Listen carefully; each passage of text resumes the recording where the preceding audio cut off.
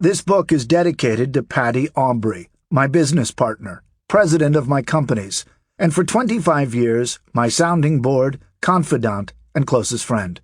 From those early days, typing the first chicken soup for the soul stories, to building a hugely successful company that has expanded my impact worldwide, Patty has helped guide my career, advanced these teachings, and held a vision of my work that is bigger and bolder than anything I could have dreamed myself. Words cannot express my gratitude for your endless energy, selfless focus, and lifelong dedication to this work. You are a treasure. Life is like a combination lock. Your job is to find the right numbers in the right order, so you can have anything you want. Brian Tracy. If we did all the things we are capable of doing, we would literally astound ourselves. Thomas A. Edison. Forward.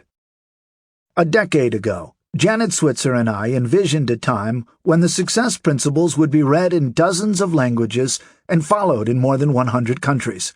A time when individuals from every walk of life and groups of every kind would use it as a guidebook for dreaming bigger dreams, planning bigger outcomes, taking action in a bigger way, and enjoying the kind of expanded, abundant lifestyle that for them never seemed possible before. We envisioned a time when educators, corporate managers, and small group leaders would take up our challenge to advance the message of the success principles by training others in these human potential basics. Time when we could look back with pride at the millions of lives that had been touched by the universal message and proven principles in this book. I'm happy to say that time is now. Over the past 10 years, not only has the success principles spread to 108 countries in 30 languages, but the feedback and success stories we've received in return have been gratifying and humbling. Men, women, teens, students, athletes, entrepreneurs, stay-at-home parents, rising corporate stars, and other achievers have become dedicated to creating lives of abundance, joy, professional fulfillment, and personal accomplishment. They are proof positive that these principles work, if you work the principles. Through countless stories and heartwarming reports, I've watched this phenomenon unfold, as readers moved beyond today's culture of resignation and mediocrity to create the exciting, compelling life of their dreams. They have overcome their own limitations, whether physical challenges, economic hardship, past failures, or simply their own limiting beliefs, to achieve astounding success. At one time, perhaps just like you, they wondered how a single book could change their lives. Doug Whittle, a builder from Kamloops, British Columbia, Canada, doubled his income within a year of applying what he learned, then doubled it again 12 months later. He began enjoying substantially more free time and built 4 magnificent homes so he and his family could spend summers and winters in temperate climates. Days before talking to Doug, we heard from Miriam Laundrie, a mom who dreamed of bringing self-esteem concepts to more than 100,000 children, changing lives and communities around the globe. Not only did she surpass her goal in less than a year, she attained a Guinness World Records title for her accomplishment. Sean Gallagher, a successful Irish entrepreneur, appeared for 3 seasons on the hit television show Dragon's Den, Shark Tank in the U.S., and later fulfilled his most audacious goal when he stood for election to become the President of Ireland. He's now a highly sought-after speaker and writer helping to inform and inspire the next generation of Irish business leaders. Justin Bendel, an aspiring orchestral musician, used the success principles to visualize playing at a world-class concert hall whose picture he'd had for years. Though he didn't know the name of the concert hall in the photo, he pasted it to his vision board anyway. Soon after, he received a fully paid scholarship to pursue graduate studies in music, and within his first year of grad school, was chosen to play with the University Orchestra at Carnegie Hall in New York, the concert hall in the photograph he had pasted on his vision board. Using Principle 24, Exceed Expectations, 25-year-old Canadian franchisee Natalie Peace built one of her juice bar locations to record revenues, then sold it for the highest amount ever received for that franchise. She's since earned her MBA, and now, among other things, teaches business administration classes to fourth-year university students, recommending the Success Principles as a powerful textbook for future entrepreneurs. After one of my readers, a successful Malaysian businessman, was incarcerated under extremely harsh conditions in China. His wife convinced the guards to pass along his tattered, dog-eared, and marked-up copy of the Success Principles so he could stay motivated during his 20-month ordeal. He not only reread it hundreds of times, but also used it to transform himself into an even more motivated, excited, and fearless person who, since his release, has launched a successful information technology business, started 2 restaurants, and acquired a portfolio of international properties with a group of real estate investors. Pavel Popiolik, Czech Republic's leading importer of computer equipment with a $600 million business to manage, used what he learned in the Success Principles to balance his life and work, making time for his true passion, competitive cycling. So far, he's won the Val d'Aran UCI World Cycling Tour race in the Pyrenees, qualified for the World Masters Cycling Championship, and been profiled in Men's Health magazine. Of course, beyond business success and professional accomplishment are those readers whose entire lives have changed because they implemented the principles in this book. Heather O'Brien Walker, who sustained a devastating brain injury in a warehouse accident at work, first heard the Success Principles from her hospital bed as her fiancé read them aloud during Heather's 30 days of rehabilitation. Though she couldn't walk or talk or even function normally, she began to visualize her wedding day and made walking down the aisle her breakthrough goal. The process of learning to walk again was grueling. But today, Heather has not only recovered, but she also shares her message of overcoming adversity through speaking engagements and her book, Don't Give Up, Get Up. Akshay Nanavati, an ex-Marine who was diagnosed with post-traumatic stress disorder upon his return from Iraq, is using the principles to beat the condition. His dream? To run across every country in the world, border to border, over the next 25 years, not only as a way to inspire others, but also to give himself the inspiration to get up and take action every day. And Lewis Pugh of Great Britain is the only person to have completed a long-distance swim in every ocean of the world. Over a period of 27 years, he has pioneered swims in the most hostile waters on Earth, including the Antarctic, the North Pole, and the Himalayas, and developed an understanding of the beauty and fragility of life and its many ecosystems.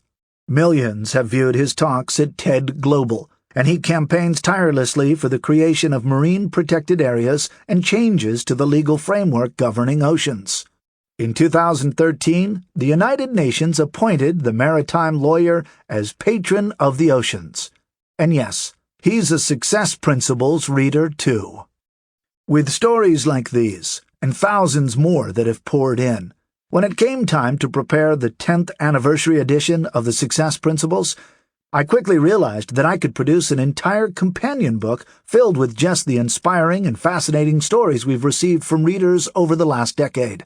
Countless others have used what they learned to become best-selling authors, start businesses, purchase investment properties, get married, lose weight, achieve professional honors, get job promotions, travel the world, get out of debt, raise amazing kids, and so much more.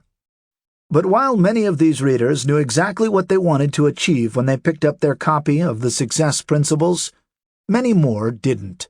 For some readers, achievement seemed so far away that their only want was for life to simply get better.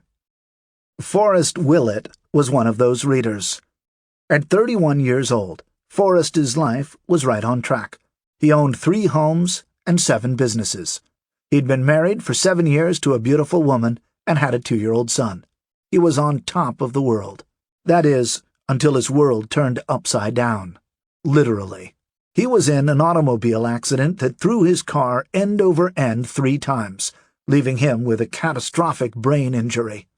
Suddenly, Forrest found himself incapable of doing even the slightest tasks, with his beautiful wife now teaching him to brush his teeth and comb his hair. Although he knew he was lucky to be alive, He began to spiral faster and faster into a deep pit of depression, anger, and despair. In the beginning, like a stroke survivor, he had difficulty conversing on even the most basic level. His humiliation rendered him housebound, and soon fatigue and apathy dominated his existence. For hours, Forrest lay on the sofa, sleeping or watching television. The doctors, his speech therapist, his occupational therapist, his physical therapist, essentially all of the experts, told him that returning to a productive life with the promise of success wasn't possible. So Forrest gave up all hope of ever having a normal existence, let alone a life that fulfilled his dreams.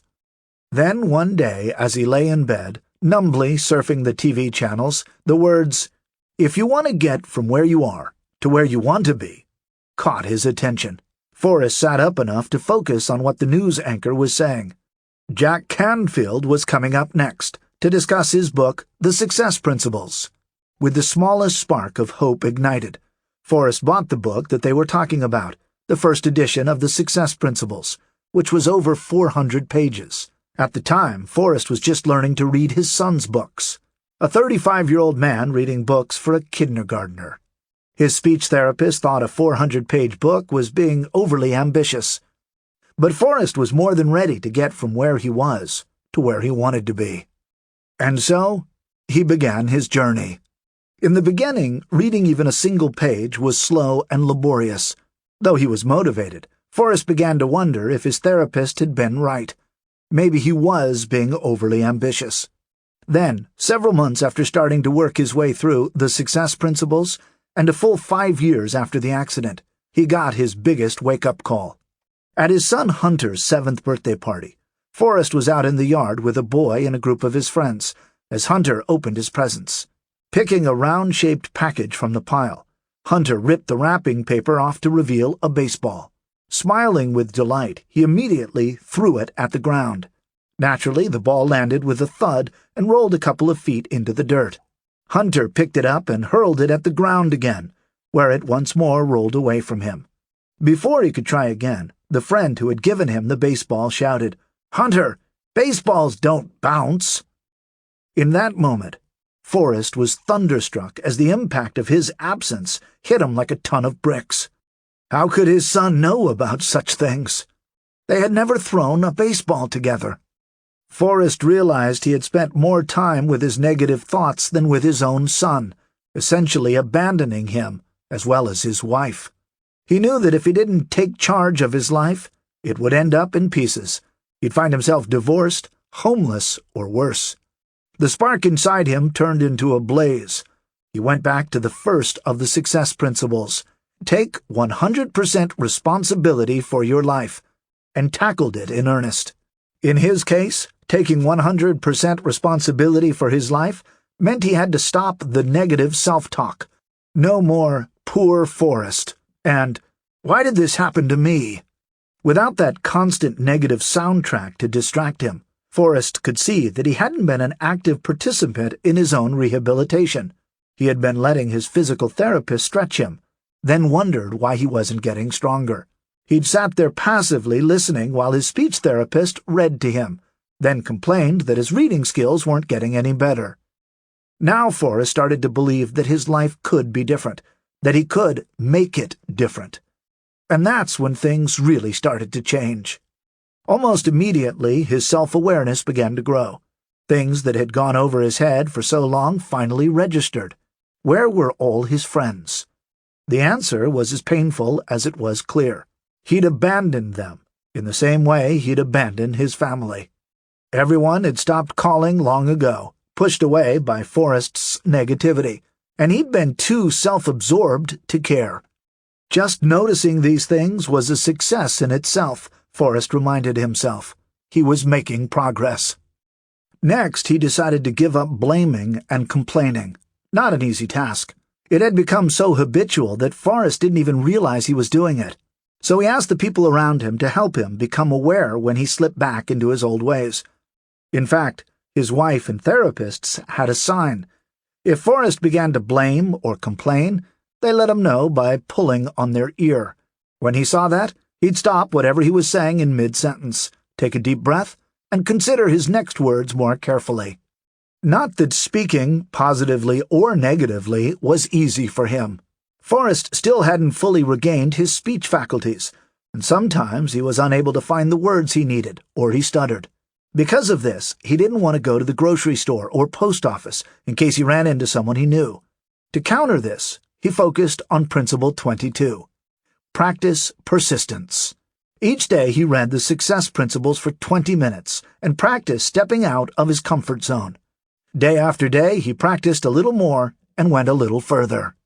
One of his steps out of his comfort zone took him to a local coffee shop.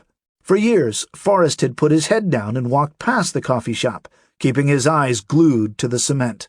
But this day, he walked in, reminding himself of Principle 15.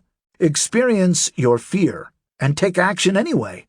Unfortunately, he was met right away by his worst fear. An old acquaintance recognized him and called out. Although he was cringing with embarrassment inside, Forrest stayed calm and walked over and sat down. He explained as best he could what had been happening. He was amazed to find it actually felt good to stand up for himself. In the coming days, Forrest tried this with others, and with time, talking got easier. He discovered there were people around him who were willing to support him, especially now that Forrest was willing to support himself.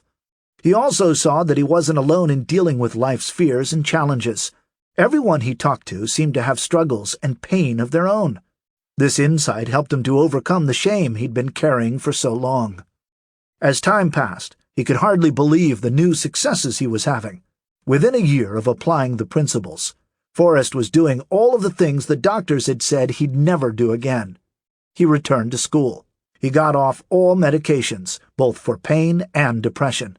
He started volunteering. He started turning every negative into a positive. And he's been doing that ever since. Today, it's hard to believe there was a time not that long ago that Forrest couldn't speak fluently, nor read or write very well. But he turned that around so completely that he wrote a book about his experiences. As a result, he gets almost daily requests to share his story in front of audiences. And while he never would have believed it possible during the dark days, today he loves public speaking and believes he's found the work he was meant to do. He's thrilled to travel and speak to groups around the world. Reading the success principles also shifted Forrest's thinking about success in general.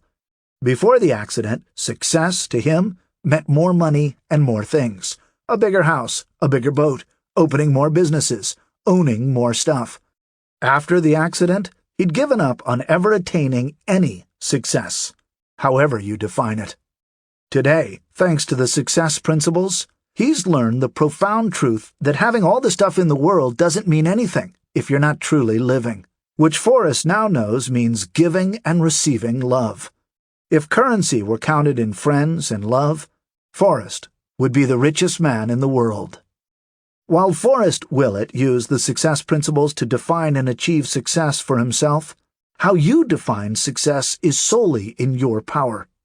For you, success might be a substantial income, effortless financial reward, and the luxuries of a high net worth lifestyle.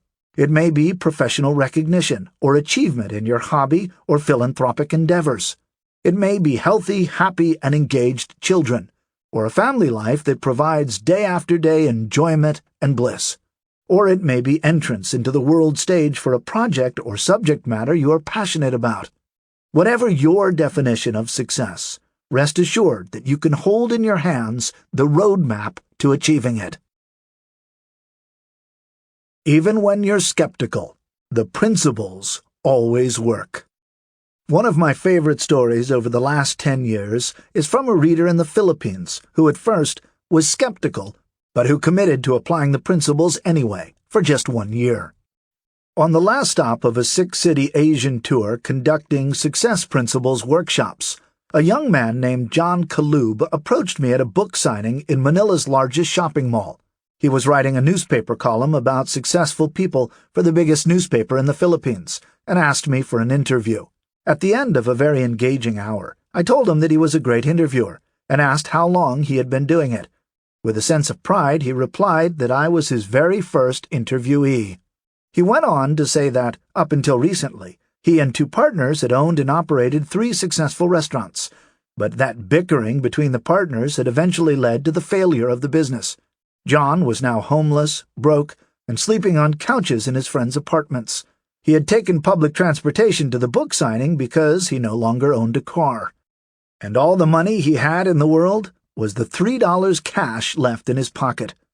When I heard this, and because I liked John, I bought him a copy of the Success Principles from the bookstore and offered him a free seat in the next day's workshop. Giving him $20 to buy some food, I extracted a promise that if he liked it, he would write a feature article about the workshop. 2.5 years later, I returned to Manila to conduct another workshop.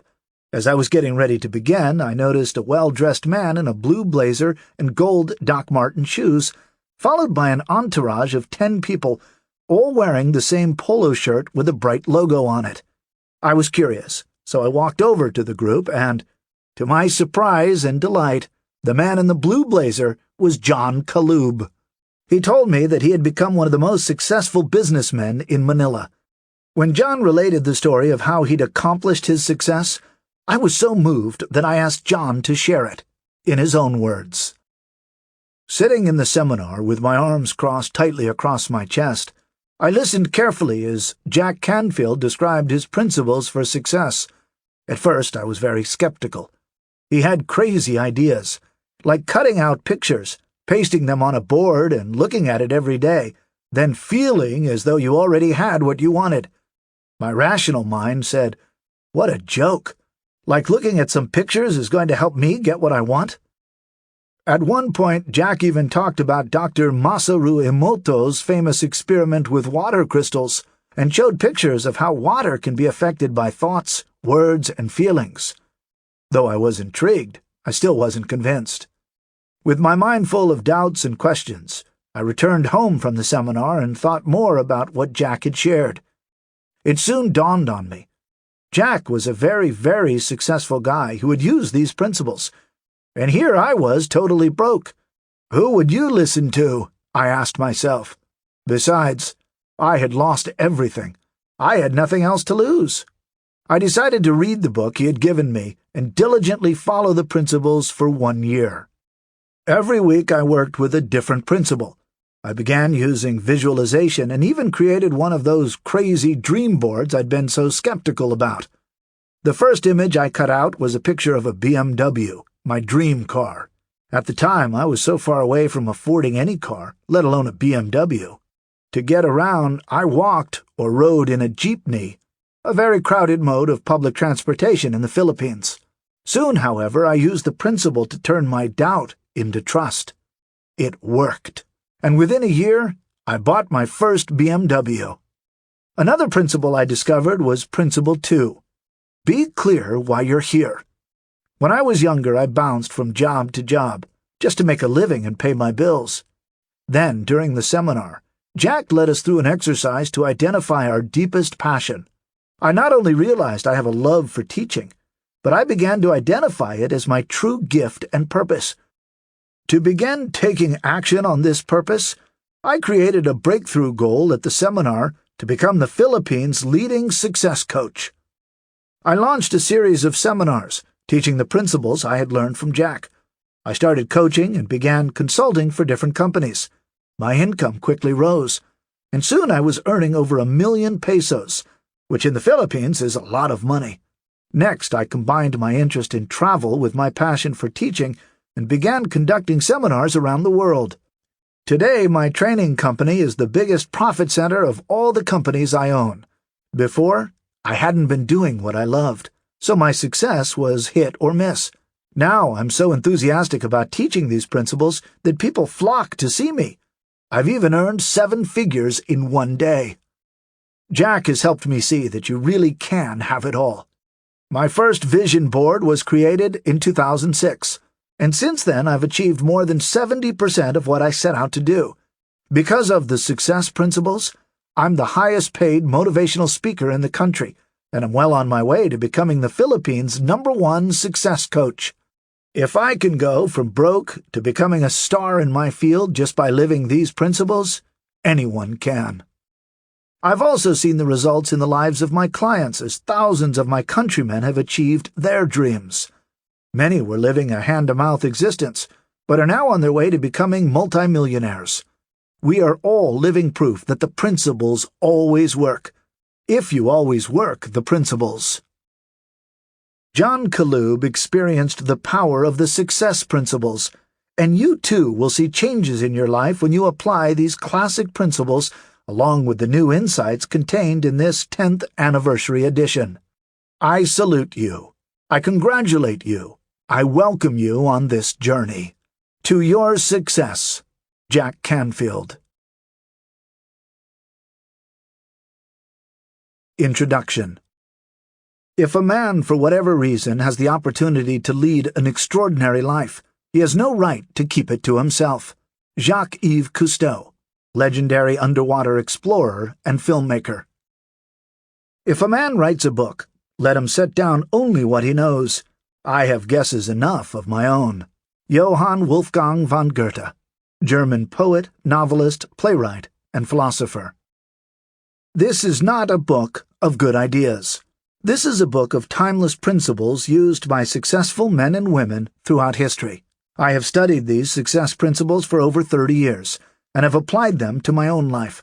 The phenomenal level of success that I now enjoy is the result of applying these principles day in and day out since I began to learn them in 1968. My success includes being the author and editor of more than 200 books, including 60 New York Times bestsellers, with over 500 million copies in print in 50 languages around the world, holding a Guinness Book World Record for having 7 books on the May 24, 1998 New York Times bestseller list, earning a multi-million-dollar net income every year for the past 20 years, living in a beautiful California estate, appearing on every major talk show in America, from Oprah and Montel to Larry King Live and Good Morning America, having a weekly newspaper column read by millions every week, commanding speaking fees of $25,000 to $60,000 a talk, speaking to Fortune 500 companies all over the world, being the recipient of numerous professional and civic awards, having an outrageous relationship with my amazing wife and wonderful children, and having achieved a steady state of wellness, balance, happiness, and inner peace. I get to socialize with CEOs of Fortune 500 companies, movie, television, and recording stars, celebrated authors, and the world's finest spiritual teachers and leaders. I have spoken to members of Congress, professional athletes, corporate managers, and sales superstars in many of the best resorts and retreat centers in the world, from the Four Seasons Resort in the British West Indies to the finest hotels in Acapulco and Cancun. I enjoy skiing in Idaho, California, and Utah, go river rafting in Colorado, and hike in the mountains of California and Washington. Plus, I get to vacation in the world's finest resorts in Hawaii, Australia, Thailand, Morocco, France, Bali, and Italy. All in all, life is a real kick. Yet, like most of you reading this book, my life started out in a very average way. I grew up in Wheeling, West Virginia, where my dad worked in a florist's shop, making $8,000 a year. My mother was an alcoholic, and my father was a workaholic. I worked during the summers to make ends meet, as a lifeguard at a pool and at the same florist shop as my father. I went to college on a scholarship and worked serving breakfast in one of the dorms to pay for books, clothes, and dates. Nobody handed me anything on a silver platter. During my last year of graduate school, I had a part-time teaching job that paid me $120 every 2 weeks. My rent was $79 a month, so that left $161 to cover all my other expenses. Toward the end of the month, I ate what became known as my 21-cent dinners, a 10-cent can of tomato paste, garlic salt, and water over an 11-cent bag of spaghetti noodles. I know what it is like to be scraping by on the bottom rungs of the economic ladder. After graduate school, I started my career as a high school history teacher in an all-black school on the south side of Chicago. And then I met my mentor, W. Clement Stone. Stone was a self-made multimillionaire who hired me to work at his foundation, where he trained me in the fundamental success principles that I still operate from today. My job was to teach these same principles to others. Over the years, I have gone on, from my time with Mr. Stone, to interview hundreds of successful people, Olympic and professional athletes, celebrated entertainers, best-selling authors, business leaders, political leaders, successful entrepreneurs, and top salespeople. I have read literally thousands of books, attended hundreds of seminars, and listened to thousands of hours of audio programs to uncover the universal principles for creating success and happiness. I then applied those principles to my own life. The ones that worked are the principles I have taught in my speeches, seminars, and workshops to well over 2 million people in all 50 U.S. states and in 36 countries around the world. These principles and techniques have not only worked for me, but they have also helped hundreds of thousands of my students achieve breakthrough success in their careers, greater wealth in their finances, greater aliveness and joy in their relationships, and greater happiness and fulfillment in their lives. My students have started successful businesses, become self-made millionaires, achieved athletic stardom, received lucrative recording contracts, starred in movie and television roles, won political offices, had huge impact in their communities, written best-selling books, been named Teacher of the Year in their school districts, broken all sales records in their companies, written award-winning screenplays, become presidents of their corporations, been recognized for their outstanding philanthropic contributions, created highly successful relationships, and raised unusually happy and successful children. The principles always work if you always work the principles. All of these same results are possible for you. I know for a fact that you too can attain unimagined levels of success. Why? Because the principles and techniques always work. All you have to do is put them to work for you. A few days before I wrote this book, I was interviewed on a television show in Dallas, Texas. I had made the claim that if people would use the principles I was teaching, I could double their income and double their time off in less than 2 years. The woman interviewing me was highly skeptical. I gave her a copy of one of my audio programs and told her that if she used the principles and techniques for 2 years and she didn't double her income and double her time off, I would come back on her show and write her a check for $1,000. If they did work, she had to ask me back and tell her viewers the principles had worked.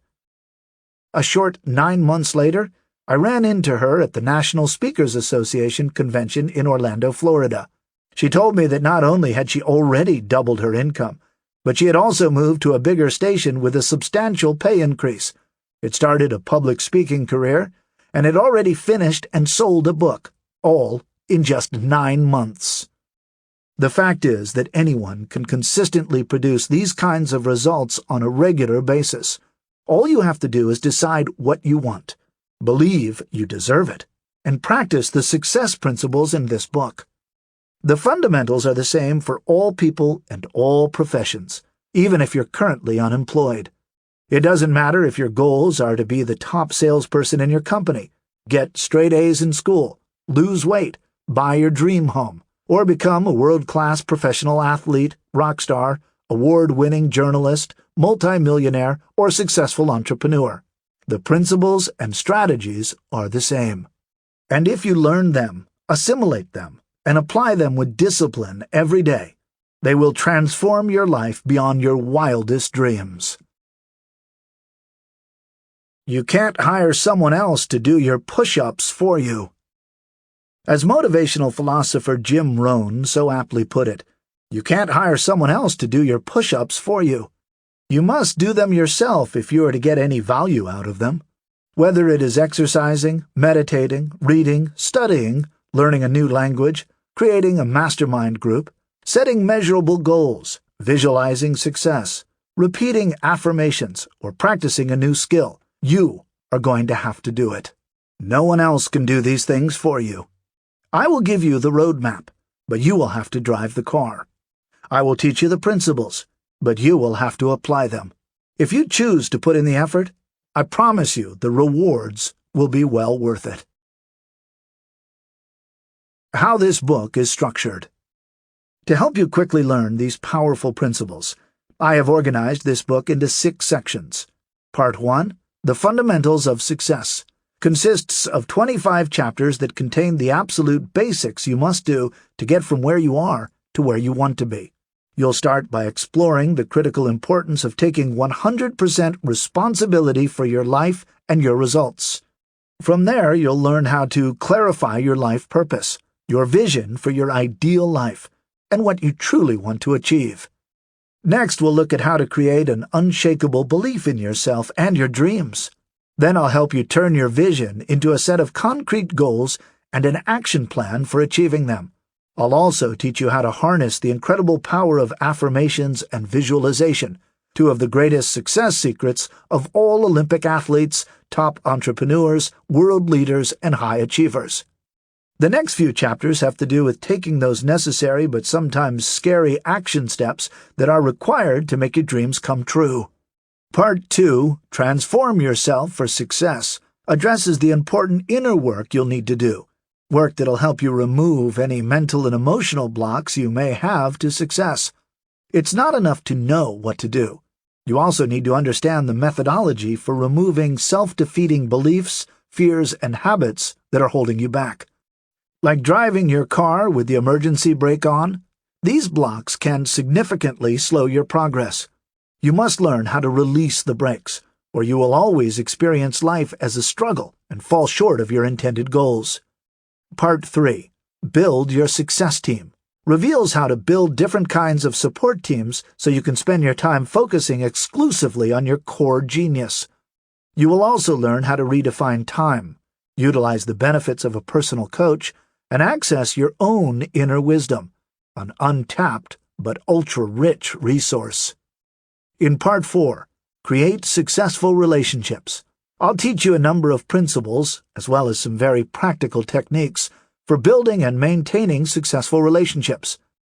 In this day of strategic alliances and power networks, it's literally impossible to build large-scale, long-lasting success without world-class relationship skills, including in social media. Next, because so many people equate success with money, and because money is vital to our survival and the quality of our life, Part 5 is entitled Success and Money. I'll teach you how to develop a more positive money consciousness, how to ensure that you have plenty of money to live the lifestyle you want, both now and after you retire, and the importance of tithing and service in guaranteeing your financial success. Finally, in Part 6, because technology is so important today, I've honed down the most important principles that successful people follow in Success in the Digital Age. A look at how to master only the technology you need, how to brand yourself and develop a unique voice online, how to use social media to connect and develop valuable relationships, and how to use crowdfunding, crowdsourcing, and other internet-based strategies to find the people and resources that can help you reach your most important goals. How to read this book. Everyone learns differently, and you probably know how you learn best. And though there are many ways that you can read this book, I'd like to make a few suggestions that previous readers have found helpful. You may want to read this book through once, just to get a feel for the total process before you start the work of creating the life you truly seek. The principles are presented in an order that builds one upon the other. They are like the numbers in a combination lock. You need all the numbers, and you need them in the right order. It doesn't matter what color, race, gender, or age you are. If you know the combination, the lock has to open for you. As you are reading, I strongly encourage you to underline and highlight everything that feels important to you. Make notes in the margin about the things you'll put into action. Then review those notes in highlighted sections again and again. Repetition is the key to real learning. Every time you reread portions of this book, you'll literally remind yourself of what you need to do to get from where you are to where you want to be. As you'll discover, it takes repetitive exposure over time to a new idea before that idea becomes a natural part of your way of thinking and being. You may also discover that you're already familiar with some of the principles here. That's great. But ask yourself, Am I currently practicing them? If not, make a commitment to put them into action now. Remember, the principles only work if you work the principles. The second time you read through this book, you'll want to read one chapter at a time. Then take whatever time necessary to put into practice that principle and the techniques that accompany it. If you're already doing some of these things, keep doing them. If not, start now. Like many of my past students and clients, you too may find yourself resisting taking some of the suggested action steps. But my experience has shown that the ones you most resist are the ones you most need to embrace.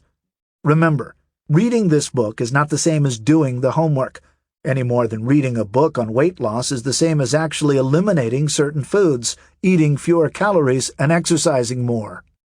You might find it useful to connect with one or two other people who would like to join you as accountability partners, see page 408, and ensure that each of you actually implements what you learn.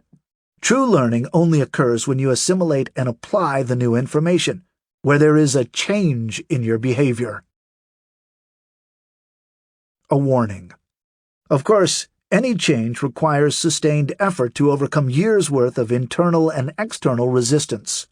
Initially, you may find yourself getting very excited about all this new information. You may feel a newfound sense of hope and enthusiasm for the new vision of your life as it can be. This is good. But be forewarned that you may also begin to experience other feelings as well.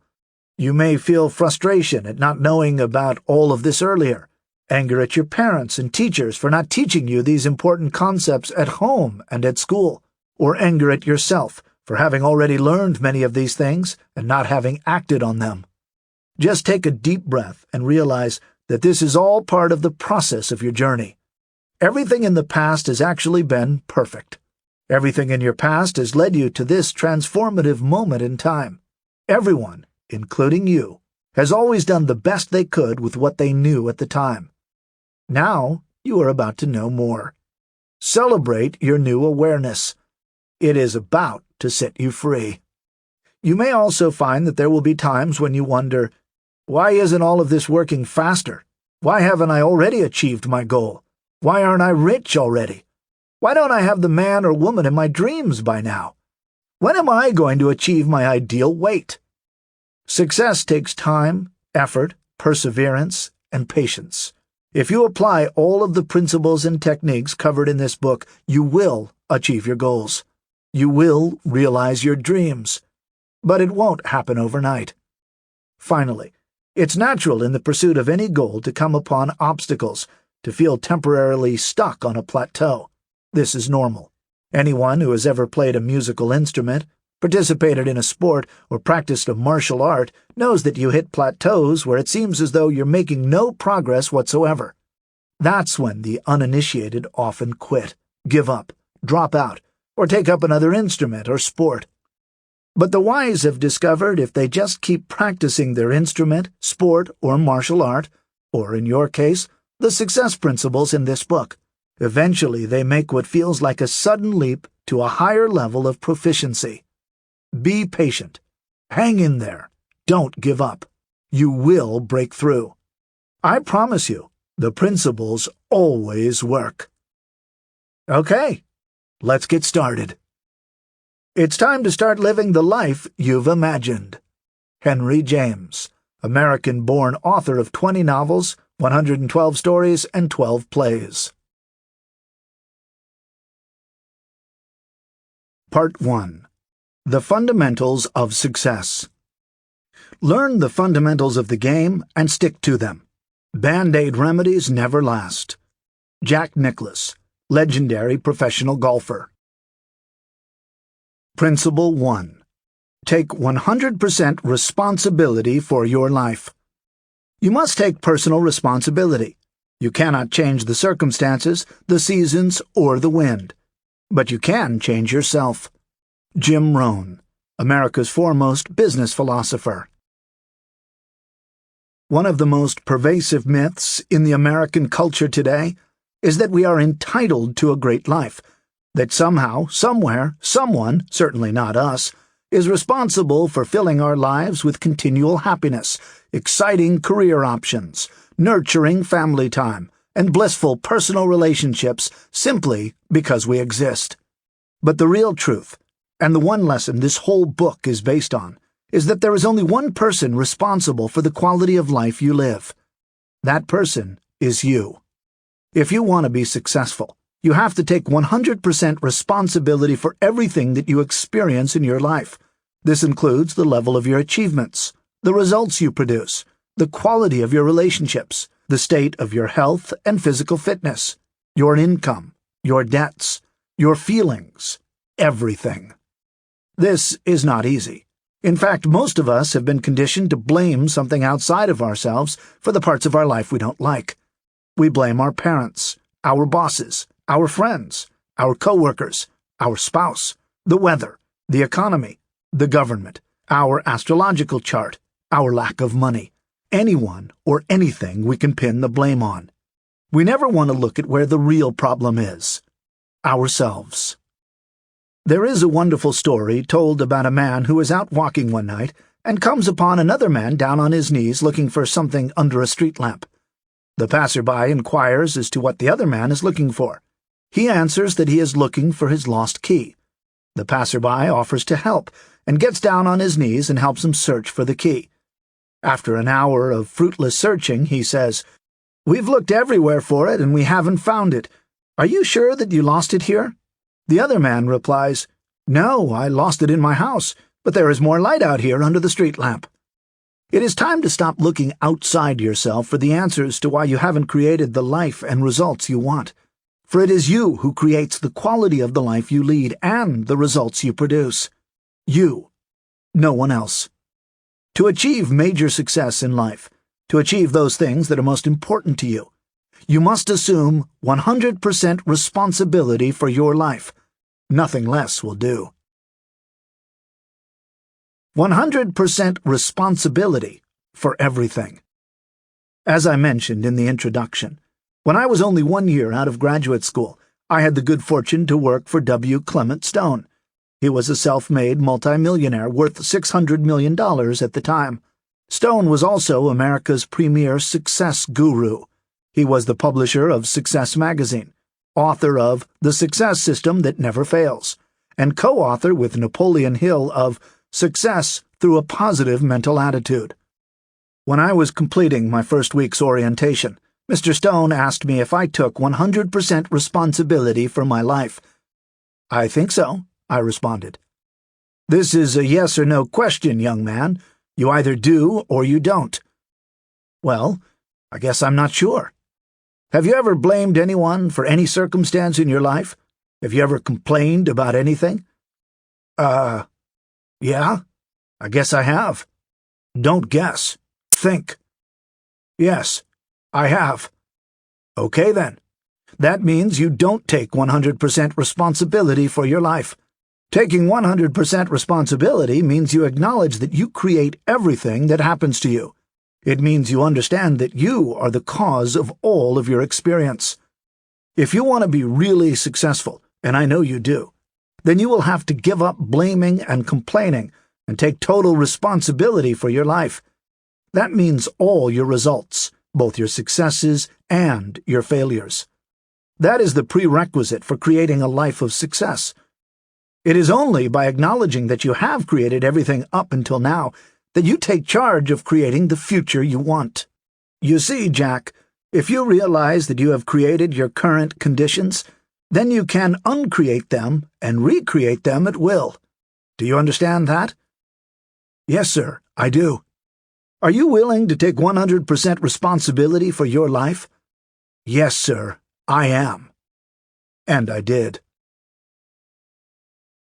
You have to give up all your excuses. 99% of all failures come from people who have a habit of making excuses. George Washington Carver, chemist who discovered over 325 uses for the peanut. If you want to create the life of your dreams, then you are going to have to take 100% responsibility for your life as well. That means giving up all your excuses, all your victim stories, All the reasons why you can't and why you haven't up until now, and all your blaming of outside circumstances. You have to give them all up forever.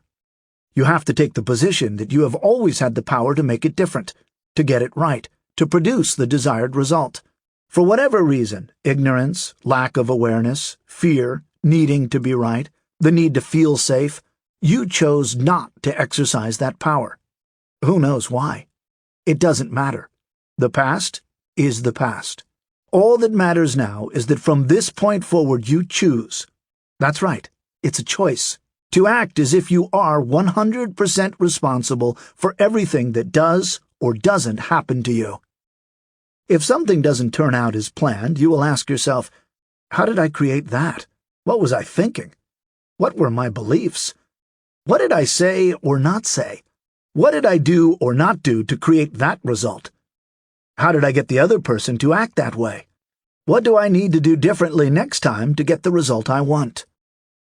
A few years after I met Mr. Stone, Dr. Robert Resnick, a psychotherapist in Los Angeles, taught me a very simple but very important formula that made this idea of 100% responsibility even clearer to me.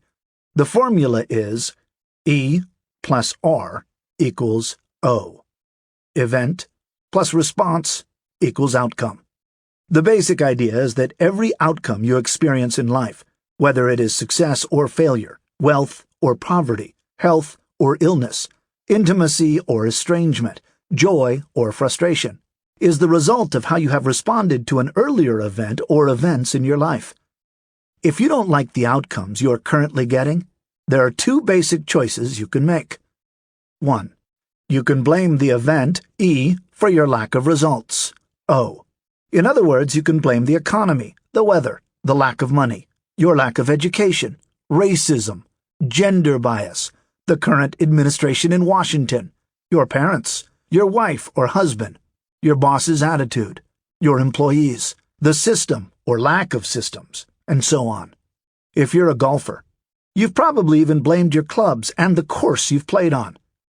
No doubt all these factors do exist, but if they were the deciding factor, nobody would ever succeed.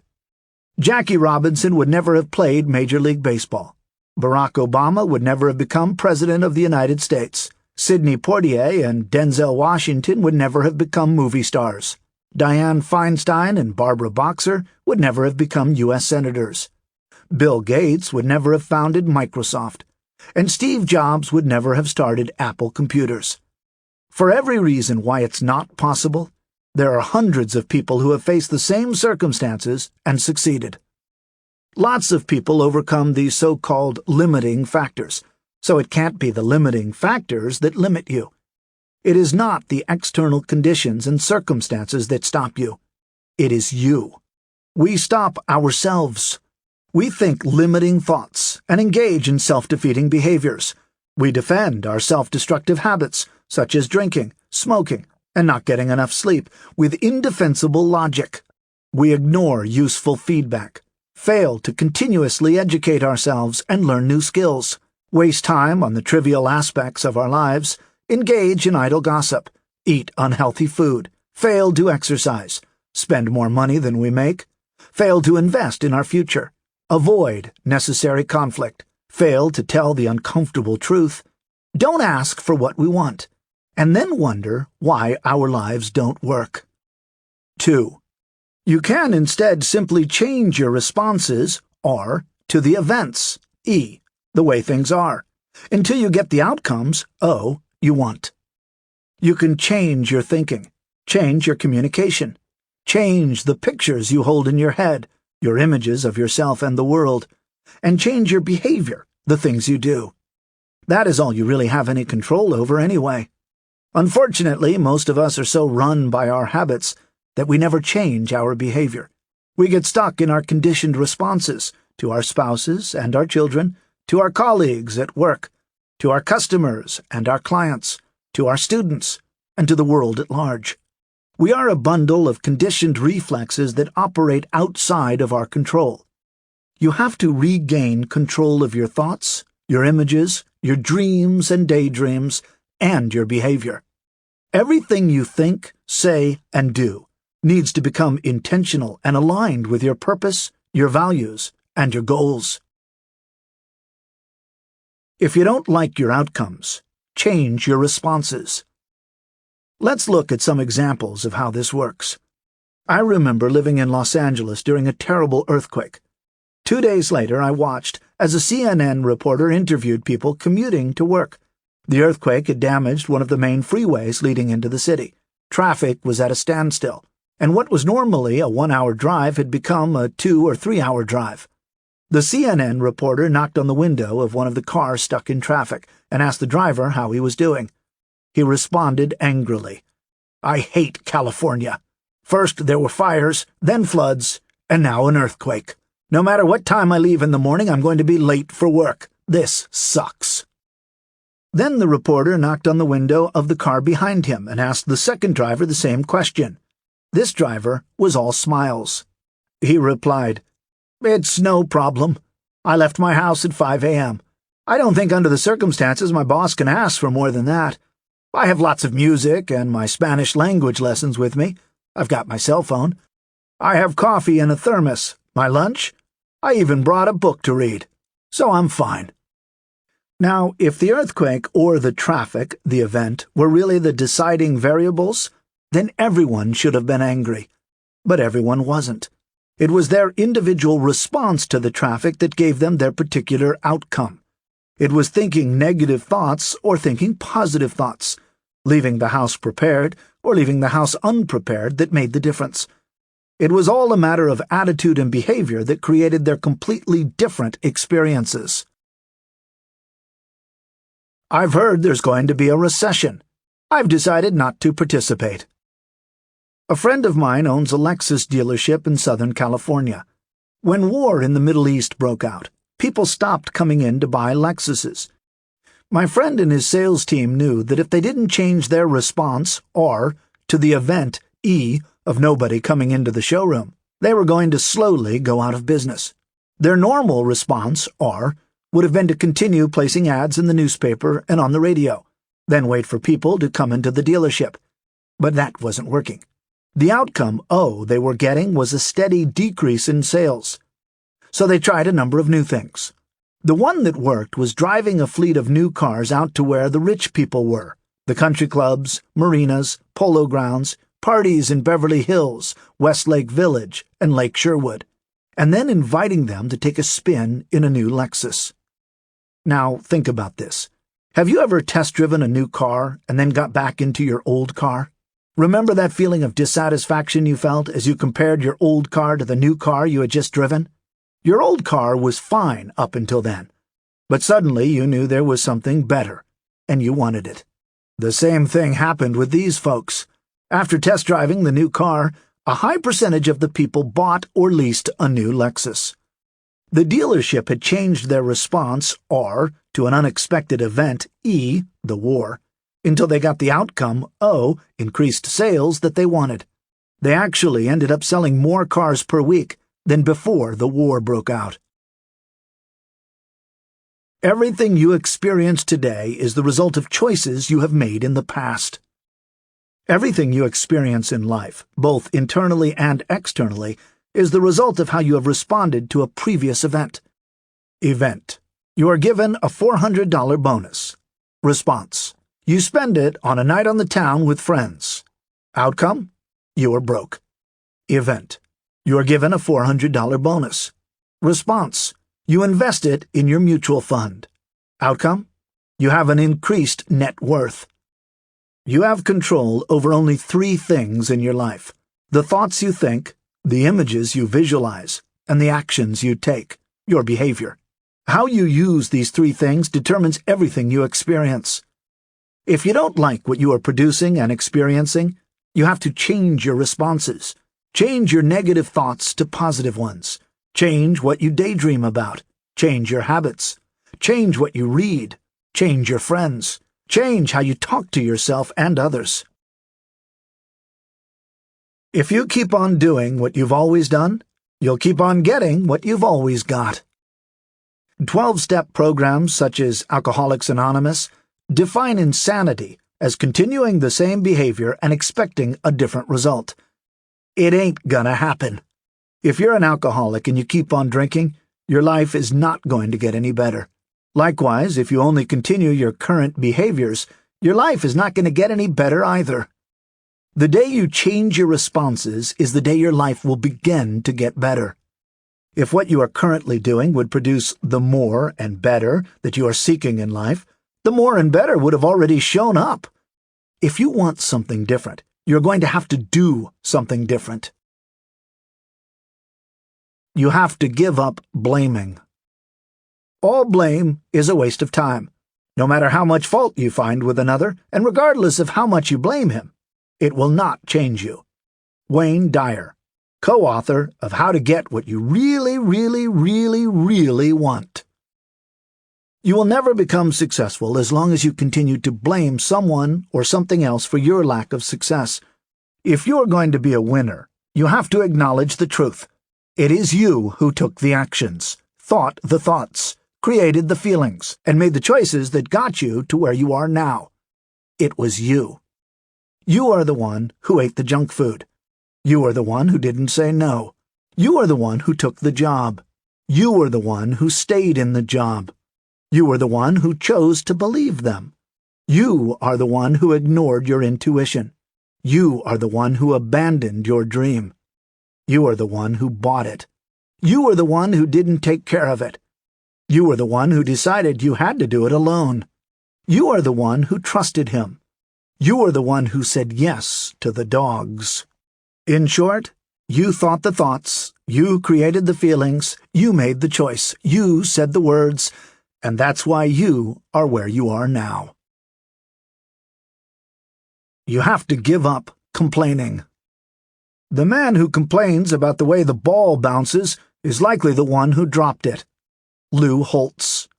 The only coach in NCAA history to lead 6 different college teams to postseason bowl games, and winner of a national championship and Coach of the Year honors, now an ESPN football analyst. Let's take a moment to really look at complaining. In order to complain about something or someone, you have to believe that something better exists. You have to have a reference point of something you prefer that you are not willing to take responsibility for creating. Let's look at that more closely. If you didn't believe there was something better possible, more money, a bigger house, a more fulfilling job, more fun, a more loving partner, you couldn't complain. So you have this image of something better, and you know you would prefer it, but you are unwilling to take the risks required to create it. Complaining is an ineffective response to an event that does not produce a better outcome. Think about this. People only complain about things they can do something about. We don't complain about the things we have no power over. Have you ever heard anyone complain about gravity? No, never. Have you ever seen an elderly person all bent over with age walking slowly down the street with the aid of a walker complaining about gravity? Of course not. But why not? If it weren't for gravity, people wouldn't fall down the stairs, planes wouldn't fall out of the sky, and we wouldn't break any dishes. But nobody complains about it. And the reason is because gravity just exists. There is nothing anyone can do about gravity, so we just accept it. We know that complaining will not change it, so we don't complain about it. In fact, because it just is, we use gravity to our advantage. We build aqueducts down mountainsides to carry water to us, and we use drains to take away our waste. Even more interesting is that we choose to play with gravity, to have fun with it. Almost every sport we play uses gravity. We ski, skydive, high jump, throw the discus and the javelin, and play basketball, baseball, and golf, all of which require gravity. The circumstances you complain about are all situations you can change, but you have chosen not to. You can get a better job, find a more loving partner, make more money, move to where the jobs are, live in a nicer house, and eat healthier food.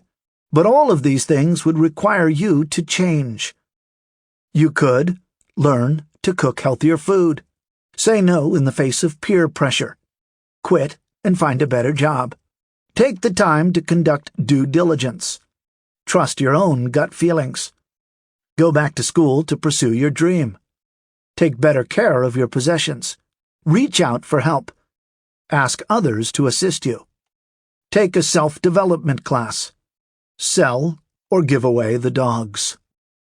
But why don't you simply do those things? It's because they involve risks. You run the risk of being unemployed, left alone, or ridiculed and judged by others. You run the risk of failure, confrontation, or being wrong. You run the risk of your mother, your neighbors, or your spouse disapproving of you.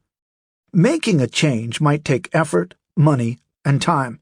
It might be uncomfortable, difficult, or confusing. And so, to avoid risking any of those uncomfortable feelings and experiences, you stay put and complain about it. As I stated before, complaining means you have a reference point for something better that you would prefer, but that you are unwilling to take the risk of creating. Either accept that you are making the choice to stay where you are, take responsibility for your choice and stop complaining, or take the risk of doing something new and different to create your life exactly the way you want it. If you want to get from where you are to where you want to be, of course, you're going to have to take that risk. So make the decision to stop complaining, to stop spending time with complainers, and get on with creating the life of your dreams.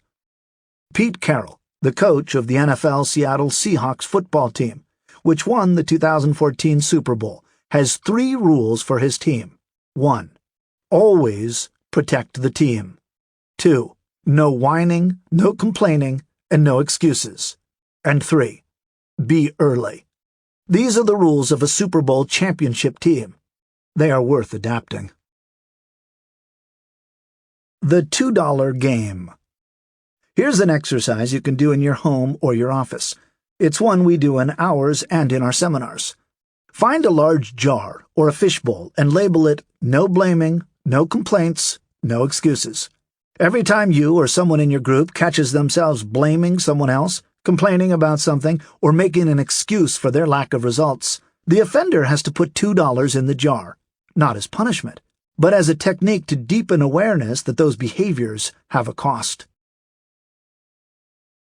You're complaining to the wrong person. Have you ever noticed that people almost always complain to the wrong person? To someone who can't do anything about their complaint? They go to work and complain about their spouse. Then they come home and complain to their spouse about the people at work. Why?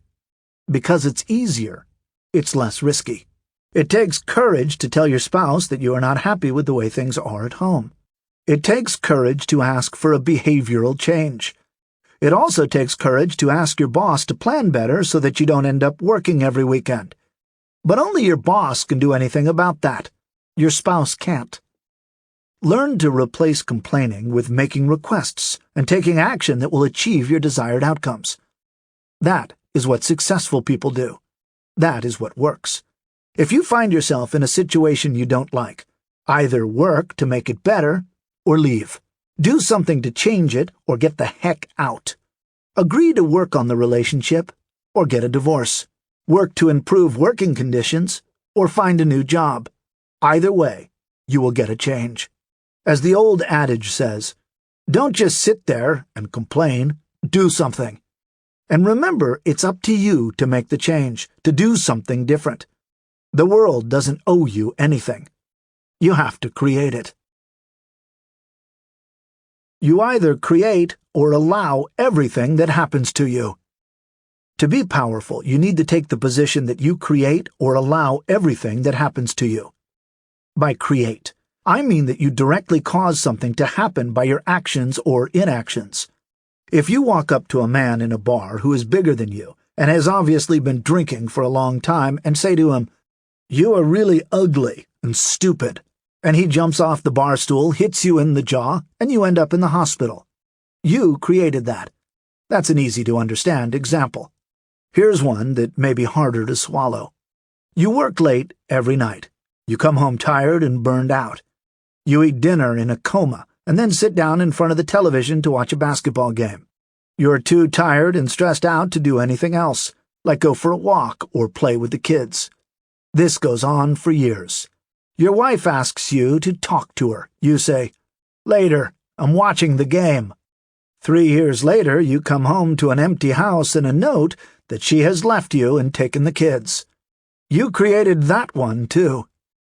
Other times, we simply allow things to happen to us by our inaction and our unwillingness to do what is necessary to create or maintain what we want. You didn't follow through on your threat to take away privileges if the kids didn't clean up after themselves, and now the house looks like a war zone. You didn't demand he join you in counseling or leave the first time he hit you, so now you're still getting hit. You didn't attend any sales and motivational seminars because you were too busy, and now the new kid just won the top sales award. You didn't make the time to take the dogs to obedience training, and now they're out of control. You didn't take the time to maintain your car, and now you're sitting by the side of the road with your car broken down. You didn't go back to school, and now you are being passed over for a promotion. Realize that you are not the victim here. You stood passively by and let it happen. You didn't say anything, make a demand, make a request, say no, try something new, or leave. Yellow alerts. Be aware that nothing ever just happens to you.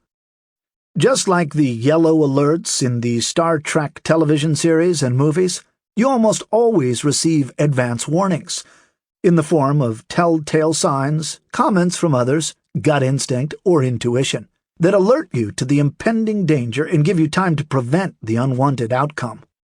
You are getting yellow alerts all the time. They are external yellow alerts. He keeps coming home later and later with alcohol on his breath. The client's first check bounced. He screamed at his secretary. His mother warned you. Your friends told you. And there are internal yellow alerts. That feeling in your stomach. That fleeting thought that just maybe. That intuition that said. That fear that emerged. That dream that woke you up in the middle of the night. We have a whole language that informs us. Clues, inklings, suspicions. The handwriting on the wall. I had a feeling that. I could see it coming for a mile. My gut feeling told me. These alerts give you time to change your response, R, in the E plus R equals 0 equation. However, too many people ignore the yellow alerts because paying attention to them would require them to do something that is uncomfortable. It is uncomfortable to confront your spouse about the cigarettes in the ashtray that have lipstick on them. It is uncomfortable to speak up in a staff meeting when you are the only one who feels that the proposed plan won't work. It is uncomfortable to tell someone you don't trust them. So you pretend not to see and not to know because it is easier, more convenient, and less uncomfortable, avoids confrontation, keeps the peace, and protects you from having to take risks. Life becomes much easier. Successful people, on the other hand, face facts squarely. They do the uncomfortable and take steps to create their desired outcomes. Successful people don't wait for disasters to occur and then blame something or someone else for their problems. Once you begin to respond quickly and decisively to signals and events as they occur, life becomes much easier. You start seeing improved outcomes both internally and externally. Old internal self-talk such as, I feel like a victim, I feel used, nothing ever seems to work out for me, is replaced with, I feel great, I am in control, I can make things happen. External outcomes such as, nobody ever comes to our store, we missed our quarterly goals, people are complaining that our new product doesn't work, are transformed into, we have more money in the bank. I led the division in sales. Our product is flying off the shelves. Simple isn't necessarily easy. Though this principle is simple, it is not necessarily easy to implement. It requires concentrated awareness, dedicated discipline, and a willingness to experiment and take risks. You have to be willing to pay attention to what you are doing and to the results you are producing. You have to ask yourself, your family, your friends, your colleagues, your managers, your teachers, your coaches, and your clients for feedback. Is what I'm doing working? Could I be doing it better? Is there something more I should be doing that I'm not? Is there something I am doing that I should stop doing? How do you see me limiting myself? Don't be afraid to ask. Most people are afraid to ask for feedback about how they are doing because they are afraid of what they're going to hear. There is nothing to be afraid of. The truth is the truth. You are better off knowing the truth than not knowing it. And once you know, you can do something about it. You cannot improve your life, your relationships, your game, or your performance without feedback. Slow down and pay attention. Life will always give you feedback about the effects of your behavior if you'll just pay attention. If your golf ball is always slicing to the right, if you're not making sales, if you're getting C's in all your college courses, if your children are mad at you, if your body is tired and weak, if your house is a mess, or if you're not happy, this is all feedback. It is telling you that something is wrong. This is the time to start paying attention to what is happening. Ask yourself, how am I creating or allowing this to happen? What am I doing that's working that I need to be doing more of? Should I do more practicing, meditating, delegating, trusting, listening, asking questions, keeping my eye on the ball, advertising, saying I love you, controlling my carbohydrate intake? Or, what am I doing that's not working? What do I need to be doing less of? Am I talking too much, watching too much television, spending too much money, eating too much sugar, drinking too much, being late too often, gossiping, putting other people down? You can also ask yourself, what am I not doing that I need to try and see if it works? Do I need to listen more, exercise, get more sleep, drink more water, ask for help, do more marketing, read, plan, communicate, delegate, follow through, hire a coach, volunteer, or be more appreciative? This book is full of proven success principles and techniques you can immediately put into practice in your life. You will have to suspend judgment, take a leap of faith, act as if they are true, and try them out. Only then will you have first-hand experience about their effectiveness for your life. You won't know if they work unless you give them a try. And here's the rub. No one else can do this for you. Only you can do it. But the formula is simple. Do more of what is working, do less of what isn't, and try on new behaviors to see if they produce better results. Pay attention. Your results don't lie. The easiest, fastest, and best way to find out what is or isn't working is to pay attention to the results you are currently producing. You are either rich or you are not. You either command respect or you don't. You are either golfing par or you are not. You are either maintaining your ideal body weight or you are not. You are either happy or you are not. You either have what you want or you don't. It's that simple. Results don't lie. You have to give up any excuses and justifications and come to terms with the results you are producing. If you are under quota or overweight, all the great reasons in the world won't change that. The only thing that will change your results is to change your behavior. Prospect more. Get some sales training. Change your sales presentation. Change your diet. Consume fewer calories and exercise more frequently. These are things that will make a difference. But you have to first be willing to look at the results you are producing. The only starting point that works is reality. So start paying attention to what is so. Look around at your life and the people in it. Are you and they happy? Is there balance, beauty, comfort, and ease? Do your systems work? Are you getting what you want? Is your net worth increasing? Are your grades satisfactory? Are you healthy, fit, and pain-free? Are you getting better in all areas of your life? If not, then something needs to happen, and only you can make it happen. Don't kid yourself. Be ruthlessly honest with yourself. Take your own inventory. From victim to victory. Raj Bhavsar was born to be a gymnast. It was the natural career choice for a kid who, at the age of 4, lived to climb up things, including trees and furniture, and jump off them. His parents, worried that he'd hurt himself and destroy their house, signed him up for gymnastics classes at a nearby gym.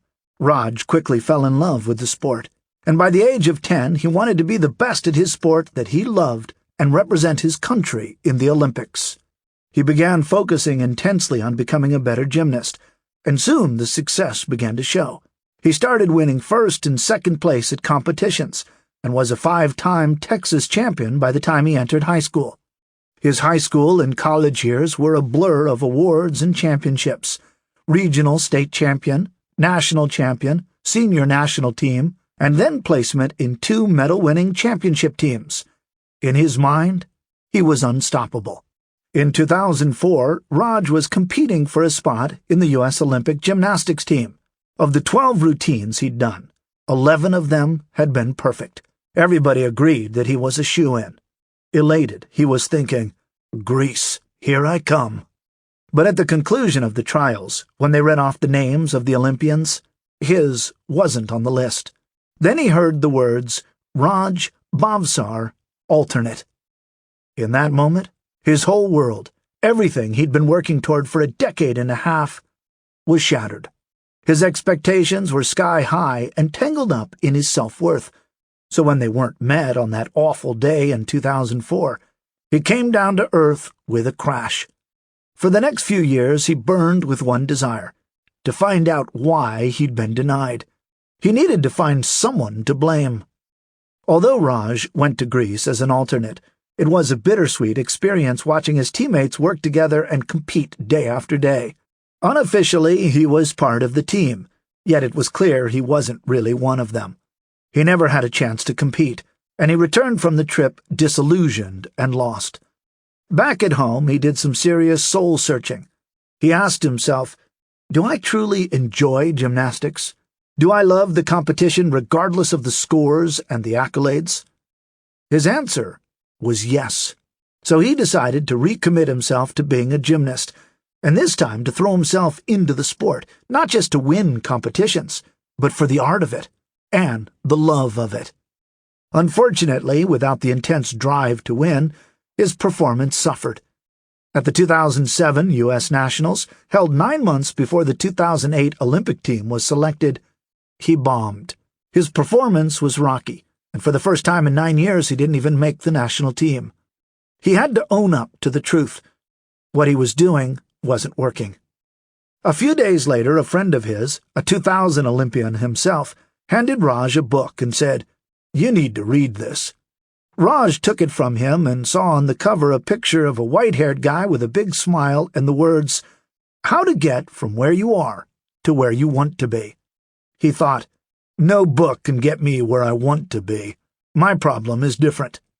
But when his coach recommended the same book a few days later, Raj decided to give it a chance. I'll let Raj tell the rest of the story. The book was The Success Principles, and the first thing I learned was that, to be successful, you have to take 100% responsibility for everything that happens in your life. This was a tough one to swallow, considering I had been convinced for years that life had played against me. Soon, however, I realized that harboring resentment and dwelling on what happened had gotten me nowhere. Suddenly, instead of continuing to look for someone to blame, I began to turn that energy inward and examine how my own mindset of fear and negativity had contributed to my recent performance. Where was my fear coming from, and what was causing these negative thoughts in my head? I had always thought that fear meant I was broken. But Jack taught me that successful people experience fear and negativity on a daily basis, yet still choose to move forward toward their goals. Negative thoughts, rejection, fear, they're just part of the process. Suddenly, these thoughts became challenges to overcome, rather than huge roadblocks or evidence of my failure. I was on a whole new course. My coach saw the light go on in me. It was like a switch was flipped, he said. Working with him on a new training plan, I recommitted to my dream of being an Olympian. But now I also wanted to be an Olympian in life. I created a vision board and mind map, not only to help me visualize success, but also to break down my huge, lofty, overwhelming Olympic goal into areas of daily focus that I could manage. When the 2008 Olympic tryouts were held, I sailed through the competition. I felt happy, clear, and on top of my game. I nailed all my routines. With all the work I'd done on myself, I was confident they would name me to the team this time. But when they named the final team members, my name wasn't called. What? In a cruel repeat of 2004, I heard, Raj Bhavsar, alternate. When a reporter from NBC asked me how I felt about being named an alternate a second time, I answered with one sentence. There is no external event that can defeat my sense of inner accomplishment. Still, I was honestly baffled that, after all I had done, my dream was still outside my grasp. While a part of me was ready to give up on being an Olympian, something inside me said, keep the dream alive. There is no way this is over. The next morning, I called the USA gymnastics officials and reconfirmed that I'd be honored to be an alternate. For the next week, I trained hard and stayed ready. Then it was announced that Paul Hamm, the 2004 Olympic gold medalist and a member of the Olympic team for 2008, had made the decision to withdraw due to injuries. The committee would decide which one of the 3 alternates would be chosen to replace him. Waiting for the decision was probably the most excruciating yet exciting 24 hours of my entire life. The next day at the gym, my coach, my sports performance counselor, and I were on the phone to USA Gymnastics when the president of the organization came on the line to give us the official announcement. As he started his announcement, saying how happy they were about the decision, and on, inside I was begging, just say the name. Is it me or not? At this time, he finally said, we'd like to announce the new member of the 2008 Olympic team, Raj Bhavsar. With a shout, Raj fell to his knees. Then, smiling and crying at the same time, he stood up and hugged his coach. He hugged his counselor. He hugged everyone. But Raj also knew the road ahead would be difficult. With Paul Hamm out, not a single member of the team had any Olympic experience. Sports media, even people in the gymnastics community, had written off the team, doubting they could make it into the finals. That was when Raj committed to doing whatever he could to keep their outlook positive. The night before the competition, he assembled all 6 team members and urged them to commit to caring for each other as human beings first, athletes second. In that moment, each knew that his teammates had his back. The next morning, the team walked onto the competition floor with their heads held high, and in a stunning upset, with the entire arena chanting, USA! USA! Raj and his teammates edged out the Germans to win the Olympic bronze medal. Principle 2. Be clear why you're here. Decide upon your major definite purpose in life, and then organize all your activities around it. Brian Tracy, one of America's leading authorities on the development of human potential and personal effectiveness. I believe each of us is born with a life purpose. Identifying, acknowledging, and honoring this purpose is perhaps the most important action that successful people take. They take the time to understand what they're here to do, and then they pursue that with passion and enthusiasm. What were you put on this earth to do? I discovered long ago what I was put on this earth to do. I determined my true purpose in life, my right livelihood. I discovered how to inject passion and determination into every activity I undertake, and I learned how purpose can bring an aspect of fun and fulfillment to virtually everything I do. Now I'd like to help uncover the same secret for you. You see, without a purpose in life, it's easy to get sidetracked on your life's journey. It's easy to wander and drift, accomplishing little. But with a purpose, everything in life seems to fall into place. To be on purpose means you're doing what you love to do, doing what you're good at, and accomplishing what's important to you. When you are truly and passionately on purpose, the people, resources, and opportunities you need naturally gravitate toward you. The world benefits too, because when you act in alignment with your true life purpose, which may at first glance seem selfish, all of your actions automatically serve others. Some personal life purpose statements. My life purpose is to inspire and empower people to live their highest vision in a context of love and joy, in harmony with the highest good of all concerned. I inspire people to live their highest vision by collecting and disseminating inspiring stories through the Chicken Soup for the Soul series, and in my inspirational keynote speeches.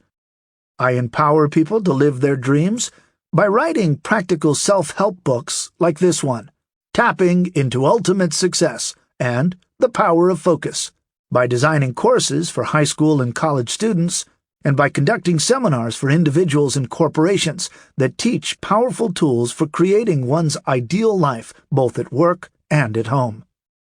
Here are the life purpose statements of some of my friends. It is important to note that they have all become self-made millionaires through the fulfillment of their life purpose. To inspire and empower people to achieve their destiny. Robert Allen, co-author of The 1-Minute Millionaire. To uplift humanity's consciousness through business. D.C. Cordova, co-founder of the Accelerated Business School. To humbly serve the Lord by being a loving, playful, powerful, and passionate example of the absolute joy that is available to us the moment we rejoice in God's gifts and sincerely love and serve all of His creations. Anthony Robbins, author of Personal Power and Get the Edge, entrepreneur and philanthropist. To leave the world a better place than I found it, for horses and for people too. Monty Roberts, author of The Man Who Listens to Horses. Once you know what your life purpose is, you can organize all of your activities around it. Everything you do should be an expression of your purpose. If an activity didn't align with your purpose, you wouldn't work on it. Period. What's the why behind everything you do? Without purpose as the compass to guide you, your goals and action plans may not ultimately fulfill you. You don't want to get to the top of the ladder only to find you had it leaning against the wrong wall. When Julie Marie Carrier was a child, she was a very big fan of animals. As a result, all she ever heard growing up was, "Julie, you should be a vet. You're going to be a great vet. That's what you should do." So when she got to Ohio State University, she took biology, anatomy, and chemistry, and started studying to be a vet. A Rotary ambassadorial scholarship allowed her to spend her senior year studying abroad in Manchester, England. Away from the family and faculty pressures back home, she found herself one dreary day sitting at her desk, surrounded by biology books and staring out the window, when it suddenly hit her. You know what? I'm totally miserable. What am I doing? I don't want to be a vet. Julie then asked herself, what is a job that I would love so much that I'd do it for free, but that I could actually get paid for? It's not being a vet. That's not the right job. Julie thought back over all the things she'd done in her life and what had made her the most happy. Suddenly, it hit her. It was all of the youth leadership conferences that she had volunteered at, and the communications and leadership courses she had taken as elective courses back at Ohio State. How could I have been so ignorant, she thought. Here I am in my 4th year at school and just finally realizing I'm on the wrong path. But it's been right here in front of me the whole time. I just never took the time to acknowledge it until now. Buoyed by her new insight, Julie spent the rest of her year in England taking courses in communications and media performance. When she returned to Ohio State, she was eventually able to convince the administration to let her create her own program in leadership studies. And while it took her 2 years longer to finally graduate, She went on to become a senior management consultant in leadership training and development for the Pentagon. She also won the Miss Virginia USA contest, which allowed her to spend much of the year speaking to kids all across Virginia, plus launch a national speaking career to empower youth with messages of leadership and character. By the way, Julie was able to do this at only 26 years old, a testament to the power that clarity of purpose can create in your life. Today, Julie has reached over 1 million young people as one of the top national youth leadership speakers for student conferences, high schools, colleges, and youth programs worldwide. You may have seen her on NBC's Today Show or Fox News, in the New York Times, or as a success coach for teens and young women featured on a goal-setting TV show on MTV. Julie even received an Emmy nomination. You can learn more about Julie at www.thesuccessprinciples.com/resources. The good news is that you don't have to go all the way to England to discover what you are really here to do. You can simply complete 2 simple exercises that will help you clarify your purpose. Your inner guidance system is your joy. It is the soul's duty to be loyal to its own desires. It must abandon itself to its master passion. Dame Rebecca West, best-selling author. You were born with an inner guidance system that tells you when you are on or off purpose by the amount of joy you are experiencing. The things that bring you the greatest joy are in alignment with your purpose. To begin to hone in on your purpose, here are a couple of exercises. The first is to make a list of the times you have felt most joyful and alive.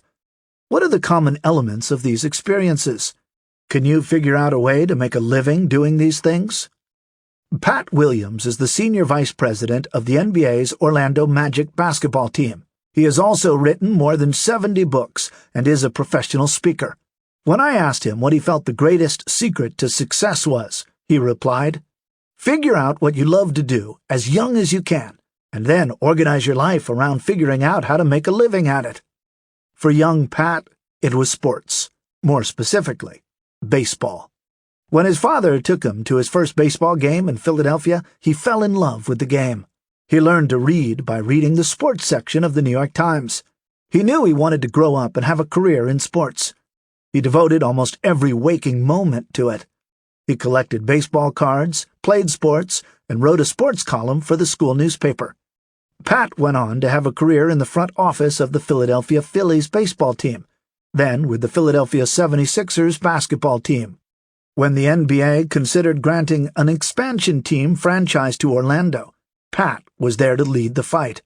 Now in his 70s, Pat has enjoyed 50-plus years doing what he loves, and he has enjoyed every minute of it. Once you are clear about what brings you the greatest joy, you will have a major insight into your purpose. The second exercise is a simple but powerful way to create a compelling statement of your life purpose that can guide your behavior. Take time now to complete the following exercise. The Life Purpose Exercise. There are many ways to approach defining your purpose. I learned this version of the Life Purpose Exercise from Arnold M. Patent, spiritual coach and author of You Can Have It All.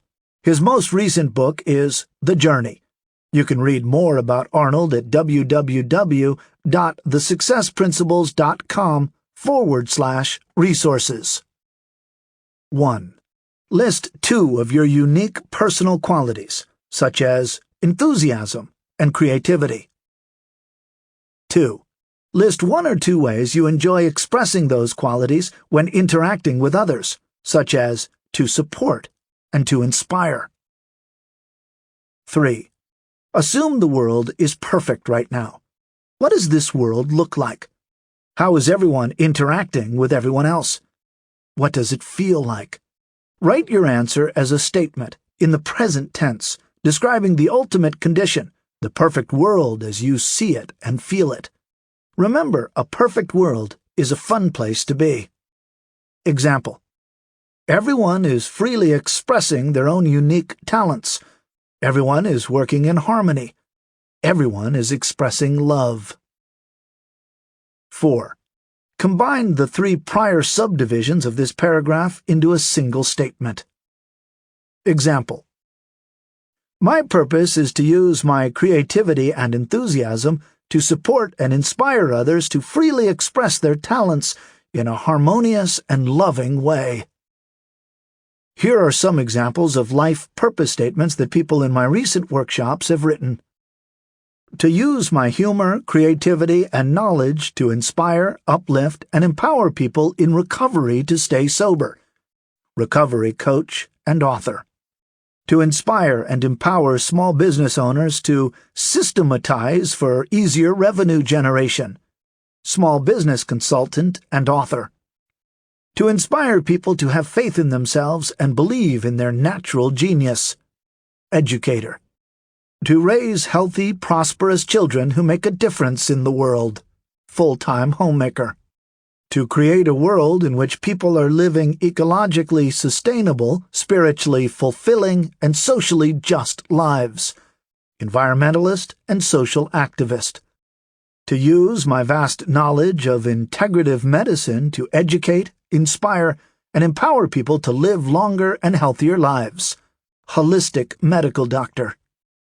To live every day to the fullest and give back as much as possible while appreciating someone special every day. Contractor and home builder.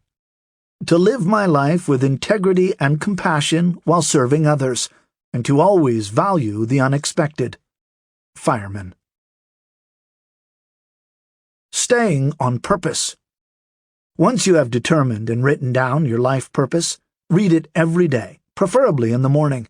If you are artistic or strongly visual by nature, you may want to draw or paint a symbol or picture that represents your life purpose and then hang it somewhere, on the refrigerator, opposite your desk, near your bed, where you will see it every day. This will keep you focused on your purpose. As you move forward in the next few chapters to define your vision and your goals, make sure they are aligned with and serve to fulfill your purpose. Another approach to clarifying your purpose is to set aside some time for quiet reflection, using meditation to inquire within. See Principle 47. After you become relaxed and enter into a state of deep self-love and peacefulness, ask yourself, what is my purpose for living? Or, what is my unique role in the universe? Allow the answer to simply come to you. Let it be as expansive as you can imagine. The words that come need not be flowery or poetic. What is important is how inspired the words make you feel. If you really want to go deep with this exercise, you can do 2 more exercises we do in my Breakthrough to Success training. The first is the passion test. It is a simple exercise you can go through alone or with a partner.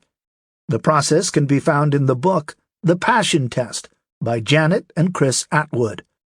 The other exercise, which many people find to be the most powerful, is the Life Purpose Guided Visualization, part of my Awakening Power set of meditations on CD. This 6-CD program contains 11 guided visualizations narrated by myself and Dr. Deborah Sandella. You can order this audio program at www.jackcanfield.com. Principle 3. Decide what you want. The indispensable first step to getting the things you want out of life is this: decide what you want.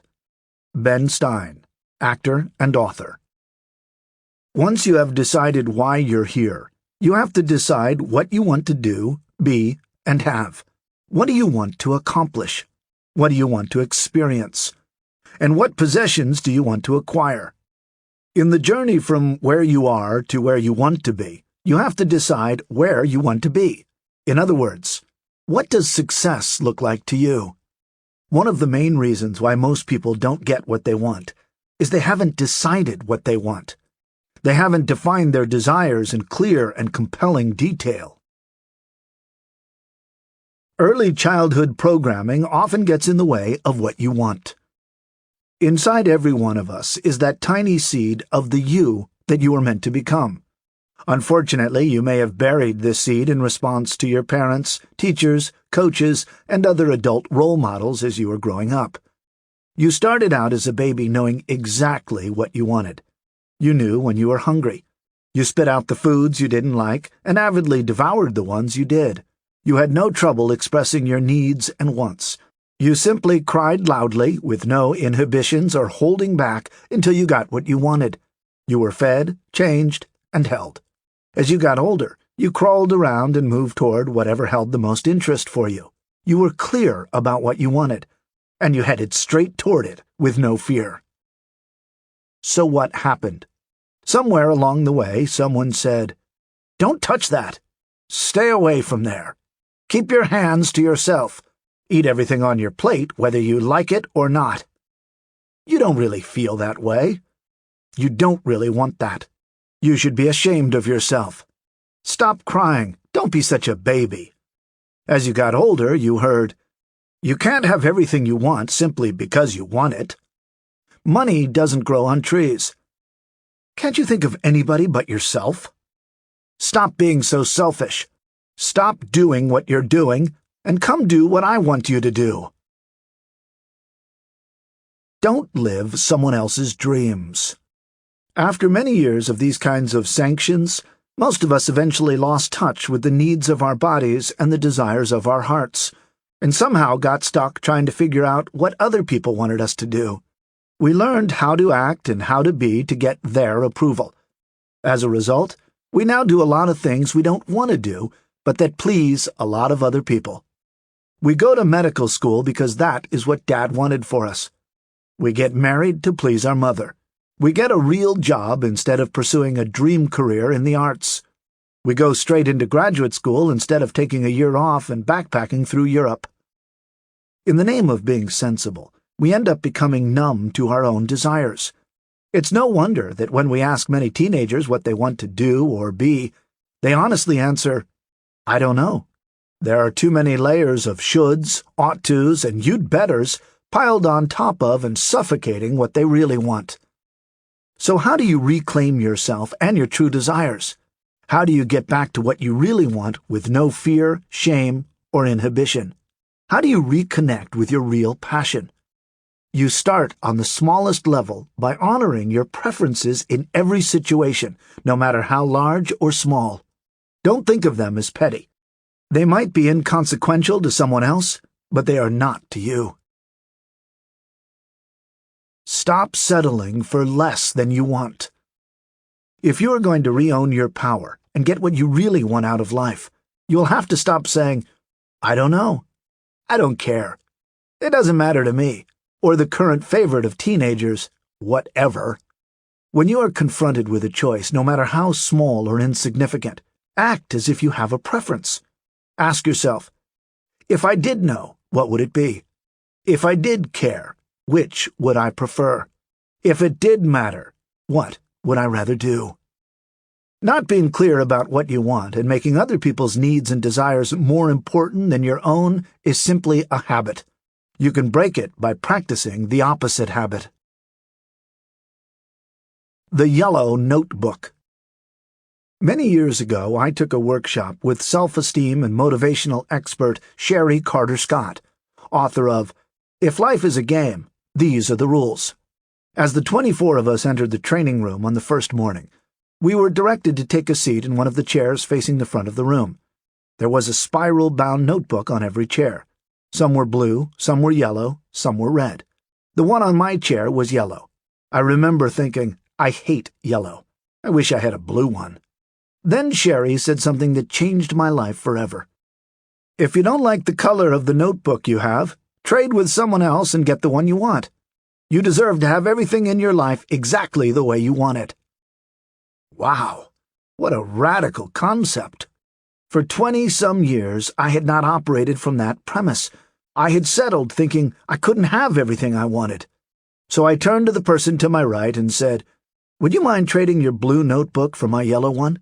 She responded, "Not at all. I prefer yellow. I like the brightness of the color." I now had my blue notebook. Not a huge success in the greater scheme of things, but it was the beginning of reclaiming my birthright to acknowledge my preferences and get exactly what I want. Up until then, I would have discounted my preference as petty and not worth acting on. I would have continued to numb out my awareness of what I wanted. That day was a turning point for me, the beginning of allowing myself to know and act on my wants and desires in a much more powerful way. Make an I want list. One of the easiest ways to begin clarifying what you truly want is to make a list of 30 things you want to do, 30 things you want to have, and 30 things you want to be before you die. This is a great way to get the ball rolling. Another powerful technique to unearth your wants is to ask a friend to help you make an I want list. Have your friend continually ask, "What do you want? What do you want?" for 10 to 15 minutes, and jot down your answers. You'll find the first ones aren't all that profound. In fact, most people usually hear themselves saying, "I want a Mercedes," "I want a big house on the ocean," and so on. However, by the end of the 15-minute exercise, the real you begins to speak. I want people to love me. I want to express myself.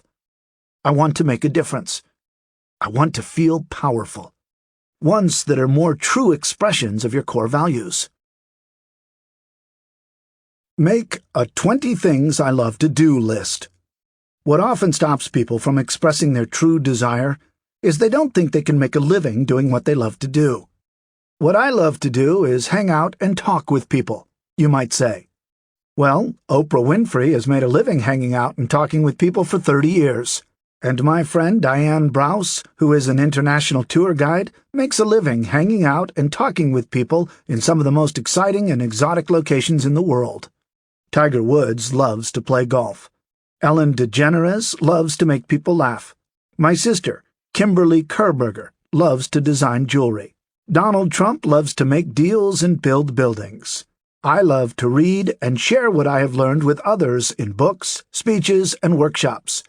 It is possible to make a living doing what you love. Make a list of 20 things you love to do, and then think of ways you can make a living doing some of those things. If you love sports, you can play sports, be a sports writer or photographer, or work in sports management as an agent or in the front office of a professional team. You could be a coach, a manager, or a scout. You could be a broadcaster, a camera operator, or a team publicist. There are myriad ways to make money in any field that you love. For now, just decide what you like to do, and in the following chapters I'll show you how to be successful and make money at it. Clarify your vision of your ideal life. The theme of this book is how to get from where you are to where you want to be. To accomplish this, you have to know two things: where you are and where you want to get to. Your vision is a detailed description of where you want to get to. It describes in detail what your destination looks like and feels like. To create a balanced and successful life, your vision needs to include the following 7 areas: work and career, finances, recreation and free time, health and fitness, relationships, personal goals, and contribution to the larger community. At this stage in the journey, it is not necessary to know exactly how you are going to get there. All that is important is that you figure out where there is. If you get clear on the what, the how will show up. Your inner global positioning system. The process of getting from where you are to where you want to be is like using the GPS, global positioning system technology in your car or smartphone. For the system to work, it simply needs to know where you are now and where you want to go. The navigation system figures out where you are by the use of an onboard computer that receives signals from multiple satellites and calculates your exact position. When you type in your destination, the navigational system plots a perfect course for you. All you have to do is follow the instructions. Success in life works the same way. All you have to do is decide where you want to go by clarifying your vision. Then lock in the destination through goal setting, affirmations, and visualization, and then start moving in the right direction. Your inner GPS will keep unfolding your route as you continue to move forward. In other words, once you clarify and stay focused on your vision, the exact steps will keep appearing along the way. Once you are clear about what you want and keep your mind constantly focused on it, the how will keep showing up, sometimes just when you need it and not a moment earlier. High achievers have bigger visions. The greater danger for most of us is not that our aim is too high and we miss it, but that it is too low and we reach it. Michelangelo, Renaissance sculptor and painter who spent 4 years lying on his back painting the ceiling of the Sistine Chapel. I want to encourage you not to limit your vision in any way. Let it be as big as it is. When I interviewed Dave Liniger, chairman of the board of RE/MAX, the country's largest franchise real estate company, he told me, "Always dream big dreams. Big dreams attract big people." General Wesley Clark, the former Supreme Allied Commander of NATO forces in Europe, once told me, "It doesn't take any more energy to create a big dream than it does to create a little one." My experience is that one of the few differences between the superachievers and the rest of the world is that the superachievers simply dream bigger. John F. Kennedy dreamed of putting a man on the moon. Martin Luther King Jr. dreamed of a country free of prejudice and injustice. Bill Gates dreams of a world in which every home has a computer that is connected to the internet. Buckminster Fuller dreamed of a world where everybody had access to electrical power. These high achievers see the world from a whole different perspective, as a place where amazing things can happen, where billions of lives can be improved, where new technology can change the way we live, and where the world's resources can be leveraged for the greatest possible mutual gain. They believe anything is possible, and they believe they have an integral part in creating it. When Mark Victor Hansen and I first published Chicken Soup for the Soul, what we call our 2020 vision was also a big one, to sell 1 billion Chicken Soup books and to raise $500 million for charity through tithing a portion of all of our profits by the year 2020. We were and are very clear about what we want to accomplish. As of 2015, we have already sold more than 500 million copies in 47 languages. If you limit your choices only to what seems possible or reasonable, you disconnect yourself from what you truly want, and all that is left is a compromise. Robert Fritz, author of The Path of Least Resistance. Don't let anyone talk you out of your vision. There are people who will try to talk you out of your vision. They will tell you that you are crazy and that it can't be done. My friend Monty Roberts, author of The Man Who Listens to Horses, which spent 58 weeks on the New York Times bestseller list, calls these people dream stealers. Don't listen to them. When Monty was in high school, his teacher gave the class an assignment to write about what they wanted to do when they grew up. Monty wrote that he wanted to own a 200-acre ranch and raise thoroughbred racehorses. His teacher gave him an F and explained the grade reflected that he deemed Monty's dream unrealistic. No boy who was living in a camper on the back of a pickup truck would ever be able to amass enough money to buy a ranch, purchase breeding stock, and pay the necessary salaries for ranch hands. When he offered Monty the chance of rewriting his paper for a higher grade, Monty told him, "You keep the F. I'm keeping my dream." Today, Monty's 154-acre Flag Is Up Farms in Solvang, California, raises thoroughbred racehorses and trains hundreds of horse trainers in a more humane way to join up with and train horses. To learn more about Monty and his work, go to www.thesuccessprinцiples.com/resources or read one of his books. The Man Who Listens to Horses, Shy Boy, Horse Sense for People, and From My Hands to Yours.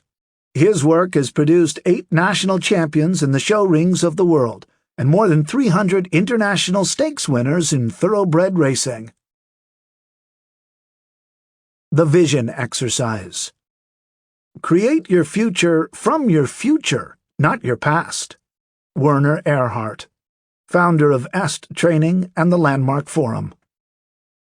The following exercise is designed to help you clarify your vision. Start by putting on some relaxing music and sitting quietly in a comfortable environment where you won't be disturbed. Then, close your eyes and ask your subconscious mind to give you images of what your ideal life would look like if you could have it exactly the way you want it, in each of the following categories. 1. First, focus on the financial area of your life. What is your ideal annual income and monthly cash flow? How much money do you have in savings and investments? What is your total net worth? Next, what does your home look like? Where is it located? Does it have a view? What kind of yard and landscaping does it have? Is there a pool or a stable for horses? What does the furniture look like? Are there paintings hanging in the rooms? Walk through your perfect house, filling in all of the details. At this point, don't worry about how you'll get that house. Don't sabotage yourself by saying, "I can't live in Malibu because I don't make enough money." Once you give your mind's eye the picture, your mind will solve the "not enough money" challenge. Next, visualize what kind of car you are driving and any other important possessions your finances have provided. 2. Next, visualize your ideal job or career. Where are you working? What are you doing? With whom are you working? What kind of clients or customers do you have? What is your compensation like? Is it your own business? 3. Then focus on your free time, your recreation time. What are you doing with your family and friends in the free time you've created for yourself? What hobbies are you pursuing? What kinds of vacations do you take?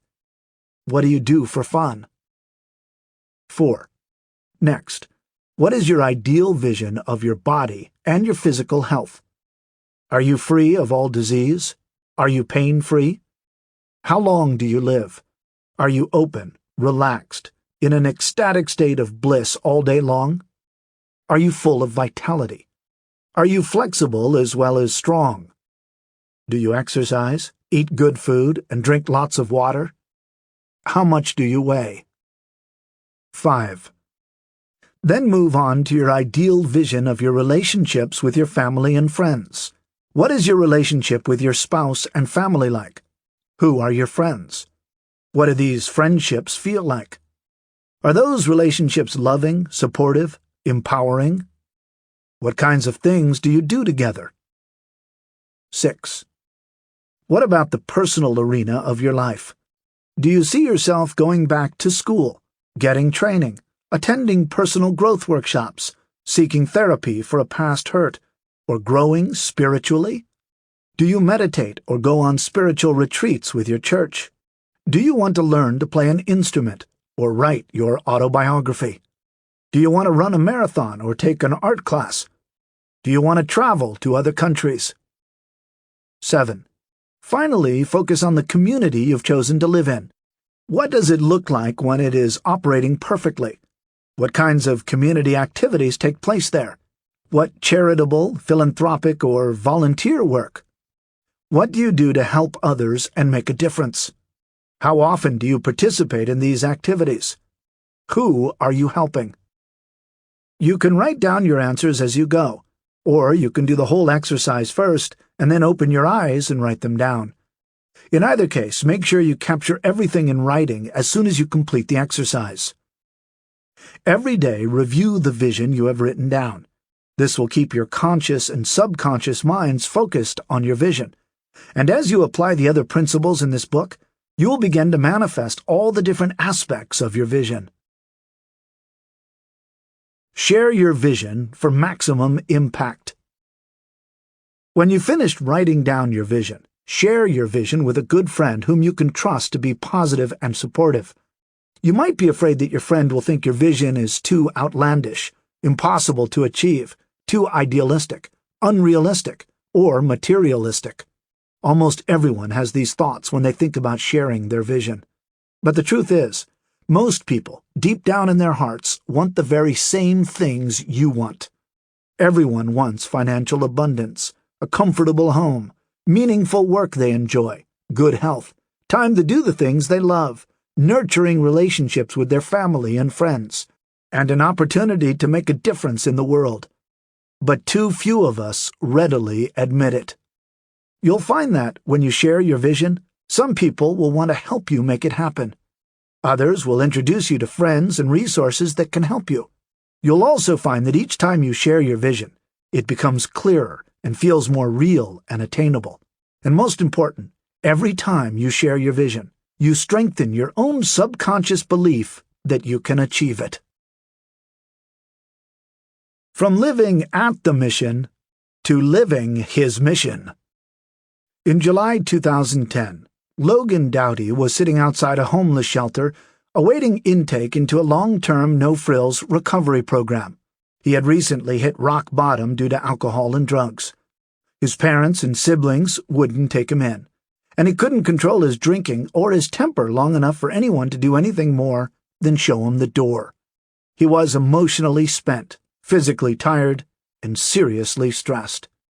As the months went by at the rescue mission, his head slowly began to clear, and with the help of a 12-step program plus kind but strict Christian souls, he began to believe he might recover from this devastating chapter in his life. Eventually, his family invited him over occasionally and actually enjoyed having him around.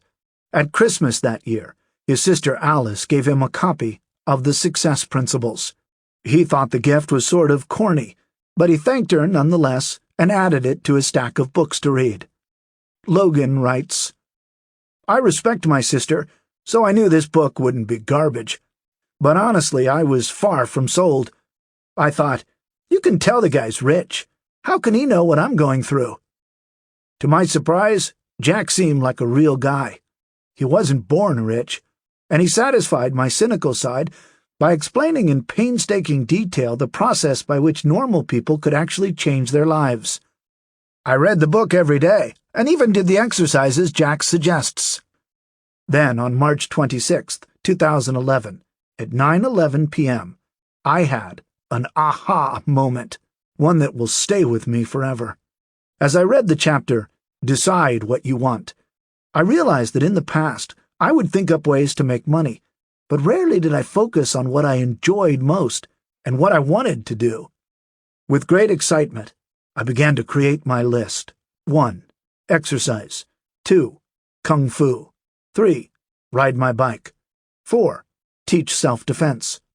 When I jotted down 10. Encourage people, things suddenly clicked into place. I instantly knew what I wanted to do. Create and teach a self-defense system that would encourage and empower people. I even realized that I was uniquely suited to help others in this very specific way. For years, I'd been a serious martial artist, and some time ago I'd started developing a self-defense program for women.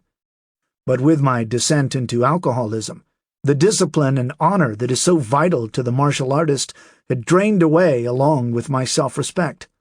In doing Jack's 20 Things exercise, I discovered that my martial arts experience, combined with my newfound energy and focus, made it possible for me to teach self-defense for a living.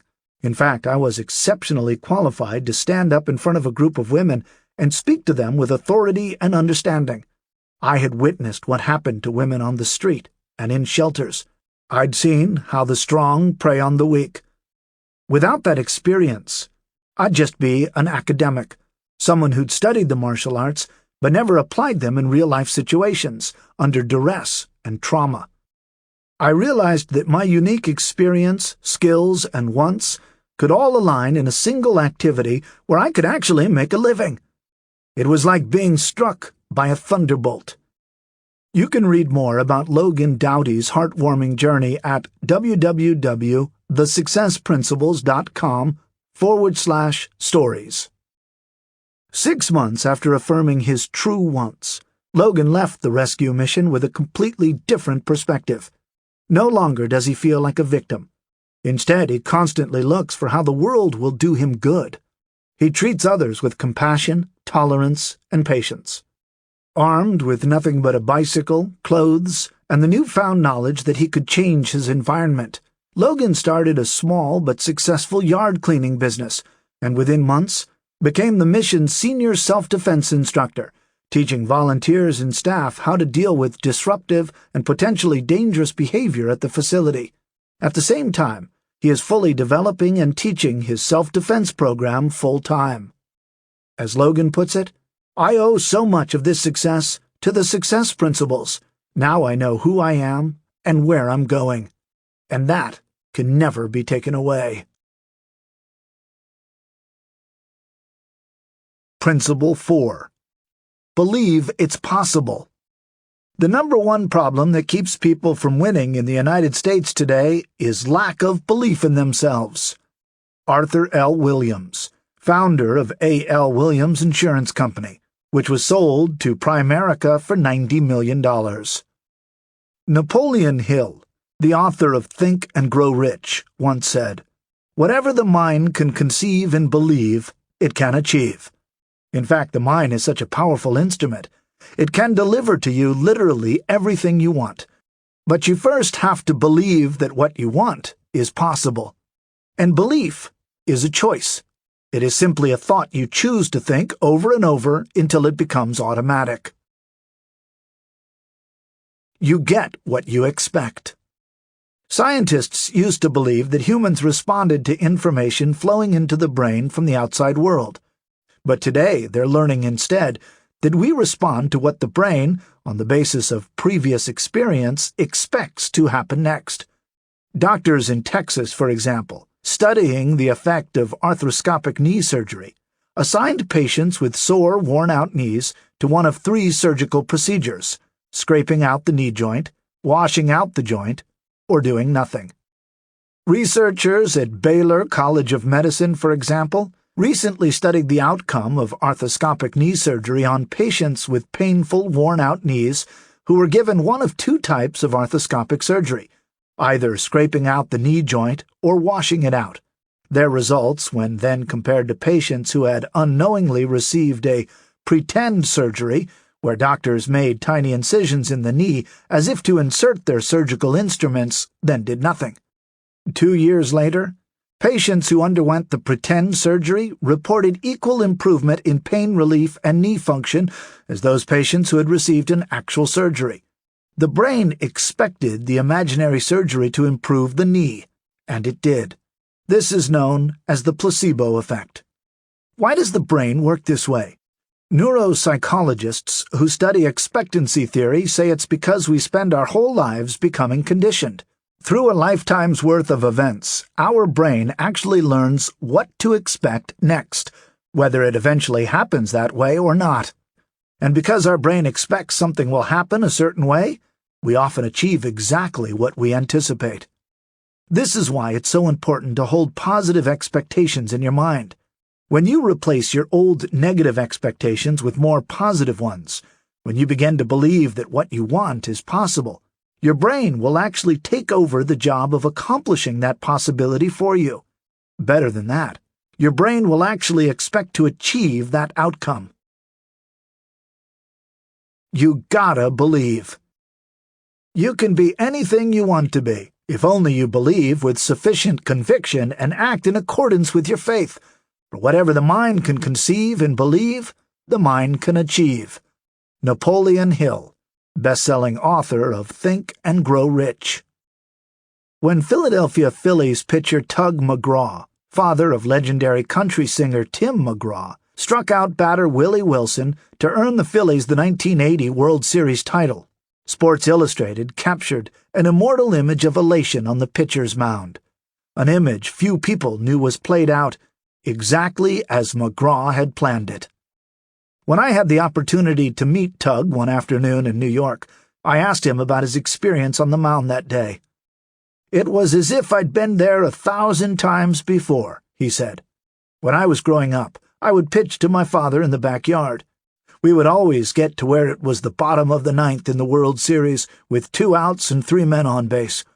I would always bear down and strike them out." Because Tug had conditioned his brain day after day in the backyard, the day eventually arrived where he was living that dream for real. McGraw's reputation as a positive thinker had begun 7 years earlier, during the New York Mets' 1973 National League Championship season. when Tug coined the phrase, "You gotta believe," during one of the team's meetings. That Mets team, in last place in the division in August, went on to win the National League pennant and reach Game 7 of the World Series, where they finally succumbed to the Oakland A's. Another example of his always optimistic, "you gotta believe" attitude was the time, while he was a spokesman for the Little League, that he said, "Kids should practice autographing baseballs. This is a skill that's often overlooked in Little League." And then he smiled his infectious smile. Believe in yourself and go for it. Sooner or later, those who win are those who think they can. Richard Bach, best-selling author of Jonathan Livingston Seagull. Tim Ferriss, the author of The 4-Hour Workweek, believed in himself. In fact, he believed so strongly in his abilities that he won the National Sanshao kickboxing title just 6 weeks after being introduced to the sport. As a prior All-American and judo team captain at Princeton, Tim had always dreamed of winning a national title. He had worked hard. He was good at his sport, but repeated injuries over multiple seasons had continually denied him his dream. So when a friend called one day to invite Tim to watch him in the National Chinese Kickboxing Championship 6 weeks away, Tim instantly decided to join him in the competition. Because Tim had never been in any kind of striking competition before, he called USA Boxing and asked where the best trainers could be found. He traveled to a tough neighborhood in Trenton, New Jersey, to learn from boxing coaches who had trained gold medalists. And after 4 grueling hours a day in the ring, he put in more time conditioning in the weight room. To make up for his lack of time in the sport, Tim's trainers focused on exploiting his strengths instead of making up for his weaknesses. Tim didn't want to merely compete. He wanted to win. When the competition day at last arrived, Tim defeated 3 highly acclaimed opponents before making it to the finals. As he anticipated what he would have to do to win in the final match, he closed his eyes and visualized defeating his opponent in the very first round. Later, Tim told me that most people fail not because they lack the skills or aptitude to reach their goal, but because they simply don't believe they can reach it. Tim believed, and he won. Believe even when you don't know how the requirements will be met. Jason McDougall believed it was possible. As a wholesaler who was shipping goods to the historic Canadian department store chain Fields, his gut told him something was wrong at the retail giant. Wondering if the chain might be for sale, Jason cold-called the head of the company and asked him to dinner, never doubting the general manager would say yes. When the dinner conversation eventually turned to the question of a buyout, the general manager replied, "If ever there was a time to buy, it would be now." What followed was 90 days of frantic activity for Jason, putting the deal together and coming up with the cash. For Jason and his small company, the transaction was like a minnow swallowing a whale. Not only was the retail chain 30 times the size of Jason's business, but Jason also had no idea where the money would come from. His biggest bank loan up to that point had been just $5,000. Yet still he believed, with utter conviction, that he would eventually own Fields' stores. Even when the first non-refundable deposit was due, $150,000 that Jason didn't have, his unwavering belief led him to attend a Thursday night business function where an old friend offered to give Jason the cash by Friday morning's deadline. At another stage, Jason found himself $400,000 short in making a $1 million deposit, with a deadline that was just 2 hours away. Using his internal guidance and steadfast belief, Jason came up with the money just minutes before the deadline passed. And just 25 days later, when another $12 million was due, Jason miraculously assembled 2 banks and 6 private investors, one of whom rushed through the paperwork in order to meet the funding deadline. At each stage of the transaction, as larger and larger non-refundable deposits were due, Jason had absolute faith that the deal would happen. It had to. In fact, it was either bring in the cash or lose not only the deal, but also all the money he'd paid up to that point. How did Jason maintain his unwavering belief in the face of incredible odds? He followed his own guiding philosophy that, if a thing is supposed to happen, it will. If God had put him on this path, he said, the transaction was meant to be. Of course, the fact that each deadline was met through remarkable and serendipitous means only galvanized Jason's belief that this deal was destined to close. Each small success along the way made him believe even more that victory was on the horizon.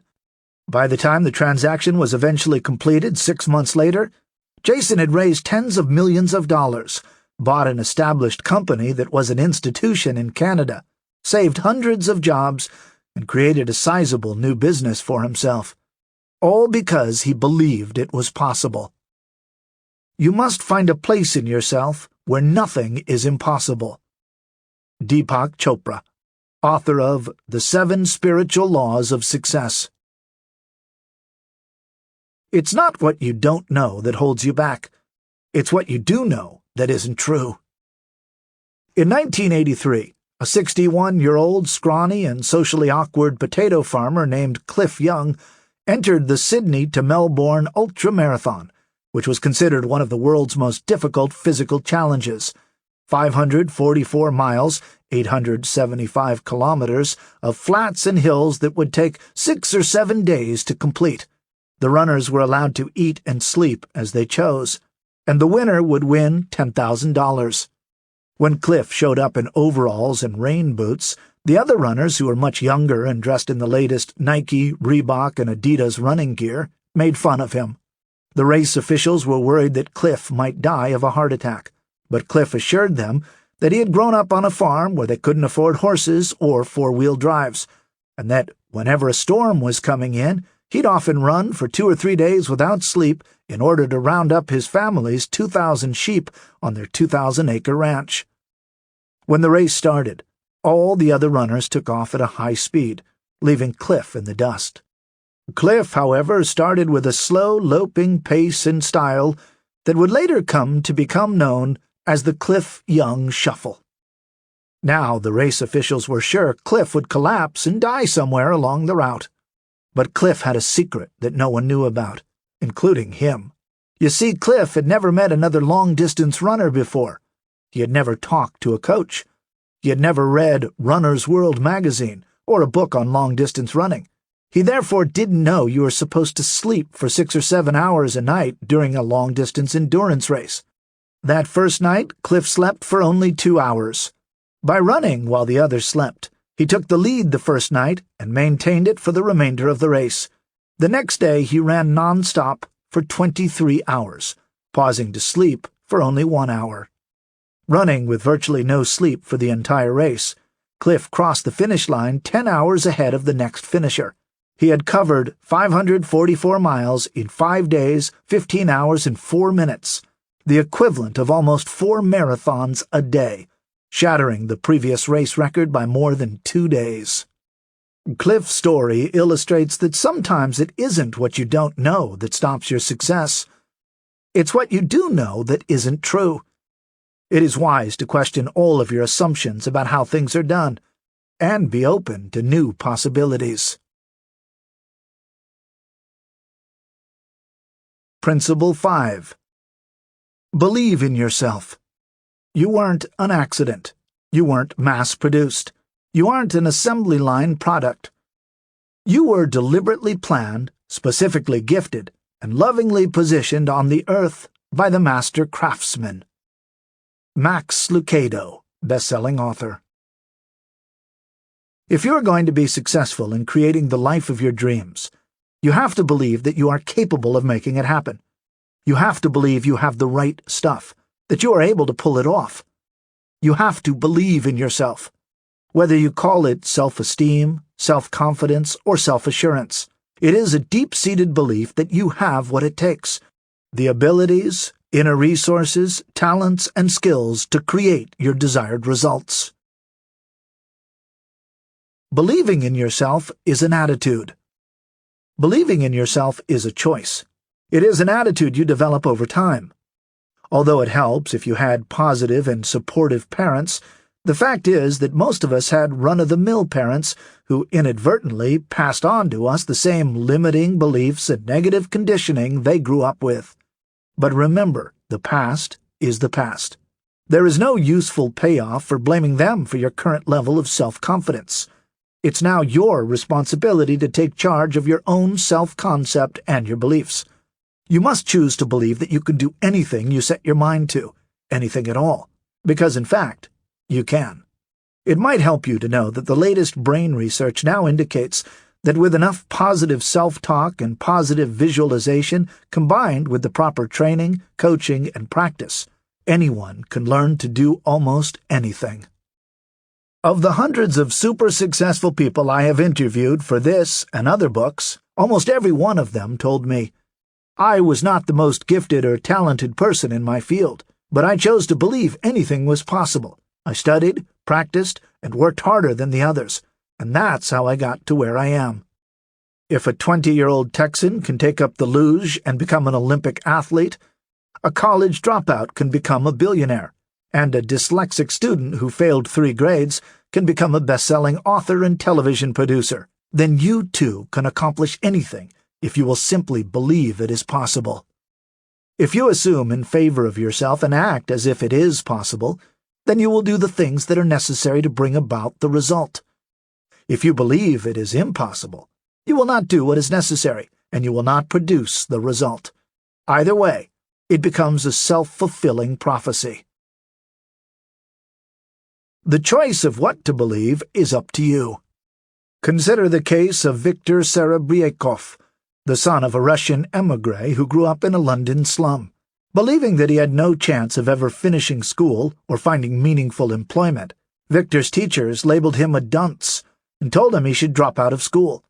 Succumbing to the destiny that others had prescribed for him, Viktor dropped out of school when he was 15 and became an itinerant worker, moving from one dead-end job to another, often living on the streets with no aspirations other than merely surviving. When he was 32, Viktor joined the British Army, which gave him an intelligence test that revealed he was mentally gifted with an IQ of 161. He was a genius. Astonished by the results, Viktor nevertheless decided to believe them. Once he learned that he was a genius, he decided to act like a genius. While he was in the Army, he got assigned to the Education Corps to train recruits. When he left the Army, he got a job at a timber company and eventually became the manager of a group of woodworking factories. He also became a highly respected timber technologist and revolutionized the timber industry by inventing a machine for grading timber and by introducing the metric system to the trade. He later became the chairman of a National Timber Standards Commission and held several valuable sawmill-related patents. One day his wife, Mary, spotted an advertisement for a society that was looking for people of high intelligence. Viktor took the entrance test for Mensa and easily surpassed the group's only requirement for membership, an IQ of 140 or more. Again, he scored 161, putting him in the exceptionally gifted category. Several years later, this former dropout was elected chairman of Mensa International. So what made the difference in Viktor's life? It wasn't that he suddenly became smart. The truth is that he was smart all along. The intellectual potential was always there. What changed was the way he chose to see himself. When he was 15, he chose to believe his teachers, who saw him as stupid. When he was 32, he chose to believe the Army's IQ test that said he was a genius, and he released the innate potential that had always been there.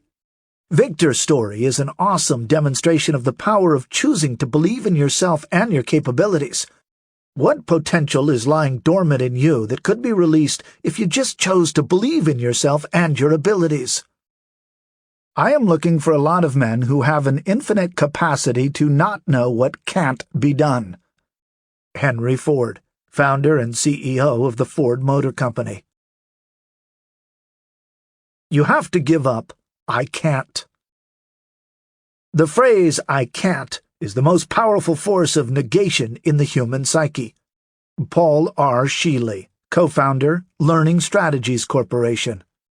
If you are going to be successful, you need to give up the phrase I can't, and all of its cousins, such as, I wish I were able to. The words I can't actually disempower you. They actually make you weaker when you say them. In my seminars, I use a technique called applied kinesiology to test people's muscle strength as they say different phrases. I have them put their left arm out to their side, and I push down on it with my left hand to see what their normal strength is. Then I have them choose something they think they can't do, such as, I can't play the piano, and say it out loud. I then push down on their arm again. It is always weaker. Then I have them say, I can do it. I can play the piano. And their arm is stronger. Your brain is designed to solve any problem and reach any goal that you give it. The words you think and say actually affect your body. We see this in toddlers, for example. When you were a toddler, there was no stopping you. You thought you could climb up on anything. No barrier was too big for you to attempt to overcome. But little by little, your sense of invincibility was conditioned out of you by the emotional and physical abuse that you received from your family, friends, and teachers, and by the decisions you made in response to that, until you no longer believe you can. You must take responsibility for removing I can't from your vocabulary. I once attended a Tony Robbins seminar in which we learned to walk on burning coals. When we began, we were all afraid that we would not be able to do it, that we would burn the soles of our feet. As part of the seminar, Tony had us write down every other I can't that we had. I can't find the perfect job. I can't be a millionaire. I can't find the perfect mate. And then we threw them onto the burning coals and watched them go up in flames. 2 hours later, 350 of us walked on the burning coals without anybody getting burned. That night we all learned that just like the belief that we couldn't walk on burning coals without getting burned was a lie, every other limiting belief about our abilities was also a lie. When George Danzig was a graduate student in mathematics at UC Berkeley, he arrived late for a graduate-level statistics class and found 2 problems written on the blackboard that he assumed had been assigned for homework, so he wrote them down. Not knowing that they had been written on the board as 2 examples of famous unsolvable statistics problems, he set out to solve them. Danzig would later recount that the problems seemed to be a little harder than usual, but a few days after he copied them down, he handed in the completed solutions for the problems, still believing they were part of an assignment that was overdue. Danzig said, "If I had known that the problems were not homework, but were in fact 2 famous unsolved problems in statistics, I probably would not have thought positively, would have become discouraged, and would never have solved them." Danzig's story is a wonderful example of how, when you pursue your goals without any limiting beliefs about what you can accomplish, you can create unexpected and extraordinary results. Don't waste years believing you can't. On the other hand, there is the story of Catherine Lanigan. All through her childhood and teens, she was considered a gifted writer. In college, she entered the School of Journalism. During the 2nd semester of her freshman year, she was recommended for a creative writing seminar, usually reserved for seniors, to be taught by a visiting professor from Harvard. When she wrote her first short story, the professor called her into his office to discuss her story. He was the quintessential English professor, horned-rimmed glasses, tweed coat, 6'6". He said, "Come in, Miss Lanigan. Sit down." He took her manuscript, threw it across his desk, and said, "Frankly, Miss Lanigan, your writing stinks." She was devastated. He said, "I have no idea how you got into my class. You have no concept of plot structure or characterization. There is no way you'll ever make a dime as a writer. But you are a fortunate young woman, because I have caught you at the crossroads of your life. Your parents are spending all their money on your education, and you need to change your major." Because it was too late in the semester for her to drop the course, he said, "I know you're coming to the class with a 4.0, and I know you have declared your bid to graduate summa cum laude with highest honors. I'll make a bargain with you. I'll get you through the class, and I'll give you a B if you promise never to write again." Not seeing another choice, she took the bargain. Later that night, she took her short story and a metal waste can, went to the top of her dorm, burned the manuscript, and declared to the winter night sky, "I vow I will never believe in dreams. I will deal only with reality." She then changed her major to education. For 14 years, Catherine didn't write.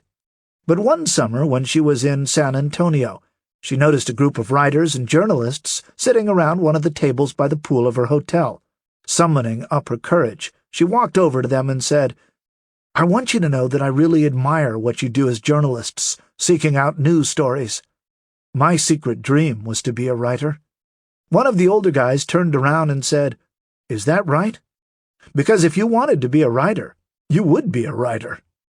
Catherine replied, "I have it on good authority that I have no talent whatsoever." He asked who told her that, and she told him the story of the professor. He gave her his card and told her to call him if she did any writing. She said she wasn't going to write, to which he replied, "Oh, yes, you are." She thought about it, went home, wrote a book, and sent it to him. 3 months later, he called and said that he liked it and had sent it to his agent, who would call in a half hour. The agent did call and said, "Catherine, you are startlingly talented." Catherine signed a contract with the agency and within 3 weeks had 2 publishing companies bidding on the book. Since then, Catherine has published 33 books, including Romancing the Stone and Jewel of the Nile, both of which were made into blockbuster movies starring Michael Douglas and Kathleen Turner. Think about this for a moment. Catherine lost the first 14 years of what was to become a lucrative and creative writing career because she believed the professor who told her she couldn't write. Don't ever let someone else tell you what you are not capable of. With training, determination, and hard work, you can eventually do anything you set your mind to. Remember, your beliefs are a choice. So make the choice to believe in yourself no matter what anyone else says. It's never too late. It's never too late. Never too late to start over. Never too late to be happy. Jane Fonda, Academy Award-winning actress and fitness guru. One of the most common excuses people use to avoid the risk of going for their dreams is, "I'm too old. It's too late for me. I didn't start soon enough." Well, it's not true. Consider this.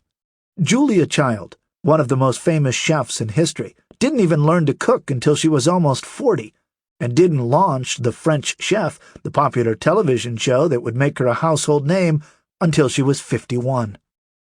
Susan Boyle was an unknown 48-year-old amateur when in the spring of 2009 she skyrocketed onto the international stage by belting out "I Dreamed a Dream" from Les Miserables on Britain's Got Talent. Since then, she has recorded 5 albums which have sold over 19 million copies, received 2 Grammy nominations, and amassed an estimated net worth of more than £22 million, $37 million US.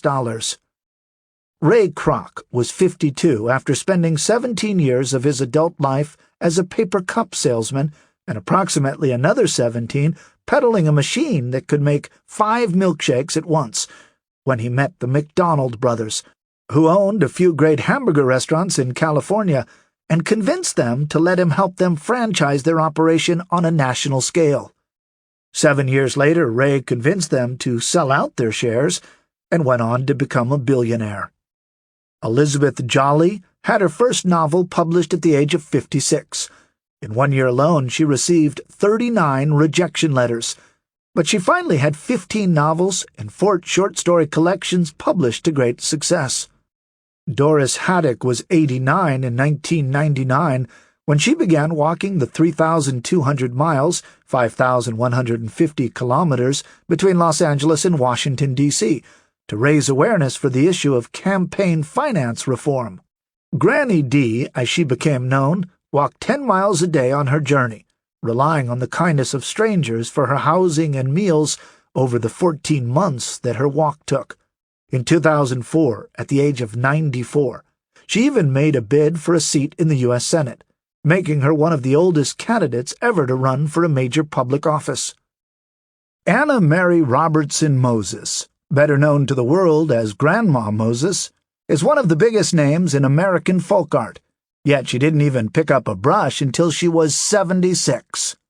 She painted for another 25 years, which was long enough to allow her to see the canvases she had originally sold for $3 sell for more than $10,000. Today, some of her paintings sell at auction for more than $100,000. In 2007, 95-year-old Nola Oakes graduated from Fort Hays State University in Kansas with a degree in history, making her the oldest person to graduate with a college degree, breaking the record according to Guinness World Records, which had previously belonged to Moselle Richardson, who received a journalism degree from the University of Oklahoma at age 90 in 2004. 3 years later, Nola went on to receive her master's degree, making her the oldest recipient of a master's degree at 98. On her 100th birthday, Nola started writing her first book, Nola Remembers. And then, as if there was some kind of new competition, in 2011, Leo Plass graduated at 99 years old with an associate's degree from Eastern Oregon University, setting a world record for the oldest man to get a college degree. It's clear that it's never too late to do anything. From nursing shoes to running shoes. When Helen Klein was 55 years old, her husband, Norm, came to her and asked her to train with him for a 10-mile run. She had been smoking for 25 years and had never run a mile in her life, but she agreed to try it out. However, panting and exhausted after running 2 laps on a track they had marked off in their backyard, she wasn't so sure. But she decided to continue, and each day she ran 1 lap farther. 10 weeks later, she finished last, but she completed the 10-mile race. Spurred on by this success, Helen entered other short races, but realized she was not blessed with amazing speed, so she decided to try longer, slower marathons. Since then, she has run more than 60 marathons and 140 ultramarathons. Here are a few highlights from Helen's remarkable achievements. At age 66, she ran 5 100-mile mountain trail events within 16 weeks. In 1991, she ran across the state of Colorado in 5 days and 10 hours, setting the world record for the 500K. She also holds a world age group record in the 100-mile run. In 1995, at age 72, Helen ran 145 miles across the Sahara and also completed the 370-mile Eco Challenge, in which she rode 36 miles on horseback, hiked 90 miles through broiling desert heat, negotiated 18 miles through freezing, water-filled canyons, mountain biked 30 miles, rappelled down a 440-foot cliff, climbed 1,200 feet straight up, paddled 90 miles on a river raft, hiked another 20 miles, and finally canoed 50 miles to the finish line.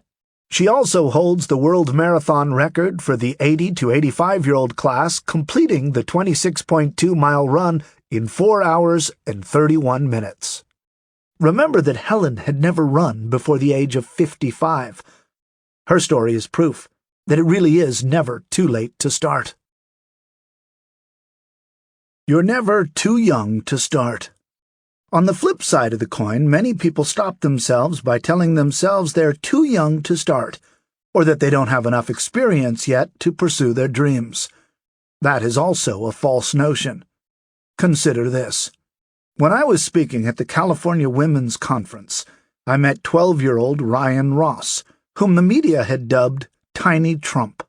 When he was 3 years old, he started a chicken and egg business in his backyard. He had 60 chickens and sold a dozen eggs for $3. He was making $15 a day. When he got tired of selling eggs, he started his next venture, a lawn mowing business. He charged his customers $20 an hour, but because he was too young to operate a lawnmower, he paid older kids to do the work for $15 an hour, giving him a $5 an hour profit. His next business was a power washing business for which he charged $200 an hour and paid someone $100 an hour to do the work. At the age of 5, Ryan was already investing his profits in buying real estate in his hometown of Toronto, Ontario, and in British Columbia. By the time he was 8, he owned 6 buildings and had a personal net worth of $1 million. Ryan also engages in philanthropy that feeds and clothes families in third-world countries. He told me he was having lunch with the real Donald Trump the following week. When Alec Grevin was 9 years old, HarperCollins published his first book, How to Talk to Girls, which started out as a project for school. In the year after it came out, he appeared on The Ellen DeGeneres Show, Late Night with Conan O'Brien, and The Tonight Show with Jay Leno. Within the first 3 months, the book made it onto the New York Times bestsellers list. A year later, he published 3 more books, How to Talk to Moms, How to Talk to Dads, and How to Talk to Santa. A year after that, at roughly 11 years old, he published Rules for School. His books are now available in 17 countries. And then there's the story of Ryan Hurljack. When he was 6 years old, he was shocked to learn that children in Africa had to walk many miles every day just to fetch water. So Ryan decided he needed to build a well for a village in Africa. By doing household chores and speaking at churches and schools on clean water issues, Ryan was able to raise enough money to get his first well built in northern Uganda by the time he was 8. Ryan's determination led to his founding the Ryan's Well Foundation, which has raised millions of dollars and has completed 878 water projects and 1,120 latrines in 16 countries, bringing access to clean water and sanitation to more than 823,000 people. Currently, 23-year-old Ryan just completed his studies in international development and political science at University of King's College in Halifax, on the east coast of Canada, and still remains active with the foundation as speaker and a board member. And when Jalen Bledsoe was just 13 years old, he started his own tech company, Bledsoe Technologies, specializing in web design and other IT services. In 2 years, he grew the company from just 2 employees to 150 contracted workers and expanded it into a global enterprise now worth $3.5 million. There are very few adults who can say they grew their business into a multi-million-dollar business in just 2 years. By the age of 12, Brianna and Brittany Winner had completed their first novel, The Strand Prophecy, which was distributed nationally through Barnes & Noble. By the end of the 10th grade, these identical twins had completed 4 novels, a screenplay, a guide to writing, and a comic book. And get this, they are both dyslexic.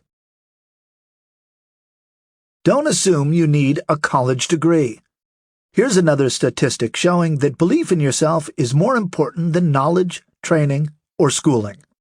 20% of America's millionaires never set foot in college, and 16 of the 492 Americans listed as billionaires in 2014 never got their college diplomas. 2 never even finished high school. So although education and a commitment to lifelong learning are essential to success, a formal degree isn't a requirement.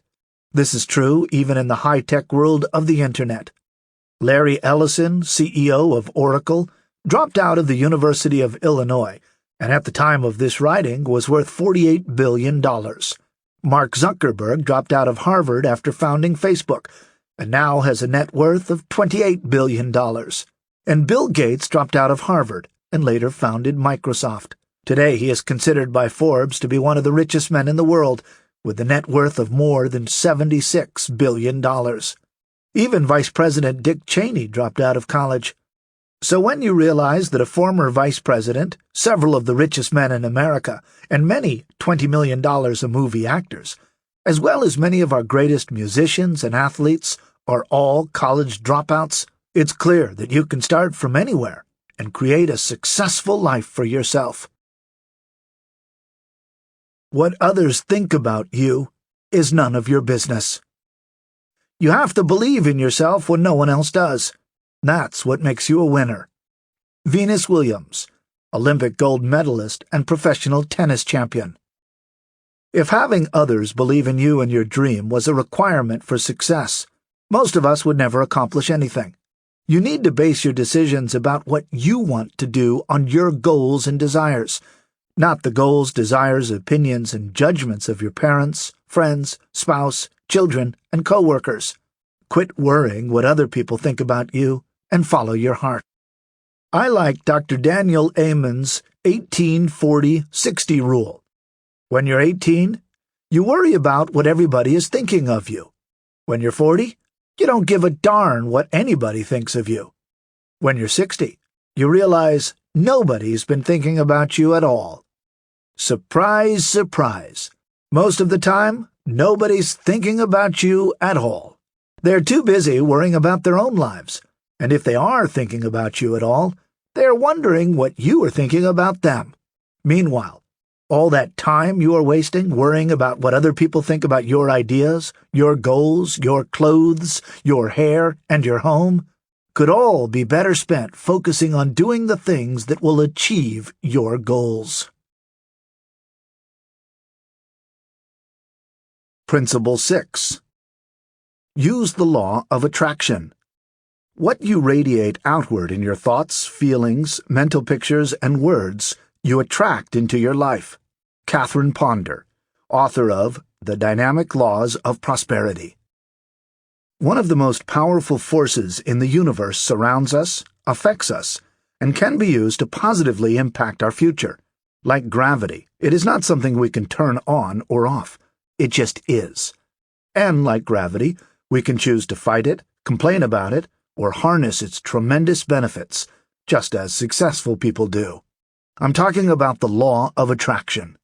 For centuries, most people didn't know it existed, until in 2006, a documentary film and book called The Secret was released that featured me and many of my colleagues as teachers of this powerful law.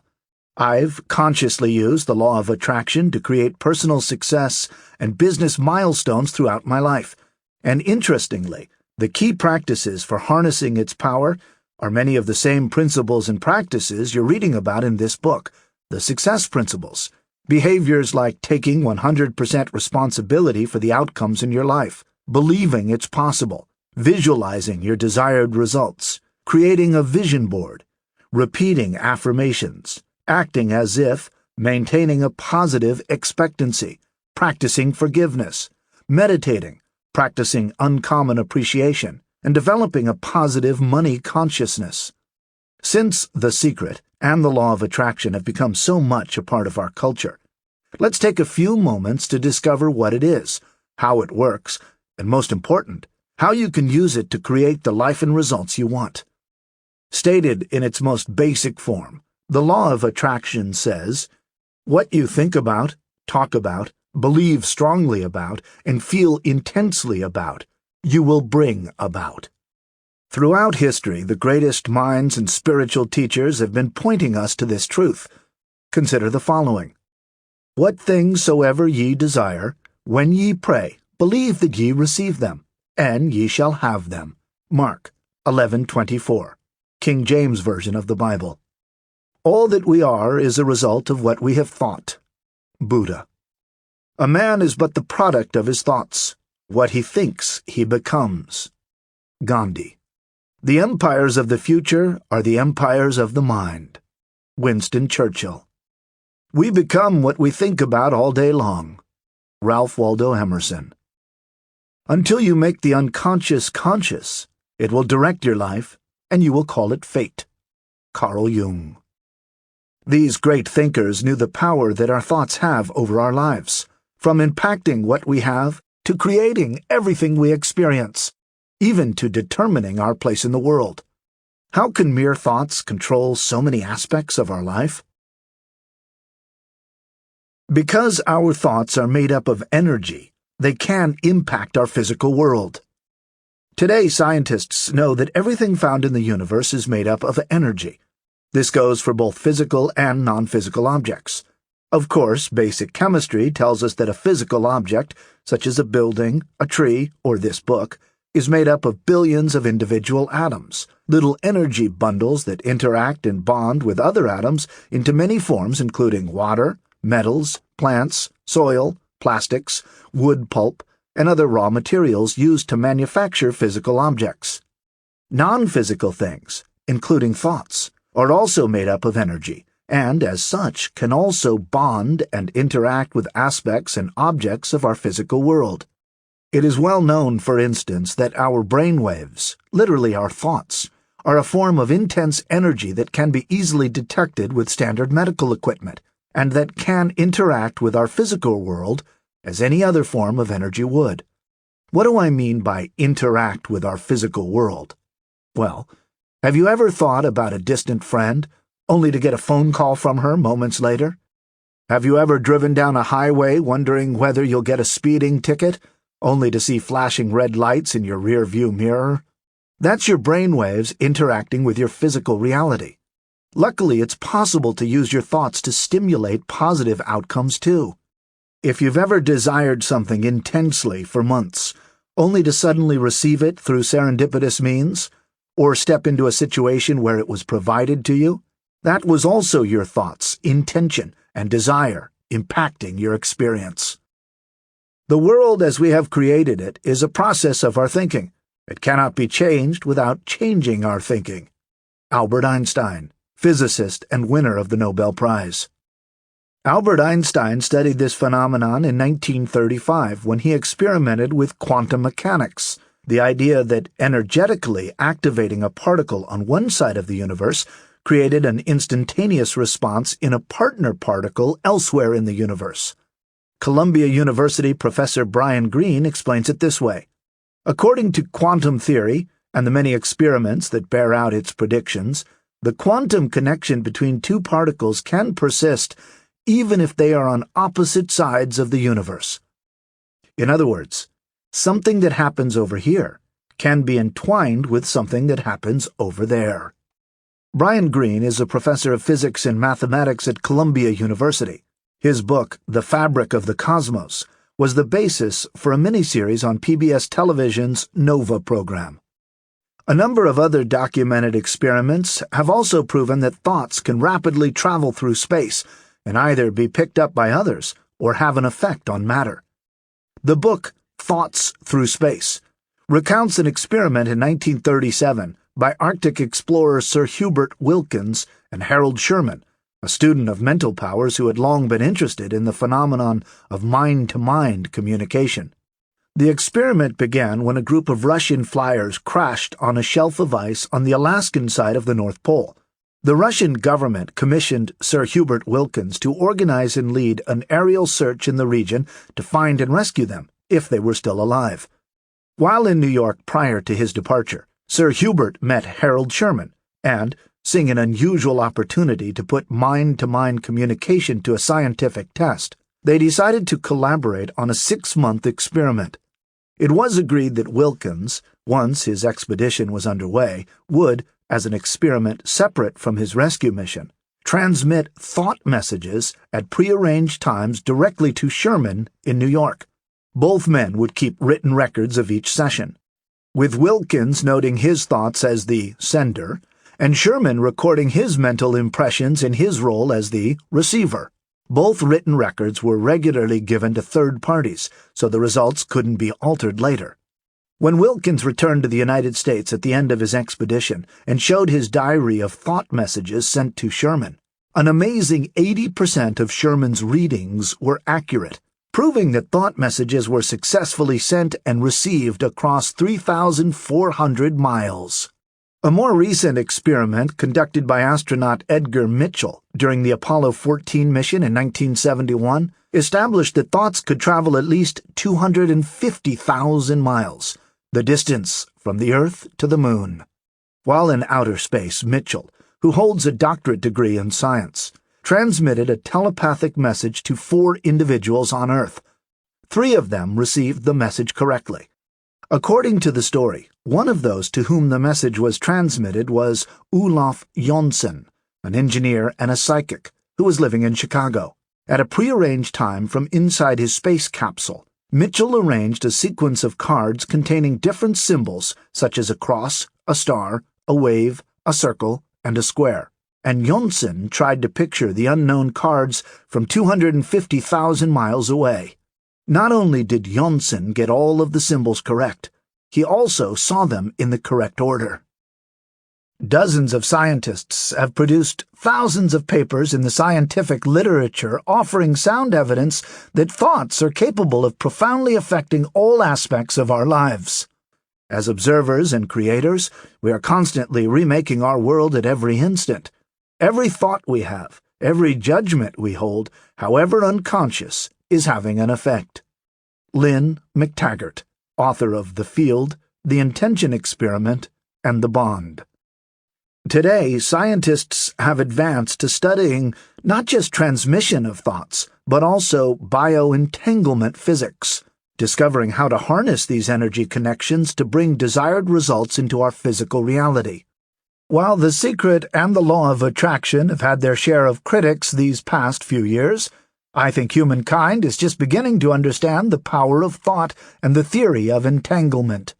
Literally, that our mind is energetically entangled with the physical universe, and as such, can activate the universe to deliver whatever is on our mind. The law of attraction relies on the fact that everything is in a constant state of vibration. Another fact that's widely known by scientists is that the Earth, and everything on Earth, including you, is vibrating at a specific frequency that's unique to that object or person. From the smallest atomic particle to the largest skyscraper, everything ever created is in a constant state of vibration, literally, in energetic motion. Scientists also know that the Earth's vibrational frequency can fluctuate under intense energy, not only in areas of extreme weather, but also around worldwide events such as terrorist attacks, natural disasters, and other instances of extreme human emotion. It's not much of a stretch to realize that, through our own intense emotions, we too can raise, lower, or even match the vibrational frequencies of objects, situations, experiences, and people we want to attract into our existence. In fact, one of the main precepts of the law of attraction is that the level of vibrational frequency and the flow of energy is controlled by thought. Through your deliberate thoughts, you can bring yourself into vibrational harmony with, and attract, anything you desire. As best-selling author Lynn McTaggart writes, "Where attention goes, energy flows. Where intention goes, energy flows." To learn more about the power of intention, read The Intention Experiment, Using Your Thoughts to Change Your Life and the World by Lynn McTaggart. A major focus of The Secret is how to use the power of intention, that is, deliberate thought, to manifest what you want in life. It's a 3-step process: ask, believe, and receive. Step 1. Ask for what you want, not for what you don't want. Every day you send out requests to the universe, as well as to your subconscious mind, in the form of thoughts. Literally, what you think about, read about, talk about, and give your attention to.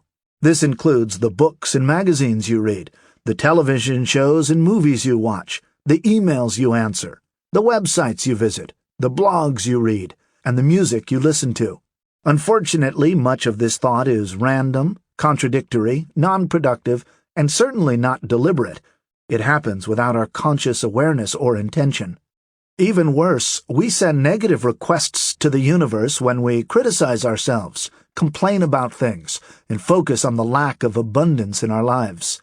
Similarly, when you blame, find fault, or judge someone or something, you're also focusing on a negative experience that you don't want.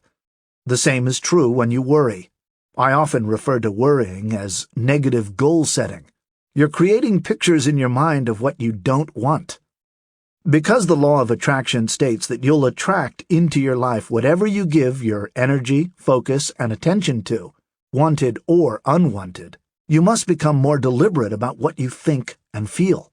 The law of attraction also states that each thought or feeling you offer carries with it a vibrational frequency, to which the universe responds by giving you more of whatever you are vibrating. It doesn't care whether that request is good for you or not. It simply responds to your vibration. The problem is that most of the time you're not aware of the vibration you are offering. You are simply responding to things outside of yourself: current events, the news, how people treat you, the stock market, how much money you make, how your children are doing in school, and whether or not your team wins. You're responding by feeling positive or negative. Unfortunately, when you merely respond unconsciously to what is currently happening around you, never offering deliberate thought about what you want in your future, you can stay stuck in your current condition forever.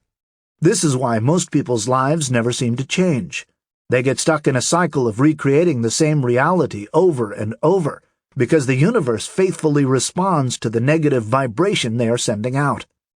Compare that with offering positive thoughts instead, feeling excited, enthusiastic, passionate, happy, joyful, loving, appreciative, abundant, prosperous, relaxed, and peaceful.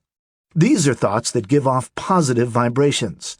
By contrast, feeling bored, anxious, worried, confused, sad, lonely, hurt, angry, resentful, guilty, disappointed, frustrated, overwhelmed, stressed out, or depressed gives off negative vibrations.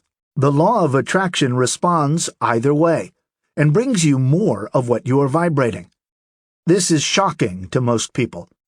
To learn that the life they're living now is the result of the thoughts and vibrations they've offered in the past is revolutionary. Even more exciting is learning that to create the future of your dreams, you need only change your thoughts and vibrations from this day forward. How would you be feeling if you already had those things and lifestyle experiences you desire? The perfect job, the perfect relationship, world travel, the amount of money that you want to have. Start intentionally creating your future. To become more intentional about the thoughts you offer the universe, you'll need to decide what you want, but also practice feeling those emotions you'll experience when you have it. To help you decide what you want, see Principle 3, Decide What You Want. To learn how to practice the emotional joy and satisfaction of having, being, and doing what you want, see Principle 12, Act As If. Perhaps you want to change careers, move to another state, win a major professional award, have your own TV show, or recover from a major illness. How would you feel once you've arrived at your goal? What would you be doing throughout your day?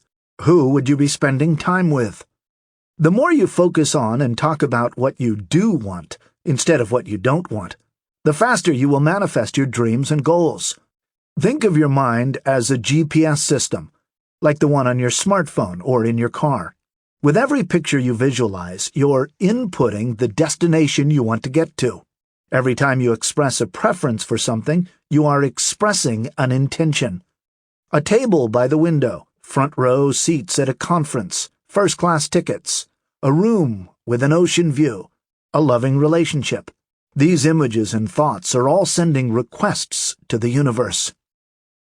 Use words that focus the universe on what you want. Of course, how you state your goals is very important to this focusing process. Instead of saying, "I want to get out of debt," which keeps your mind focused on the debt you have now, say, "I am living a life of abundance and wealth." Words like these keep you in a positive state of thought. Be similarly careful when you talk with other people about your current situation.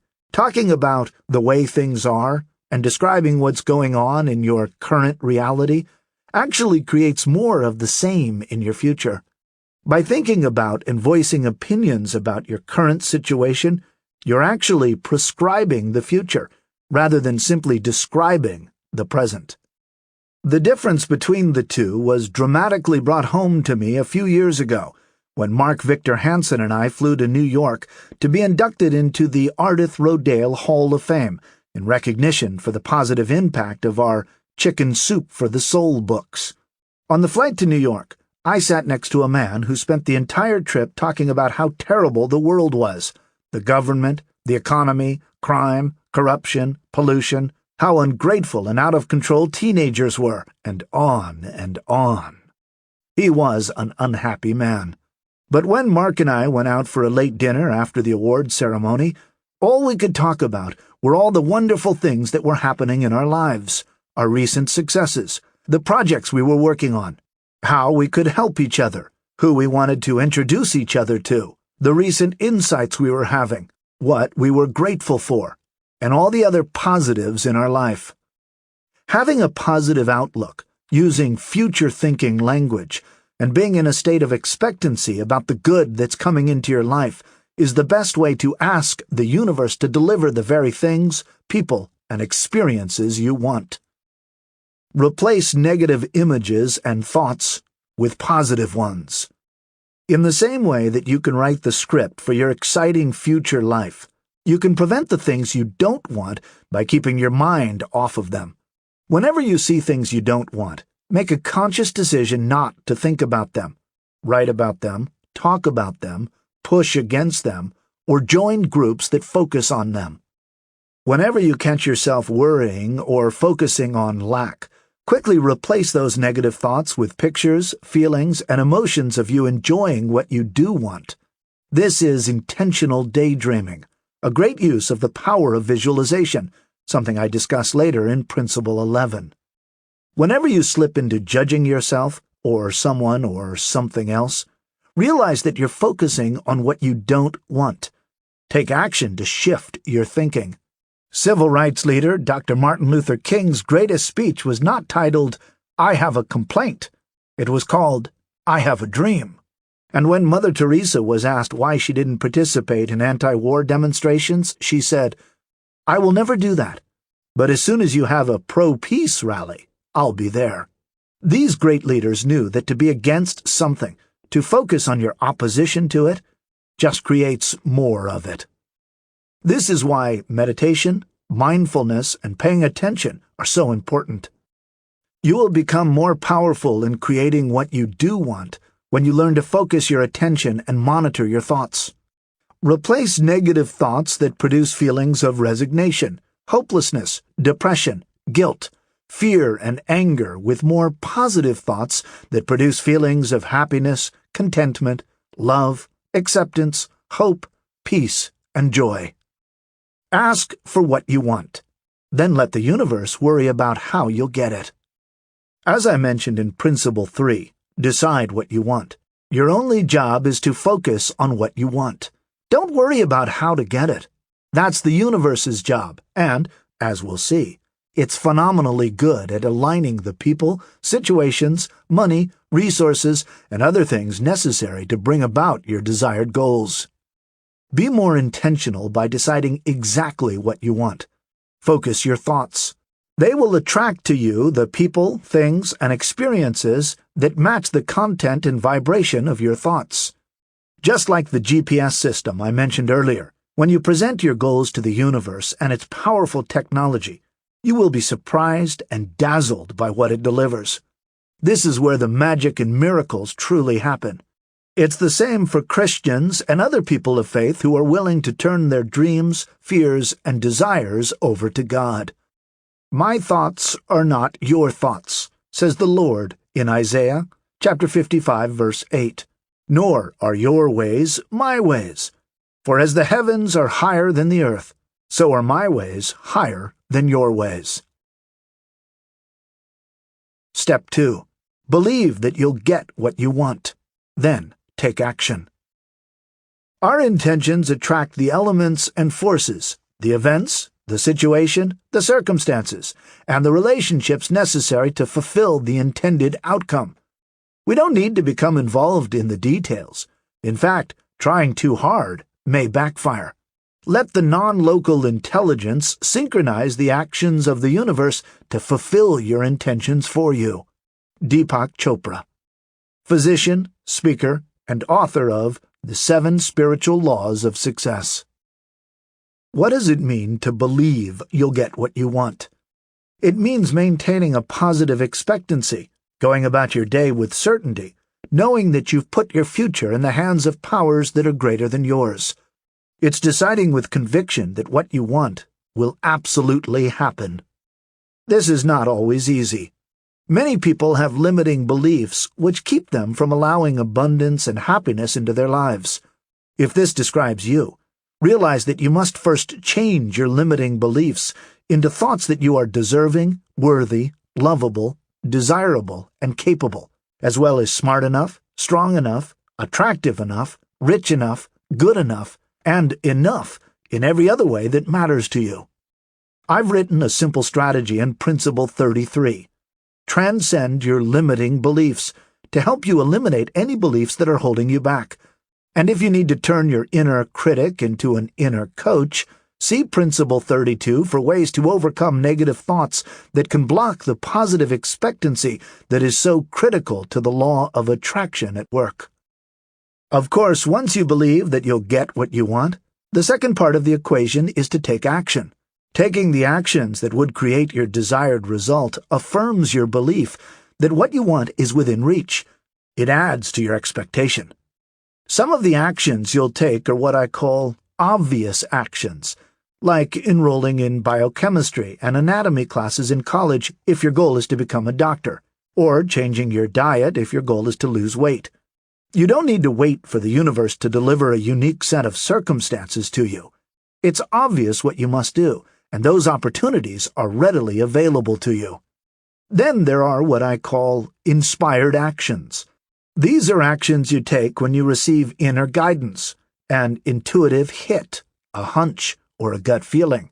Like when you respond to a random thought such as, "I don't know why, but I have this urge to call my college roommate," or, "I'm feeling the strong need to attend that conference." Many people during their visualization or meditation time keep paper and pencil nearby to capture these ideas. Most of the time, you won't see the whole plan, but with a strong enough belief, you can move forward and take action anyway, watching for other action steps to appear. She followed her inspiration. By thought, the thing you want is brought to you. By action, you receive it. Wallace T. Wattles, author of The Science of Getting Rich. When Jeanette Ma was 4 months into her new job as a 401k sales rep for a large national bank, management announced that if the sales team didn't turn things around soon and create some impressive numbers fast, all of them would be out of jobs. Up until that time, they had followed very prescribed steps for making a sale. Make a certain number of cold calls each day, set up a certain number of meetings each week, and use a list of responses to potential objections. These were sales strategies that had been tried and proven many times for others, but it wasn't working for their team. And now the team was spending too much of its time discussing what was going wrong, whose fault it was, and why things weren't working. After learning their jobs were on the line if they didn't produce results in a hurry, Jeanette threw out her pipeline and script sheet and decided to try something else. She remembered hearing about a journal writing technique in which, if you wrote a page a day about what you wanted, as if you already had it, by the time you got to the end of your book, you would have what you want. Jeanette didn't have a lot of time, so she pulled out the smallest book she could find, a 2-inch by 3-inch notebook about 25 pages long. It took all of 2 minutes to fill her first page. She wrote about how excited prospects were to talk with her, how they loved her product and couldn't wait for her to implement it. She wrote about the instant excellent rapport she felt and how the product she offered really was the perfect solution for their company. After making her first entry, she checked in with herself about what felt good to do next. The answer was lunch. She hadn't had a real lunch since her first week on the job. Her lunch hour since then had consisted of literally running down the hall to the vending machine. Then she would run back to her desk and eat her unhealthy fare between calls to business owners. On this day, however, she followed her inner guidance and decided on a better lunch. It felt truly luxurious to actually leave the building, sit at an outside table, and enjoy her favorite Greek food on a spring day. After she enjoyed a delicious meal, she kicked her feet up on the table and threw leftover pita bread to the sparrows nearby. When she was good and ready, she meandered back to the office. It was in the elevator, on the way back to her cubicle, that a stranger introduced himself to her and asked who she was. "I'm Jeanette, and I sell small business 401ks for the bank." He couldn't believe his ears. He insisted she follow him to his office, which is where he showed her a desk littered with 401k sales literature from a variety of vendors.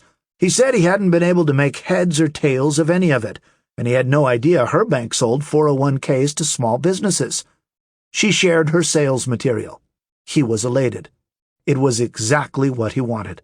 He asked how soon she could put this in place for his company. In a bit of a daze, she let him introduce her to his human resources director.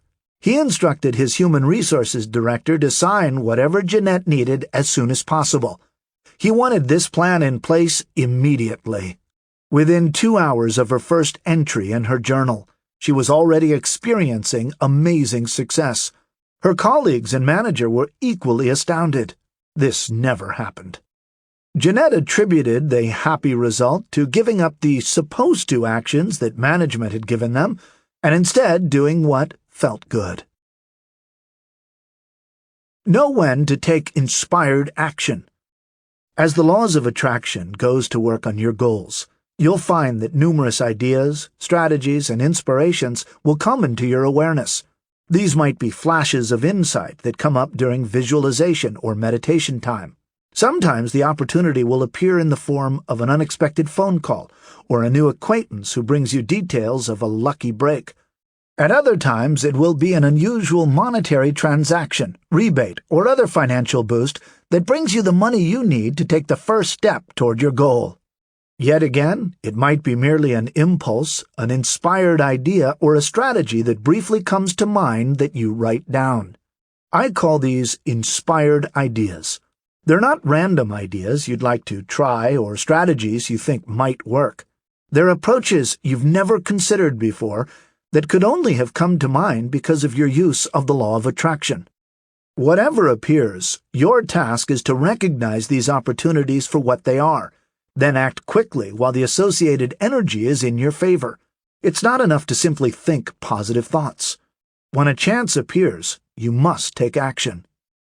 When Janet Switzer wanted to sell her own book, Instant Income, shortly after The Success Principles was first released, she set the intention to land a publishing deal from a prominent New York publisher, then spent days writing an elaborate book proposal, knowing with certainty that an opportunity to take action would appear.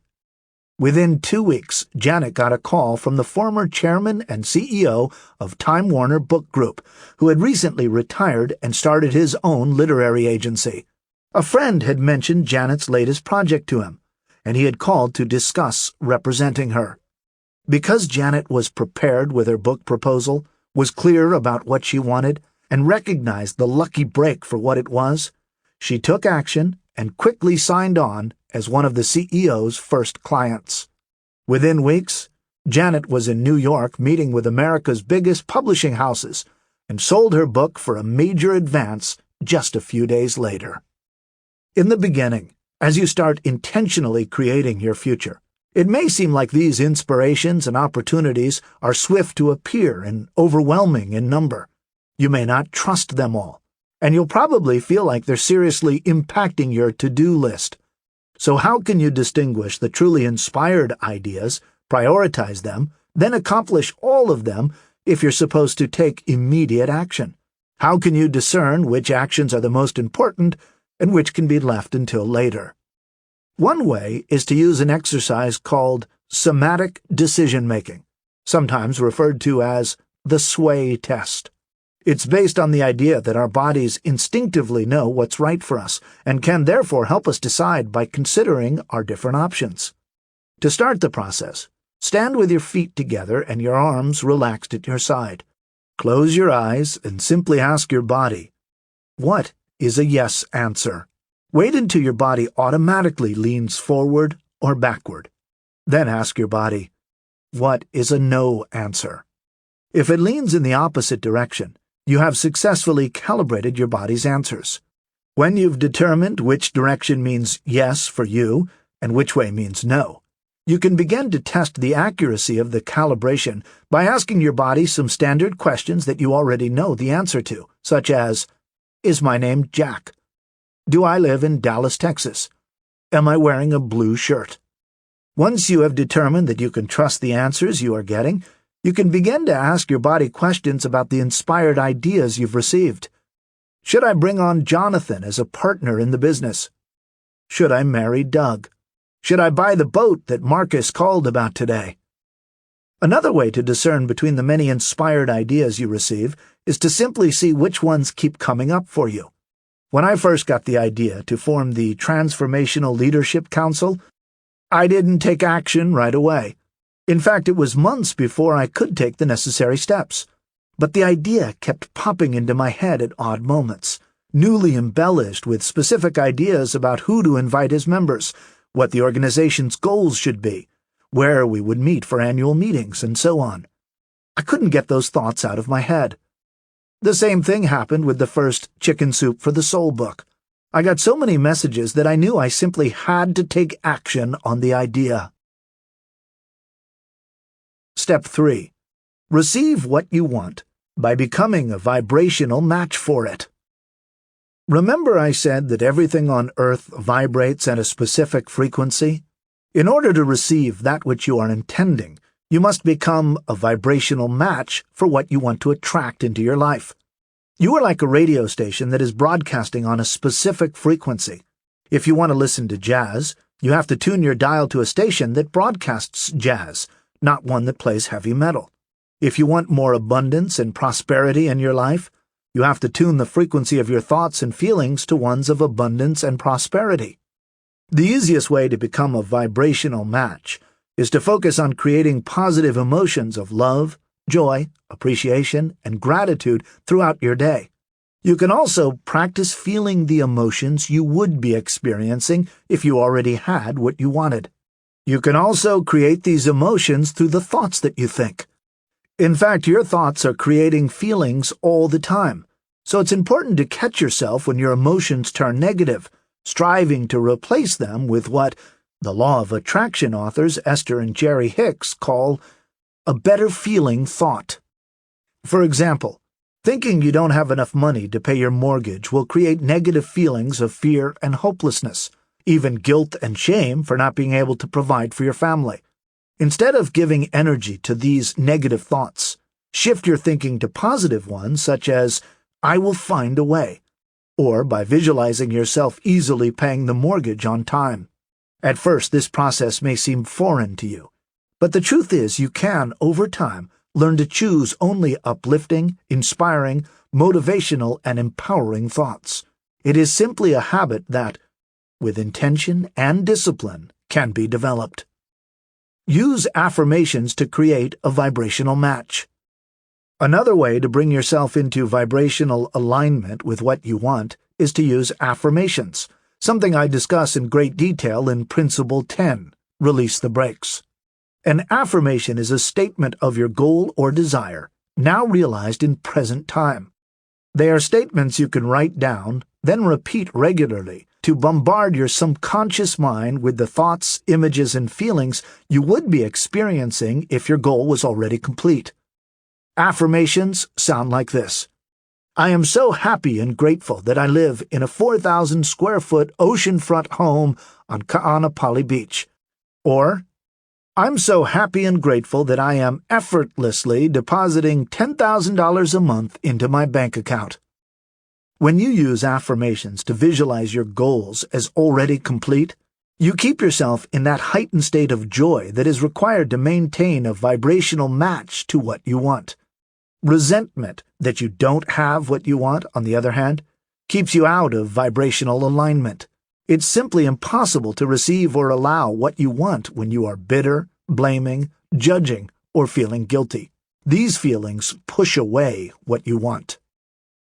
If the only prayer you ever say in your entire life is thank you, it would be enough. Meister Eckhart, German theologian and philosopher. Create a vibrational match through appreciation and gratitude. The two most powerful feelings for quickly manifesting your goals are appreciation and gratitude. Think about it. If you had whatever it is you are wanting, you would feel appreciation and gratitude for having received it. So not only is appreciation a great feeling to focus on, but gratitude is also a powerful mindset for attracting more of what you want. You can get into the habit of appreciation by making it a daily discipline. Set aside 5 to 10 minutes a day to focus on appreciation. Make a list in your journal of all the things you are grateful for. That's how I first started. You can also practice appreciation and gratitude through meditation. Yet another technique is an exercise that Esther and Jerry Hicks call the rampage of appreciation, where you simply look around you and gently notice something that pleases you. Hold your attention on it while you think about how wonderful, beautiful, or useful it is. If it's an item you own, appreciate the fact that it is already in your life. Continue observing it until you feel the appreciation expanding. When you do this, you are telling the universe, "Give me more of this, please." Eventually, choose another object to appreciate, then another, and another. In my longer workshops, I will send people out of the training room on a silent rampage of appreciation, with instructions to focus on all the things in the environment that are serving them. I tell them to feel the appreciation not just for the carpet, which makes the room more attractive, makes the sound more pleasing, and makes walking on the floor more comfortable, but also to appreciate the hotel staff who vacuumed the carpet, the people who made the carpet, the people who installed the carpet, the people who made the dyes, the sheep that gave up their wool, the sheep farmers who sheared the sheep, and so on. People always return from this exercise with a smile on their face and joy in their heart, feeling much happier than when they left the room. You might want to take a short break now from reading this book and do a rampage of appreciation wherever you are. Notice how it makes you feel. The key here is to develop a practice of appreciation and begin to continually look for things to appreciate in your life. This goes for appreciating the positive aspects of all the people you meet, too. As you learn to focus on what is good about them, rather than what is wrong with them, you'll be amazed at how your relationship with them will change. Appreciating and being in a state of gratitude gives power to the old saying, "What you think about and thank about is what you will bring about." When I was on the Oprah Winfrey Show with several other teachers who appeared in the movie The Secret, there was a couple in the front row of the studio audience who had shared that before watching The Secret, they had not been happy in their relationship for a very long time. The woman said that after watching the movie, she decided to focus on the positive aspects of her husband rather than on all his thoughts and the things about him that irritated her. She also started writing him notes about what she appreciated about him, and leaving them on the kitchen counter where he would find them in the morning. Some days she would even attach a $10 bill with a note that said, "I love you. This is for your first cup of coffee at Starbucks to get your day off to a good start." She said that over the course of just a few weeks, the love and romance had come back into their relationship. You could tell it was true by the way they were holding hands as they were sitting snuggled next to each other and smiling like a couple of high school sweethearts. Attention to what is only creates more of what is. In order to effect true positive change in your experience, you must disregard how things are, as well as how others are seeing you, and give more of your attention to the way you prefer things to be. With practice, you will change your point of attraction and will experience a substantial change in your life experience. Esther and Jerry Hicks, co-authors of The Law of Attraction. Practice, and you will change your point of attraction. As I said earlier, there are many principles and practices regarding implementing a conscious approach to utilizing the law of attraction throughout this book. However, if you wish to explore the law of attraction more deeply, I recommend starting with these 4 books. There is a much more extensive list in the Suggested Reading and Additional Resources for Success section at www.thesuccessprinciples.com/resources. Jack Canfield's Key to Living the Law of Attraction by Jack Canfield and D.D. Watkins. The Law of Attraction by Esther and Jerry Hicks.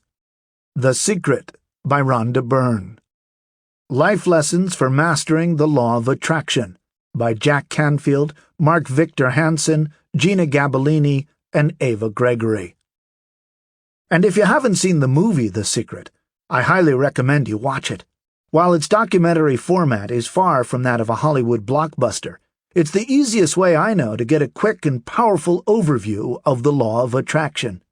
Once you discover its power, you'll want to make the law of attraction a regular part of your life, a mindset you live with every day. Principle 7. Unleash the power of goal setting. If you want to be happy, set a goal that commands your thoughts, liberates your energy, and inspires your hopes. Andrew Carnegie, the richest man in America in the early 1900s. Once you know your life purpose, determine your vision, and clarify what your true needs and desires are, you have to convert them into specific, measurable goals and objectives, then act on them with the certainty that you will achieve them. Experts on the science of success know the brain is a goal-seeking organism. Whatever goal you want to give to your subconscious mind, it'll work night and day to achieve. The awesome power of goal setting. For long as I can remember, trainers have cited a study on goal setting done at Yale, in which only 3% of the graduating class had written specific goals for their future. 20 years later, those 3% were found to be earning an astounding 10 times more than the group that had no clear goals. The trouble is, this study turns out to be merely an urban myth, as extensive reviews of available research literature by Dr. Gail Matthews and Dr. Stephen Krauss revealed that no such study had ever been done. Dr. Gail Matthews is a psychology professor at Dominican University, and Dr. Stephen Krauss is a social psychologist from Harvard University. However, as a result of this finding, Dr. Matthews decided to conduct a study of her own that focused on how goal achievement is influenced by writing down one's goals, committing to goal-directed actions, and being held accountable for those actions. A total of 267 participants ranging in age from 23 to 72 were recruited from the United States, Europe, Australia, and Asia, and included a variety of entrepreneurs, educators, healthcare professionals, artists, attorneys, bankers, marketers, human services providers, managers, vice presidents, and directors of nonprofits. The participants were randomly assigned to one of 5 groups. Group 1 was simply asked to think deeply about their goals, what they wanted to accomplish over the next 4 weeks, but not to write them down. Groups 2, 3, 4, and 5 were asked to write down their goals. Group 3 was asked to also formulate a list of action commitments.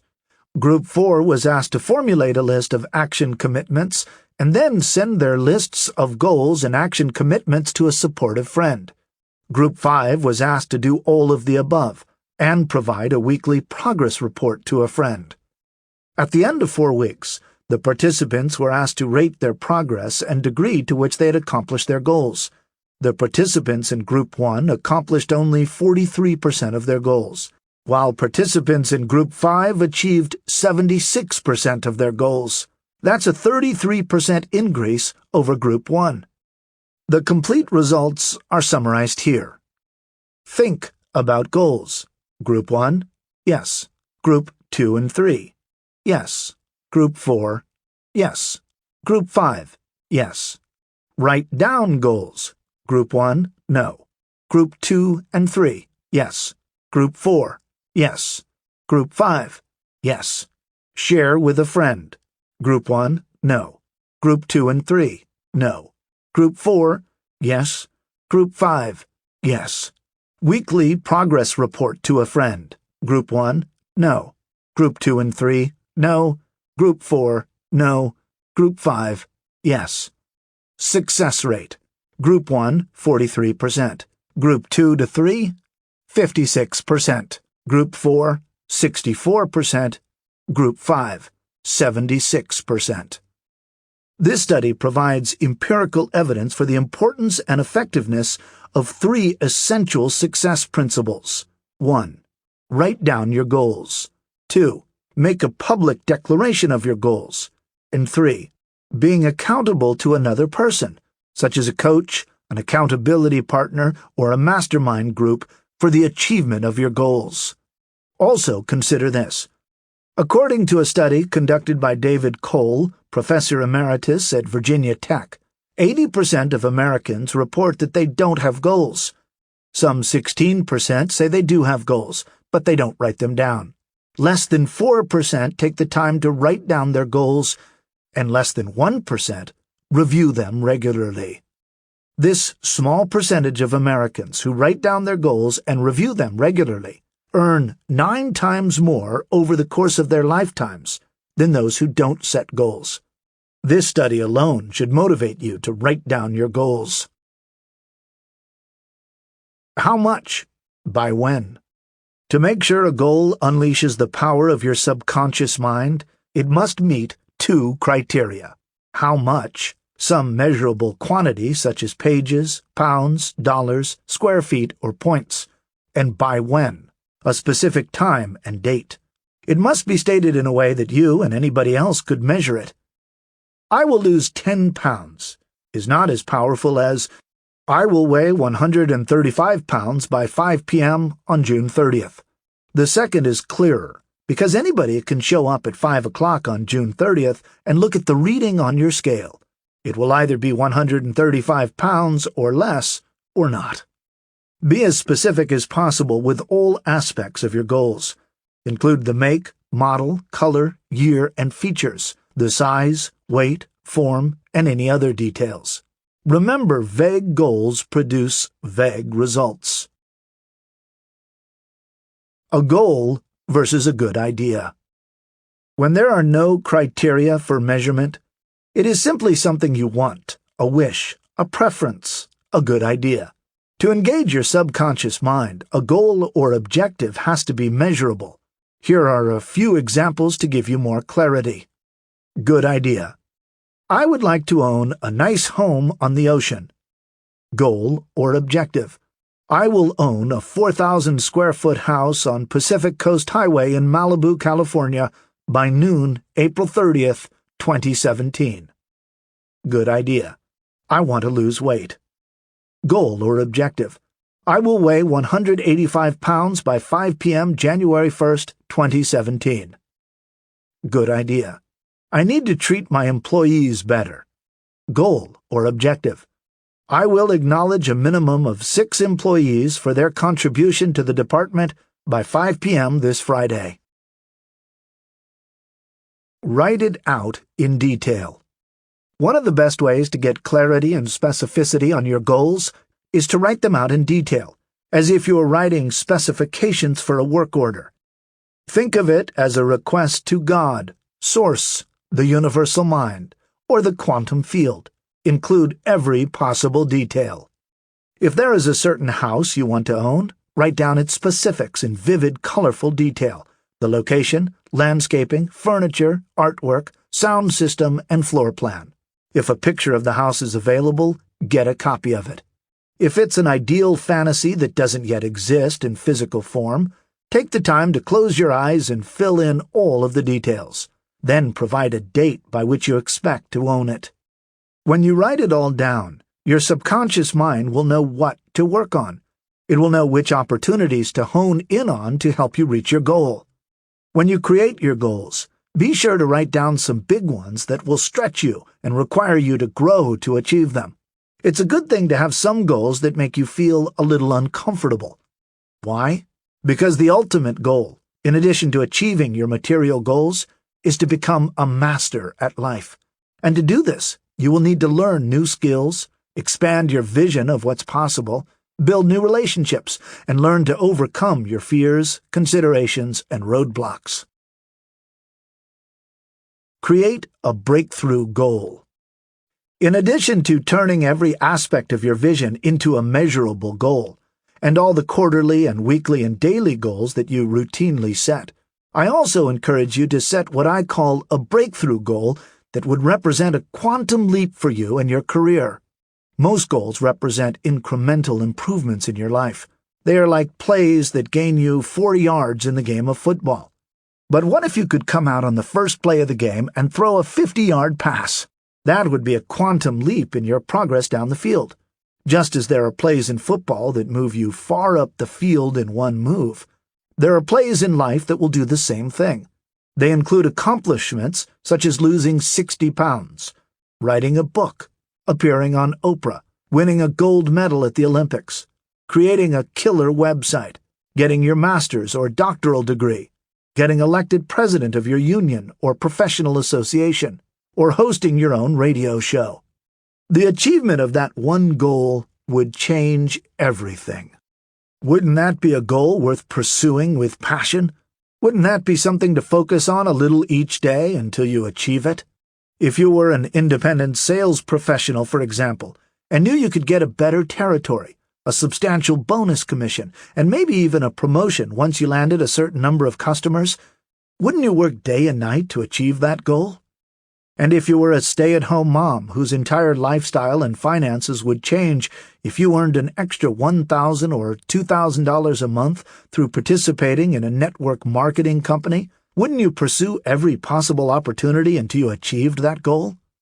That's what I mean by a breakthrough goal, something that changes your life, brings you new opportunities, gets you in front of the right people, and takes every activity, relationship, or group you're involved in to a higher level.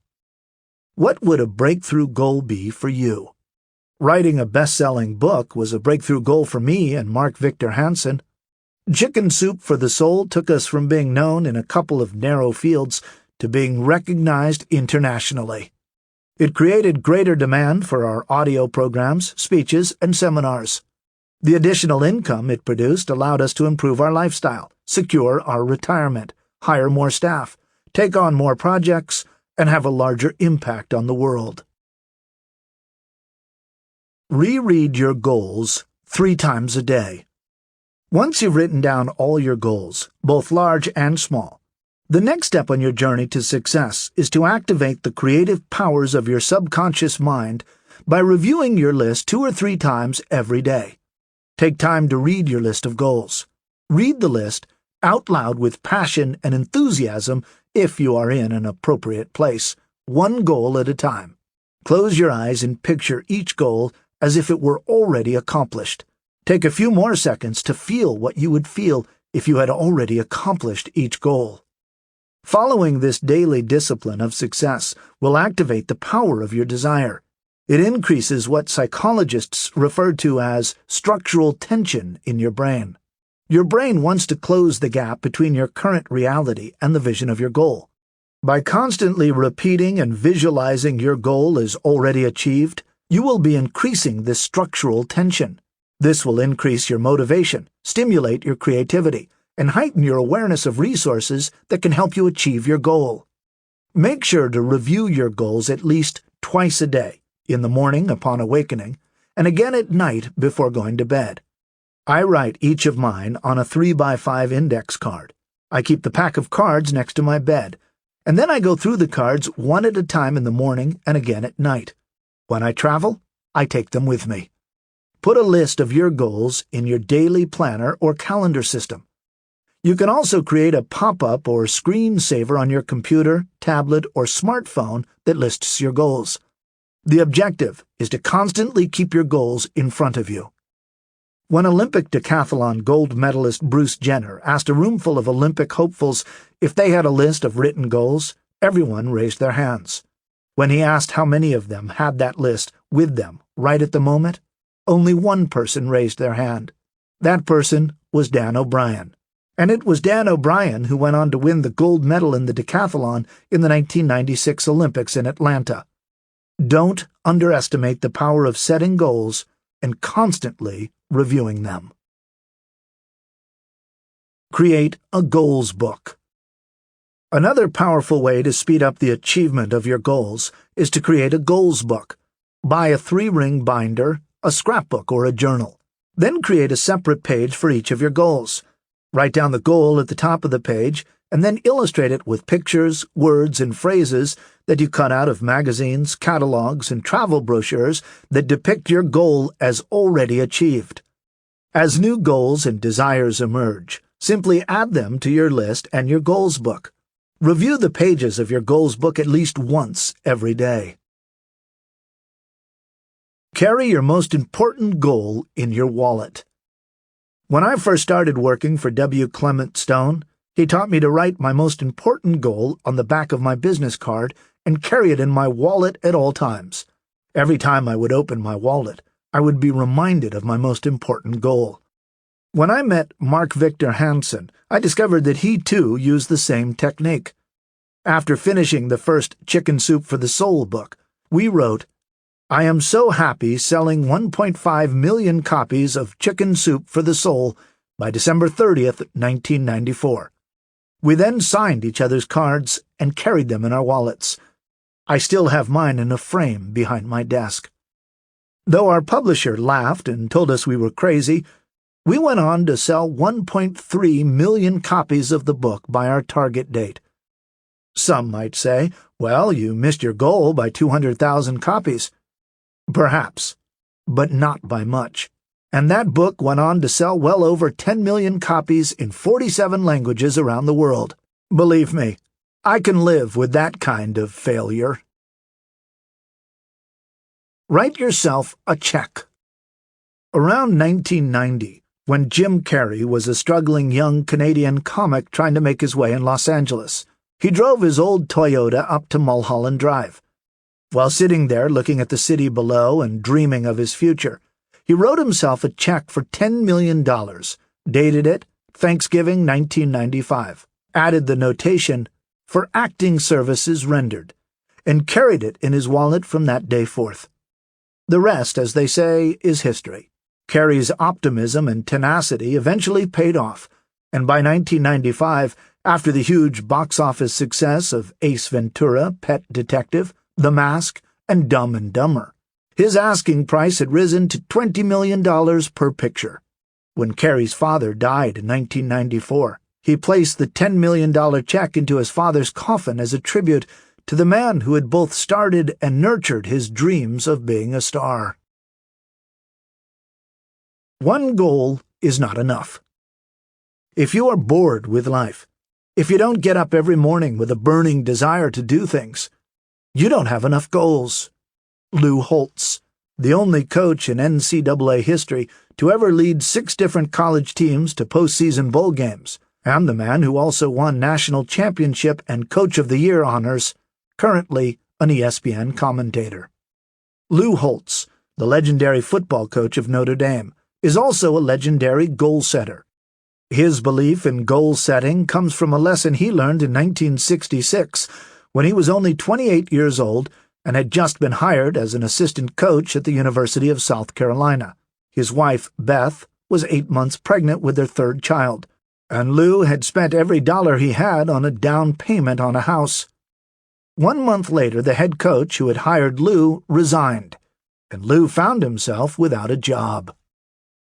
In an attempt to lift his spirits, his wife gave him a book, The Magic of Thinking Big, by David Schwartz. The book said that you should write down all the goals you want to achieve in your life. Lou sat at the dining room table, turned his imagination loose, and before he knew it, he had listed 107 goals he wanted to achieve before he died.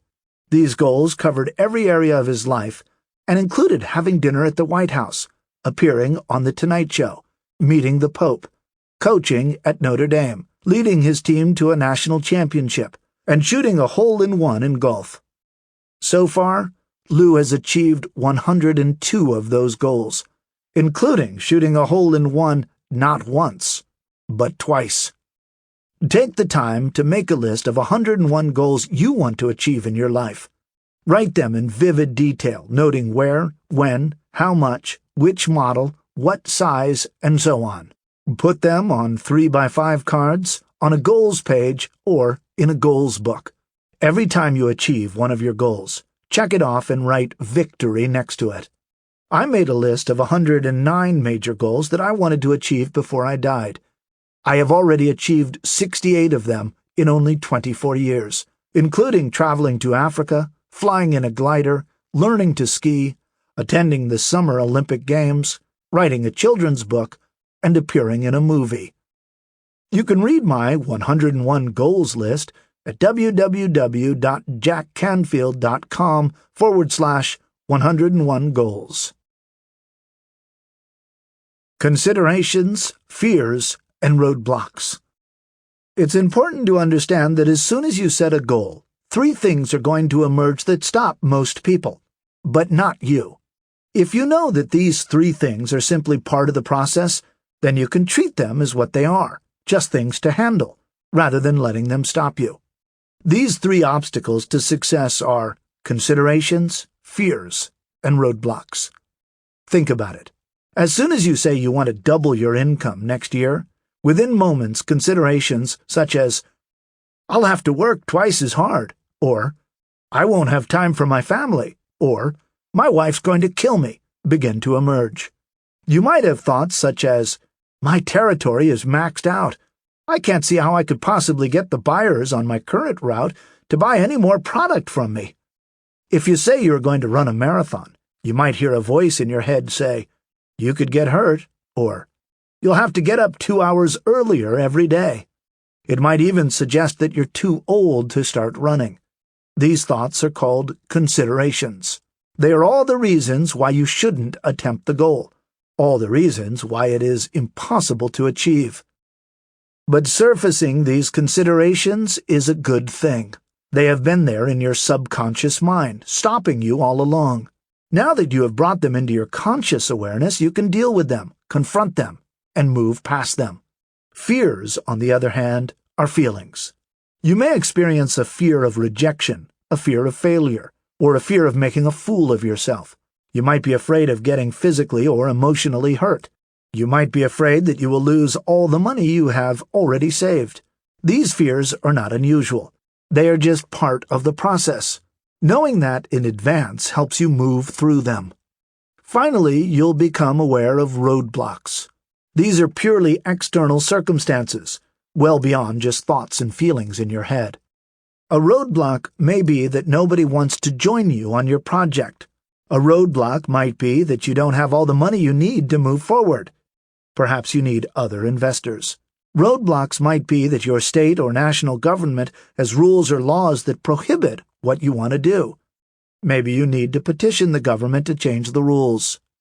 Stu Lichtman, a business turnaround expert, took over a well-known shoe company in Maine that was in such bad shape financially, it was virtually doomed to go out of business. The business owed millions of dollars to creditors and was short the $2 million needed to pay them. As part of the proposed turnaround, Stu negotiated the sale of an unused plant near the Canadian border that would bring the company $600,000. But the state of Maine had a lien on that plant that would have taken all of the proceeds.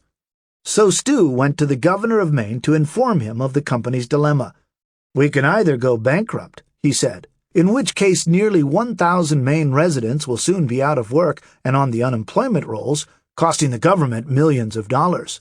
Or the company and the government could together pursue Stu's plan of keeping the company alive, helping to keep the state's economy growing, keeping nearly 1,000 people employed, and turning the company around in preparation for a takeover by another company. But the only way to achieve that goal was to overcome, you guessed it, the roadblock of the state's lien on the plant.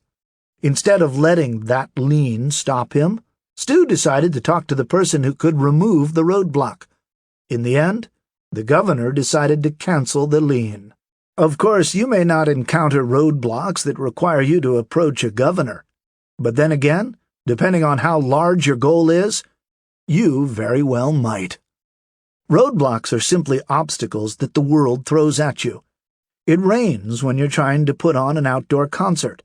Your wife doesn't want to move to Kentucky. You don't have the financial backing you need, and so on. Roadblocks are simply real-world circumstances that you need to deal with in order to move forward. They are just things that you will need to handle. Unfortunately, when these considerations, fears, and roadblocks come up, most people see them as a stop sign. They say, "Now that I'm thinking that, feeling this, and finding out about that, I think I won't pursue this goal after all." But I'm telling you not to see considerations, fears, and roadblocks as stop signs, but rather as a normal part of the process that will always appear. When you remodel your kitchen, you resign yourself to a little dust and disturbance as part of the price you will have to pay. You simply learn to deal with it. The same is true of considerations, fears, and roadblocks. You just learn to deal with them. In fact, they're supposed to appear. If they don't, it means you haven't set a goal that's big enough to stretch you and grow you. It means there's no real potential for self-development. Learn to welcome considerations, fears, and roadblocks when they appear, because many times they are the very things that have been holding you back in life. Once you can see these subconscious thoughts, feelings, and obstacles, once you are aware of them, you can face them, process them, and deal with them. When you do, you become better prepared for the next venture you want to undertake. Mastery is the goal. You want to set a goal that is big enough that in the process of achieving it, you become someone worth becoming. Jim Rohn, self-made millionaire, success coach, and philosopher.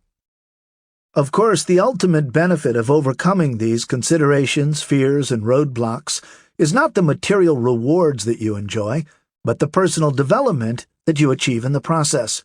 Money, cars, houses, boats, attractive spouses, power, and fame can all be taken away, sometimes in the blink of an eye.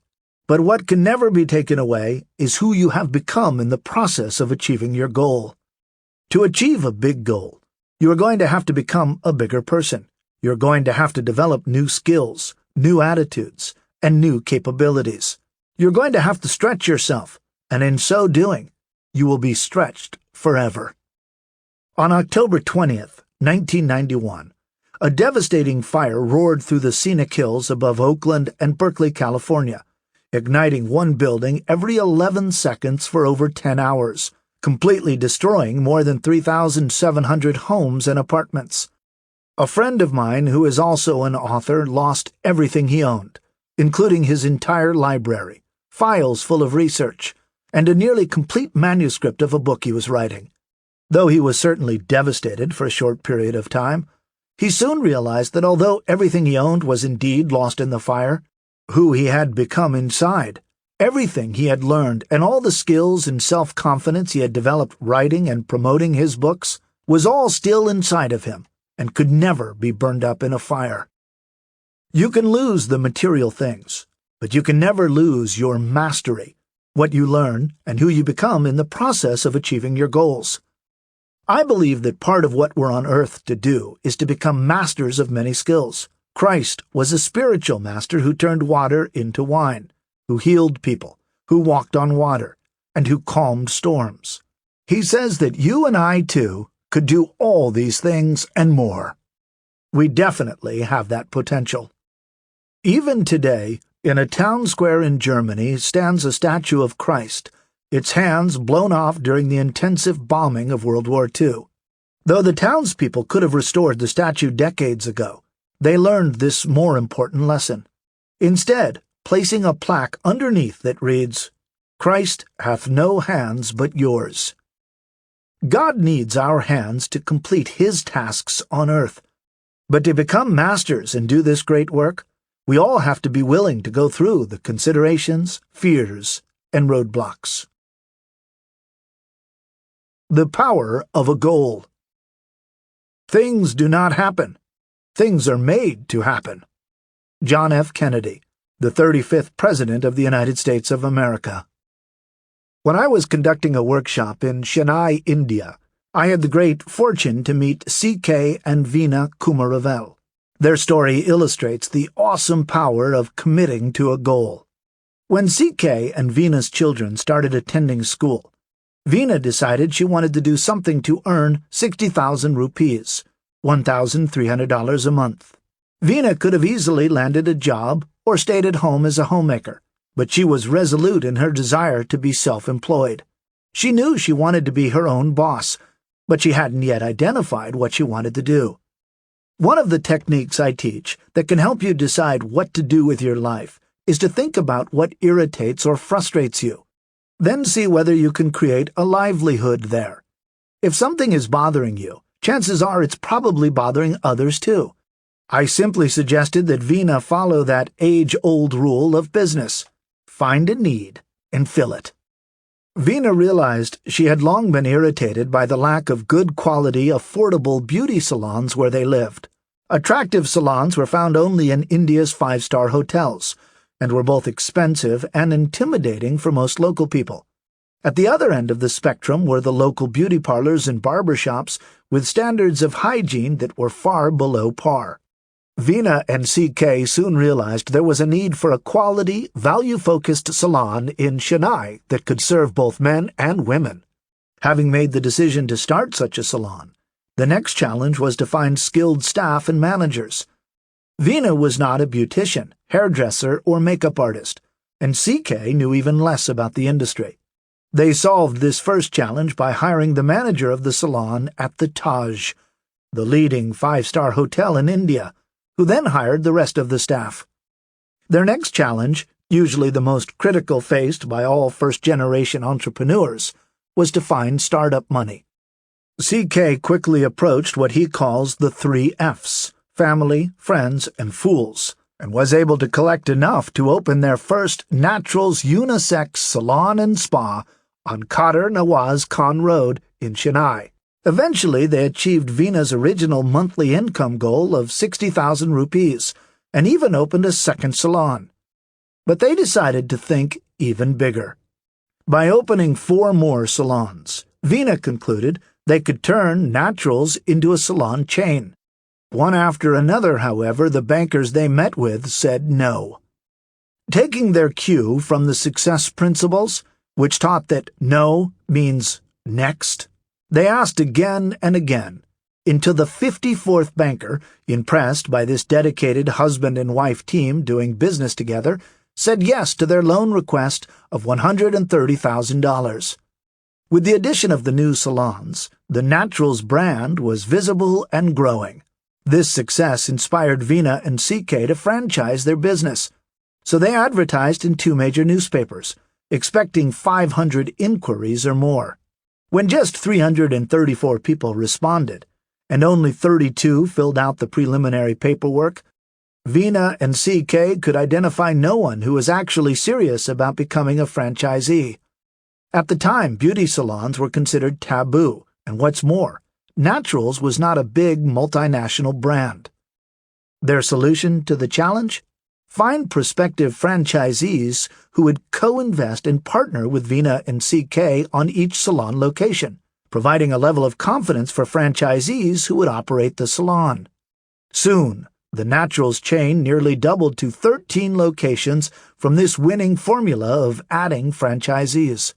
By 2009, the chain had grown to 54 salons. And by 2014, there were 376 Naturals salons across India. Veena and CK also negotiated an agreement to open salons inside 250 Easy Day neighborhood stores, and are on target to open 50 salons in the Gulf region, where millions of people from India live and work. What gives CK and Veena the greatest satisfaction is that they've created 184 financially successful women entrepreneurs, 80% of whom started out as stay-at-home housewives. Even more importantly, they have created 6,400 jobs. During one of my trips to Chennai, the Kuma Ravels invited me to attend the opening of one of their new salon spas. What an experience! The salon was clean, brightly lit, and very welcoming, as were all the staff, and the level of positive energy was unmistakable. But the thing that deeply moved me was that several of the staff were visually challenged. The Kuma Ravels had discovered that, due to their heightened sense of touch, these young men and women make the best foot reflexology and massage therapists. And now they employ a large number of these young men and women who would otherwise be relegated to a life of poverty and neglect. Read more about Veena and CK's story at www.thesuccessprinciples.com/stories. CK told me that his goal is to erase the word housewife from the dictionary and create 1,000 successful women entrepreneurs, 3,000 salons, and 50,000 jobs by December 31st, 2017. Principle 8. Chunk it down. The secret of getting ahead is getting started. The secret of getting started is breaking your complex, overwhelming tasks into small, manageable tasks, and then starting on the first one. Mark Twain, celebrated American author and humorist. Sometimes our biggest life goals seem so overwhelming. We rarely see them as a series of small, achievable tasks. But in reality, breaking down a large goal into smaller tasks and accomplishing them one at a time is exactly how any big goal gets achieved. So after you have decided what you really want and have set measurable goals with specific deadlines, the next step is to determine all of the individual action steps you will need to take to accomplish your goal. How to chunk it down. There are several ways to figure out the action steps you will need to take to accomplish any goal. One is to consult with people who have already done what you want to do and ask what steps they took. From their experience, they can give you all of the necessary steps, as well as advice on what pitfalls to avoid. Another way is to purchase a book, a manual, or an online course that outlines the process. Yet another way is to start from the end and look backward. You simply close your eyes and imagine that it's now the future and you have already achieved your goal. Then just look back and see what you had to do to get where you are now. What was the last thing you did? And then the thing before that. And then the thing before that, until you arrive at the first action you had to start with. Remember that it is okay to not know how to do something. It's okay to ask for guidance and advice from those who do know. Sometimes you can get it free, and sometimes you have to pay for it. Get used to asking, "Can you tell me how to," and "What would I have to do to," and "How did you?" Keep researching and asking until you can create a realistic action plan that will get you from where you are to where you want to go. What will you need to do? How much money will you need to save or raise? What new skills will you need to learn?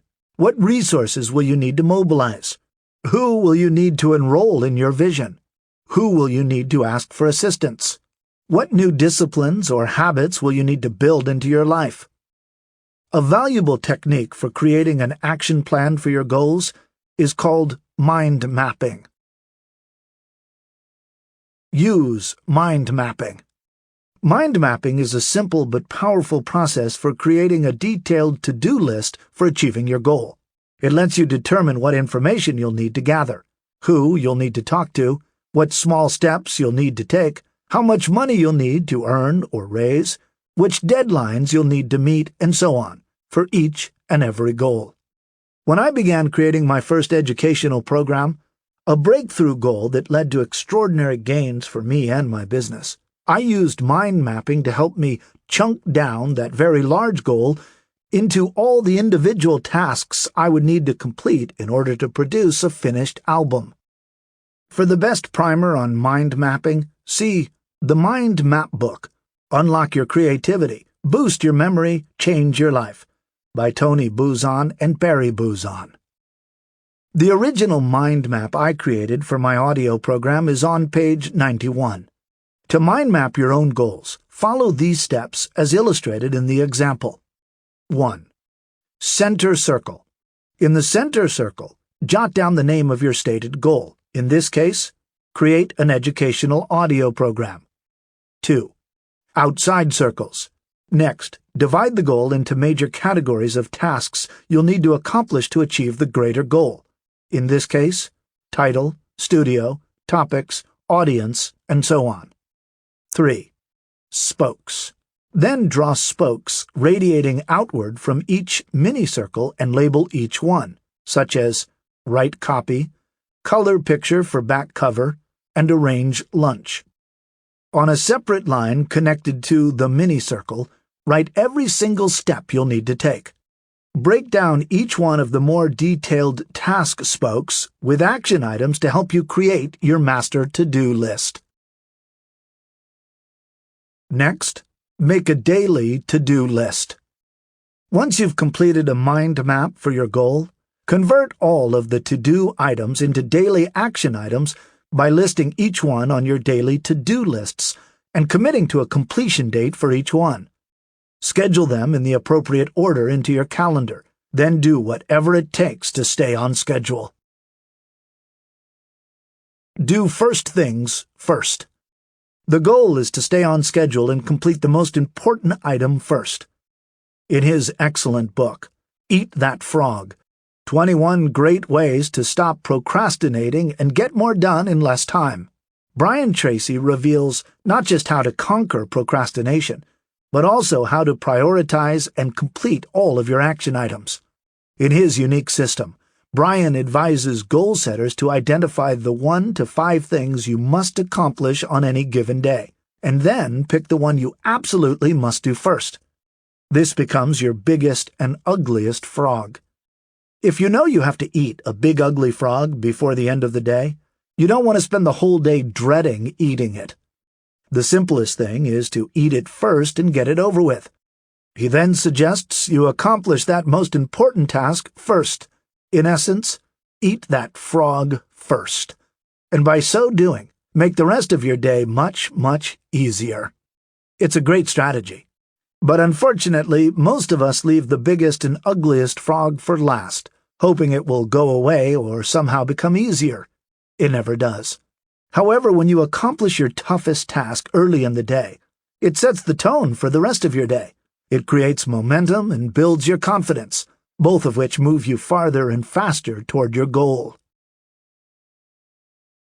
Plan your day the night before. One of the most powerful tools high achievers use for chunking things down, gaining control over their life, and increasing their productivity is to plan their next day the night before. There are 2 major reasons why this is such a powerful strategy for success. 1. If you plan your day the night before, making a to-do list and spending a few minutes visualizing exactly how you want the day to go, your subconscious mind will work on these tasks all night long. You will think of creative ways to solve any problem, overcome any obstacle, and achieve your desired outcomes. And if we can believe some of the newer theories of quantum physics, it will also send out waves of energy that will attract the people and resources to you that are needed to accomplish your goals. 2. By creating your to-do list the night before, you can start your day running. You know exactly what you're going to do and in what order, and you've already pulled together any materials you need. If you have 5 telephone calls to make, you would have them written down in the order you plan to make them, with the phone numbers next to the person's name and all the support materials at hand. By mid-morning, you would be way ahead of most people, who waste the first half of the day clearing their desk, making lists, finding necessary paperwork, in short, just getting ready to work. Use the Achiever's Focusing System. A valuable tool that will really keep you focused on achieving all of your goals in the 7 areas we explained in your vision, see pages 38 and 39, is the Achiever's Focusing System developed by Les Hewitt of the Achievers Coaching Program. It is a form you can use to plan and hold yourself accountable for 13 weeks of goals and action steps. You can download a copy of the form and instructions on how to use it for free at www.thesuccessprinciples.com. Principle 9. Success leaves clues. Long ago, I realized that success leaves clues, and that people who produce outstanding results do specific things to create those results. I believed that if I precisely duplicated the actions of others, I could reproduce the same quality of results that they had. Anthony Robbins, author of Unlimited Power. One of the great things about living in today's world of abundance and opportunity is that almost everything you want to do has already been done by someone else. It doesn't matter whether it's losing weight, running a marathon, starting a business, becoming financially independent, triumphing over breast cancer, or hosting the perfect dinner party. Someone has already done it and left clues in the form of books, manuals, audio and video programs, university classes, online courses, seminars, and workshops. Who's already done what you want to do? If you want to retire a millionaire, for instance, there are hundreds of books, ranging from The Automatic Millionaire to The 1-Minute Millionaire, and workshops ranging from Harv Ecker's Millionaire Mind Intensive to Marshall Thurber and D.C. Cordova's Money and You. You can access an updated and ever-expanding list of these kinds of resources at www.thesuccessprinciples.com/resources. If you want to have a better relationship with your spouse, you can read John Gray's Men Are From Mars, Women Are From Venus, attend a couples workshop, or take Gay and Katie Hendricks' Conscious Loving and Living Essentials seminar. For virtually everything you want to do, there are books and courses on how to do it.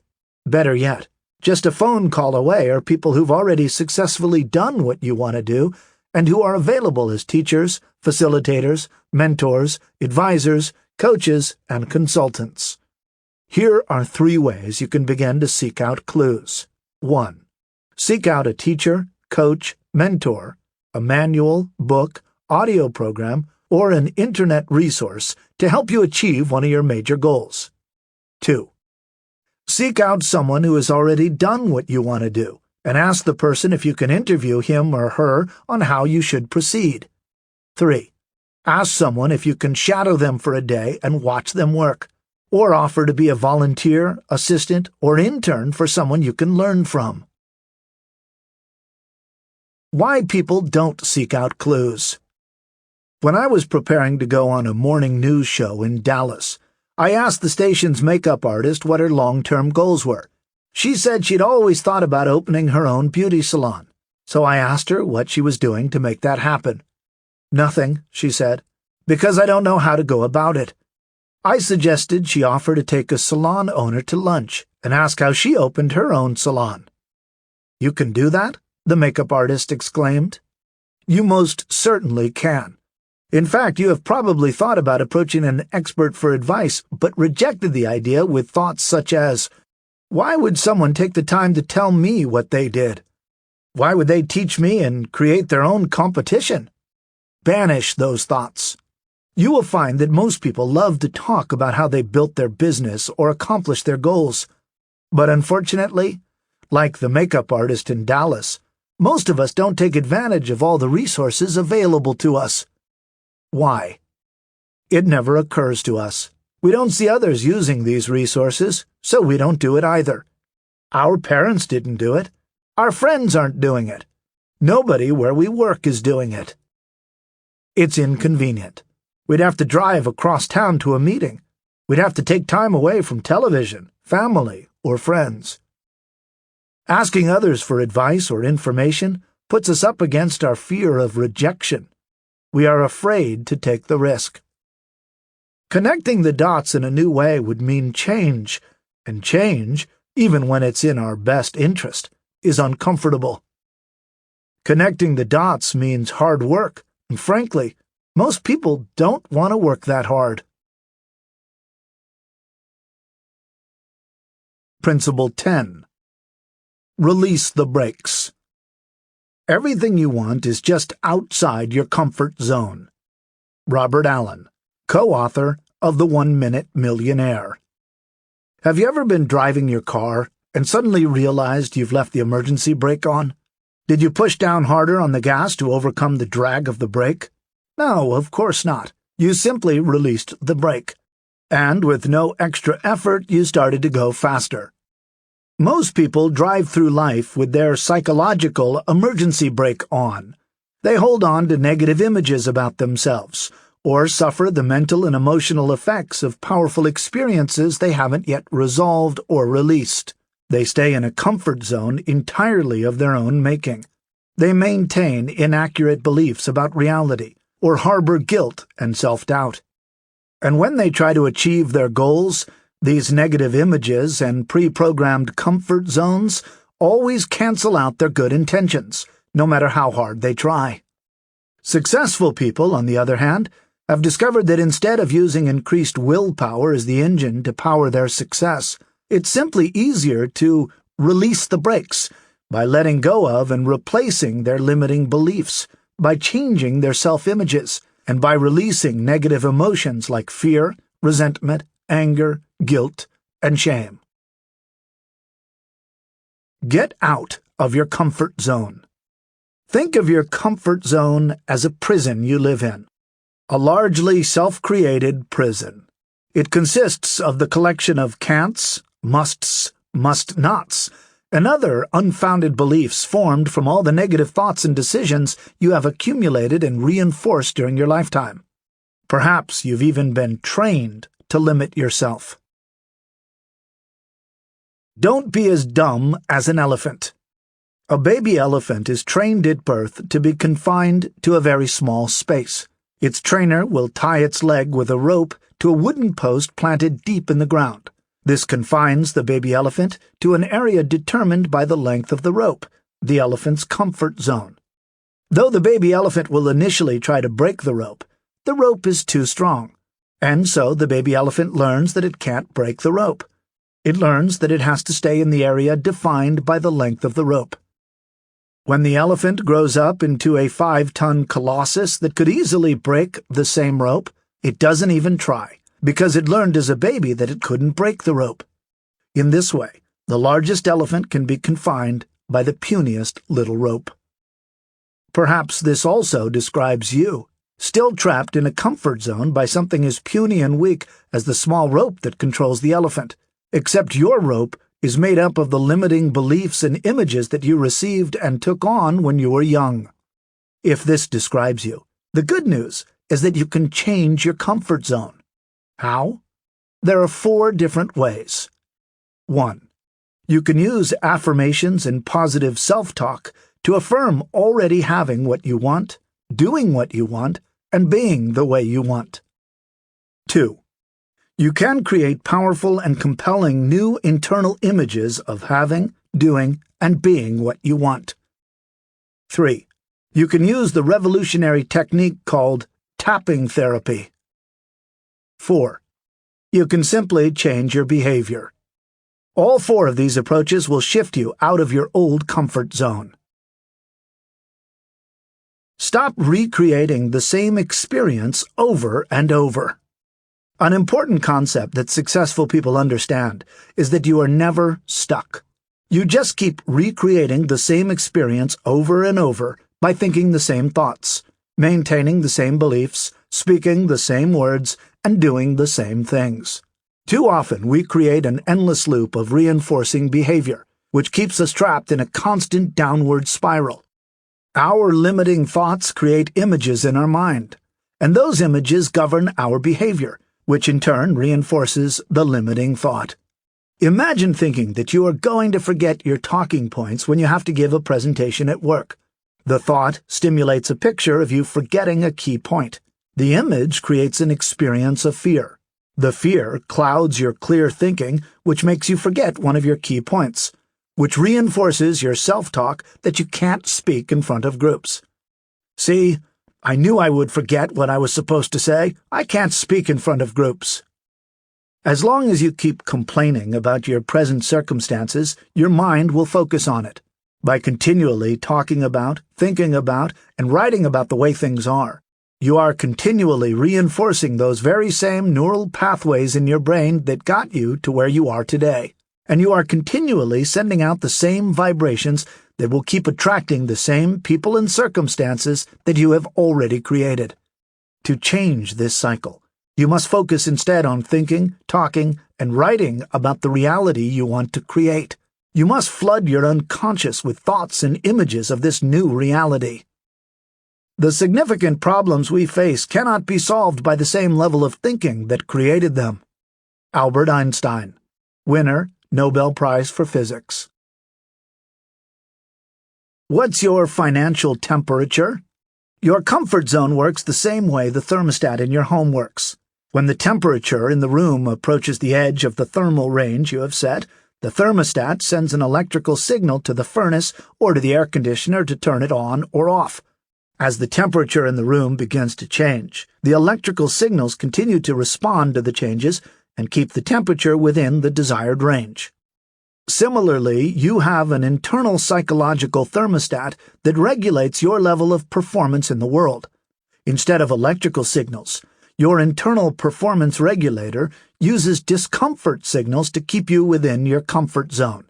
As your behavior or performance begins to approach the edge of that zone, you begin to feel uncomfortable. If what you are experiencing is outside the self-image you unconsciously hold, your body will send signals of mental tension and physical discomfort to your system.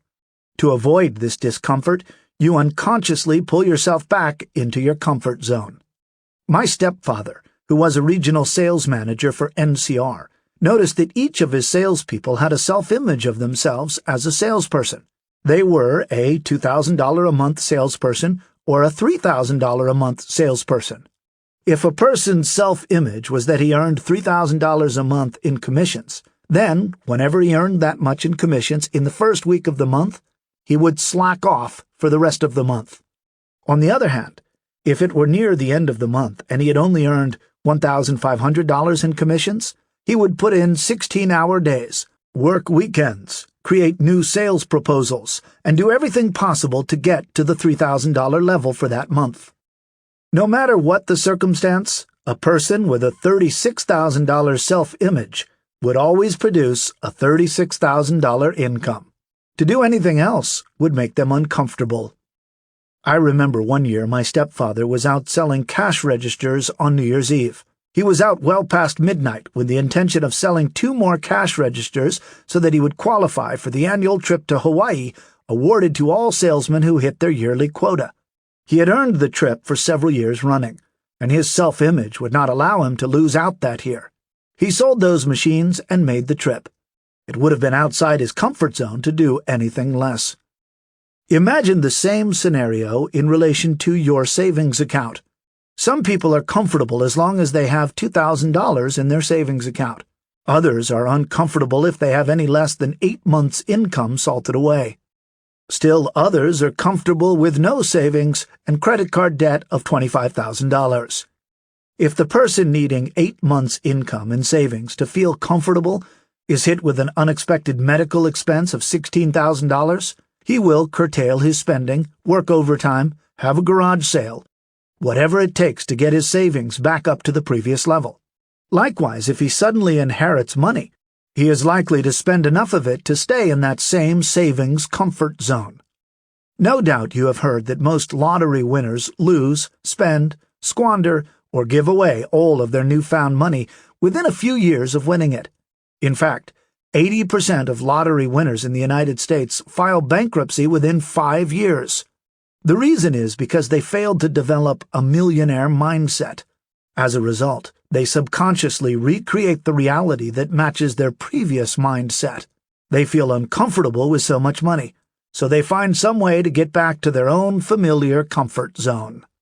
We have a similar comfort zone for the kinds of restaurants we eat in, the hotels we stay in, the kind of car we drive, the houses we live in, the clothes we wear, the vacations we take, and the type of people we associate with. If you have ever walked down Fifth Avenue in New York or Rodeo Drive in Beverly Hills, you have probably experienced walking into a store and immediately feeling as if you didn't belong there. The store was just too upscale for you. You felt out of place. That's your comfort zone in operation. Change your behavior. When I first moved to Los Angeles, my new boss took me shopping for clothes at this very upscale men's shop in Westwood. The most I had previously ever paid for a dress shirt was $35 at Nordstrom. The cheapest shirt in this store was $95. I was stunned and broke out in a cold sweat. While my boss purchased many things that day, I bought one Italian designer shirt for $95. I was so far out of my comfort zone, I could hardly breathe. The next week, I wore the shirt and was amazed by how much better it fit, how much better it felt, and how much better I looked wearing it. After a couple more weeks of wearing it once a week, I really fell in love with it. Within a month, I bought another one. Within a year, shirts like that were all I wore. Slowly, my comfort zone had changed because I'd gotten used to something better, even though it cost more. Today, I often pay $300 for custom-made shirts. When I was on the faculty of the $1 Million Forum and Income Builders International, 2 organizations dedicated to teaching people how to become millionaires, all of the trainings were held at the Ritz-Carlton Hotel in Laguna Beach, California, the Hilton Hotel on the Big Island of Hawaii, and other high-end luxury resort hotels. The reason was to get the participants used to being treated in a first-class way. It was part of stretching their comfort zones, changing the image of who they thought they were. Every training concluded with a black-tie dinner dance. For many of the participants, it was the first time they had ever attended a black tie affair. Another comfort zone stretch. Change your self-talk with affirmations. I've always believed in magic. When I wasn't doing anything in this town, I'd go up every night, sit on Mulholland Drive, look out at the city, stretch out my arms and say, "Everybody wants to work with me. I'm a really good actor. I have all kinds of great movie offers." I'd just repeat these things over and over, literally convincing myself that I had a couple of movies lined up. I'd drive down that hill ready to take the world on, going, "Movie offers are out there for me. I just don't hear them yet." It was like total affirmations, antidotes to the stuff that stems from my family background. Jim Carrey, actor. One way to stretch your comfort zone is to bombard your subconscious mind with new thoughts and images of a big bank account, a trim and healthy body, exciting work, interesting friends, memorable vacations, of all your goals as already complete. The technique you use to do this is called affirmations. An affirmation is a statement that describes a goal in its already completed state, such as, "I am enjoying watching the sunset from the lanai of my beautiful beachfront condo on the Ka'anapali coast of Maui," or, "I am celebrating feeling light and alive at my perfect body weight of 135. The 9 guidelines for creating effective affirmations. To be effective, your affirmations should be constructed using the following 9 guidelines. 1. Start with the words, "I am." The words "I am" are the 2 most powerful words in the language. The subconscious takes any sentence that starts with the words "I am" and interprets it as a command, a directive to make it happen. 2. Use the present tense. Describe what you want as though you already have it, as though it is already accomplished. Wrong. I am going to get a new red Porsche 911. Right. I am enjoying driving my new red Porsche 911. 3. State it in the positive. Affirm what you want, not what you don't want. State your affirmations in the positive. The unconscious does not hear the words no or not.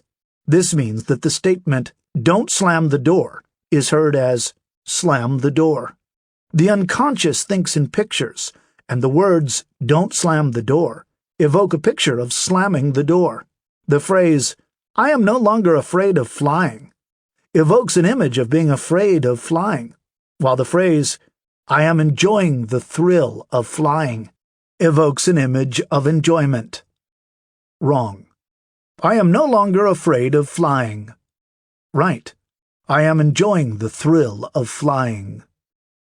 4. Keep it brief. Think of your affirmation as an advertising jingle. Act as if each word costs $1,000. It needs to be short enough and memorable enough to be easily remembered. 5. Make it specific. Vague affirmations produce vague results. Wrong. I am driving my new red sports car.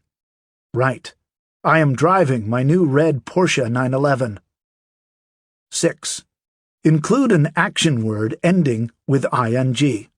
The active verb adds power to the effect by evoking an image of doing it right now. Wrong.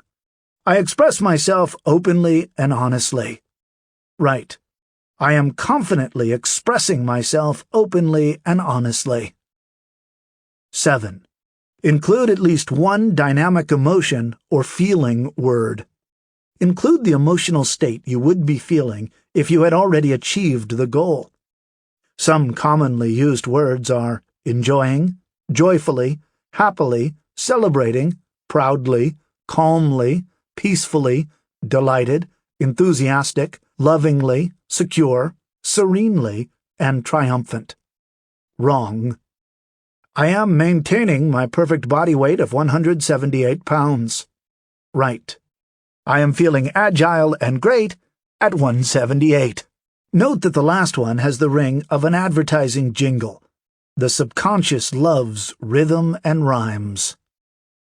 8. Make affirmations for yourself, not others. When you are constructing your affirmations, make them describe your behavior, not the behavior of others. Wrong. I am watching Johnny clean up his room. Right. I am effectively communicating my needs and desires to Johnny. 9. Add or something better. When you are affirming getting a specific situation, job, opportunity, vacation, material object, house, car, boat, or relationship, husband, wife, child, always add the words, or something, someone, better. Sometimes our criteria for what we want come from our ego or from our limited experience. Sometimes there is someone or something better that is available for us. So let your affirmations include this phrase when it is appropriate. Example: I am enjoying living in my beautiful beachfront villa on the Ka'anapali coast of Maui, or somewhere better. How to use affirmations and visualization. 1. Review your affirmations 1 to 3 times a day. The best times are first thing in the morning, in the middle of the day to refocus yourself, and around bedtime. 2. If appropriate, read each affirmation out loud. 3. Close your eyes and visualize yourself as the affirmation describes. See it as if you were looking out at the scene from inside of yourself. In other words, don't see yourself standing out there in the scene. See the scene looking out through your eyes as if you were actually living it. 4. Hear any sounds you might hear when you successfully achieve what your affirmation describes. The sound of the surf, the roar of the crowd, the playing of the national anthem. Include other important people in your life congratulating you and telling you how pleased they are with your success. 5. Feel the feelings that you will feel when you achieve that success. The stronger the feelings, the more powerful the process. If you have difficulty creating the feelings, you can affirm, I am enjoying easily creating powerful feelings in my effective work with affirmations. 6. Say your affirmation again, and then repeat this process with the next affirmation. Other ways to use affirmations. 1. Post 3x5 index cards with your affirmations around your home. 2. Hang pictures of the things you want around your house or your room. You can put a picture of yourself in the picture. 3. Repeat your affirmations during wasted time, such as waiting in line, exercising, and driving. You can repeat them silently or out loud. 4. Record your affirmations and listen to them while you work, exercise, drive, or fall asleep. 5. Have one of your parents make a recording of encouraging things you would like to have heard from them when you were growing up, or words of encouragement and permission you would currently like to hear. 6. Repeat your affirmations in the first person, I am, second person, you are, and third person, he or she is, or your name is. 7. Put your affirmations on your screensaver on your computer, tablet, or smartphone, so you'll see them every time you use your computer. Affirmations work. I first learned about the power of affirmations in my 20s, when W. Clement Stone challenged me to set a goal that was so far beyond my current circumstances it would literally astound me if I achieved it. Though I thought Stone's challenge had merit, I didn't really apply it to my life in a serious way until several years later when I decided to make the jump from earning $25,000 a year to making $100,000 or more. The first thing I did was to craft an affirmation after one I'd seen by Florence Scovel Shinn. My affirmation was, God is my infinite supply, and large sums of money come to me quickly and easily under the grace of God for the highest good of all concerned. I am happily and easily earning, saving, and investing $100,000 a year. Next, I created a huge replica of a $100,000 bill, which I affixed to the ceiling above my bed. On awakening, I would see the bill, close my eyes, repeat my affirmation, and visualize what I would be enjoying if I were living a $100,000 a year lifestyle. I envisioned the house I would live in, the furnishings and artwork I would own, the car I would drive, and the vacations I would take. I also created the feelings I would experience once I had already attained that lifestyle. Soon, I awoke one morning with my first $100,000 idea. It occurred to me that if I could sell 400,000 copies of my book, 100 Ways to Enhance Self-Concept in the Classroom, on which I received a 25 cents per copy royalty, I would earn a $100,000 income. I added to my morning visualizations the image of my book flying off bookstore shelves and my publisher writing me a $100,000 check. Not long after, a freelance journalist approached me and wrote an article about my work for the National Enquirer. As a result, thousands of additional copies of my book were sold that month. Almost daily, more and more money-making ideas flowed into my mind. For instance, I took out small ads and sold the book on my own, making $3 per copy instead of just 25 cents. I started a mail-order catalog of mine and others' books on self-esteem and made even more money from these same buyers. The University of Massachusetts saw my catalog and invited me to sell books at a weekend conference, helping me generate more than $2,000 in 2 days, and introducing me to another strategy for making $100,000 a year. At the same time I was visualizing greater book sales, I also got the idea to generate more income from my workshops and seminars. When I asked a friend who did similar work how I could charge higher fees, he revealed he was already charging more than double what I was being paid. With his encouragement, I tripled my speaking fee and discovered the schools that were hiring me to speak had budgets even higher than that. My affirmation was paying off big time. But if I hadn't set the goal to make $100,000 and been diligent about affirming and visualizing it, I never would have raised my speaking fees, started a mail-order bookstore, attended a major conference, or been interviewed for a major publication. As a result, my income that year skyrocketed from $25,000 to over $92,000. Of course, I missed my $100,000 goal by $8,000, but I can assure you I wasn't depressed about it. On the contrary, I was ecstatic. I had almost quadrupled my income in less than 1 year, using the power of visualization and affirmations coupled with the willingness to act when I had an inspired idea. After our $92,000 year, my wife asked me, "If affirmations worked for $100,000, do you think they would also work for $1 million?" Using a new affirmation, I am happily depositing my $1 million royalty check from my best-selling book. Along with visualization, I achieved that goal too, and have continued to make $1 million or more every year since. Don't wait 30 years to use this strategy. Joe Newberry heard me tell this story at a business networking breakfast in the 1980s, but he didn't get around to putting his own $100,000 bill on the ceiling until 30 years later. It was June, and he was looking for ways to boost his income. When he saw me retell that story in the movie The Secret, he rushed home to put his own $100,000 bill above his bed, where he would see it each morning when he woke up. By September, people were calling to hire him as a consultant. Soon after, he was representing 2 recording labels and negotiating deals for major artists.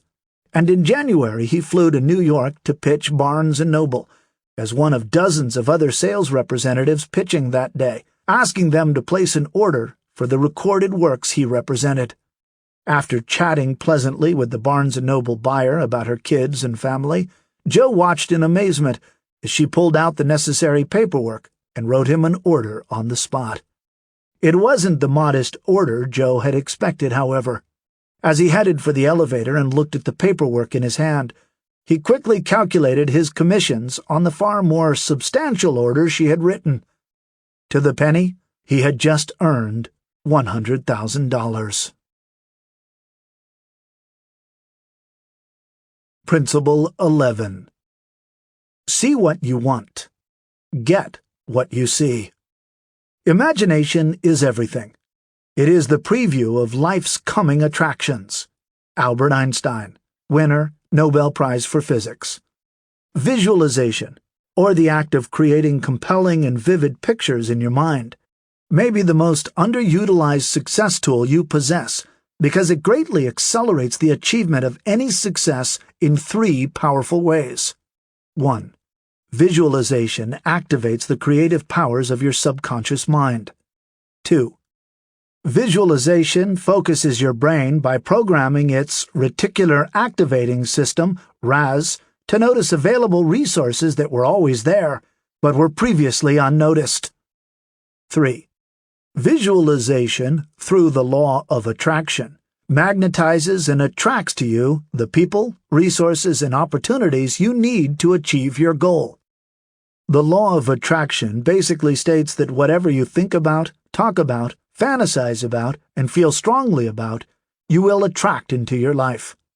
When you perform any task in real life, researchers have found your brain uses the same identical processes it would use if you were only vividly visualizing that activity. In other words, your brain sees no difference whatsoever between visualizing something and actually doing it. This principle also applies to learning anything new. Research at Harvard University found that students who visualized in advance performed tasks with nearly 100% accuracy, whereas students who didn't visualize achieved only 55% accuracy. Visualization simply makes the brain achieve more. And though none of us were ever taught this in school, sports psychologists and peak performance experts have been popularizing the power of visualization since the 1980s. Almost all Olympic and professional athletes now employ the power of visualization.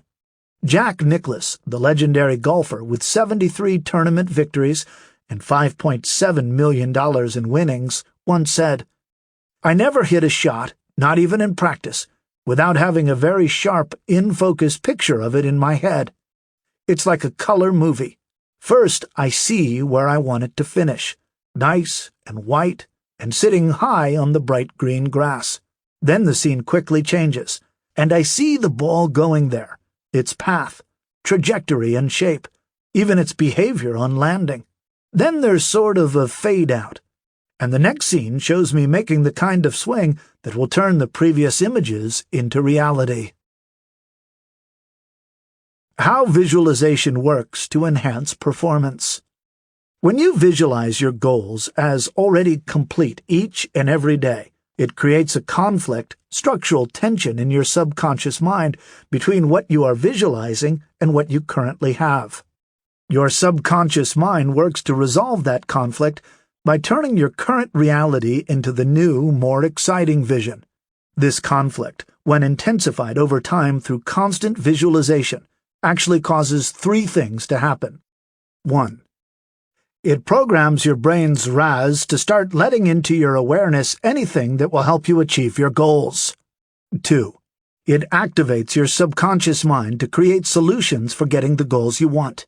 You'll start waking up in the morning with new ideas. You'll find yourself having ideas in the shower while you are taking long walks and while you are driving to work. 3. It creates new levels of motivation. You'll start to notice you are unexpectedly doing things that take you to your goal.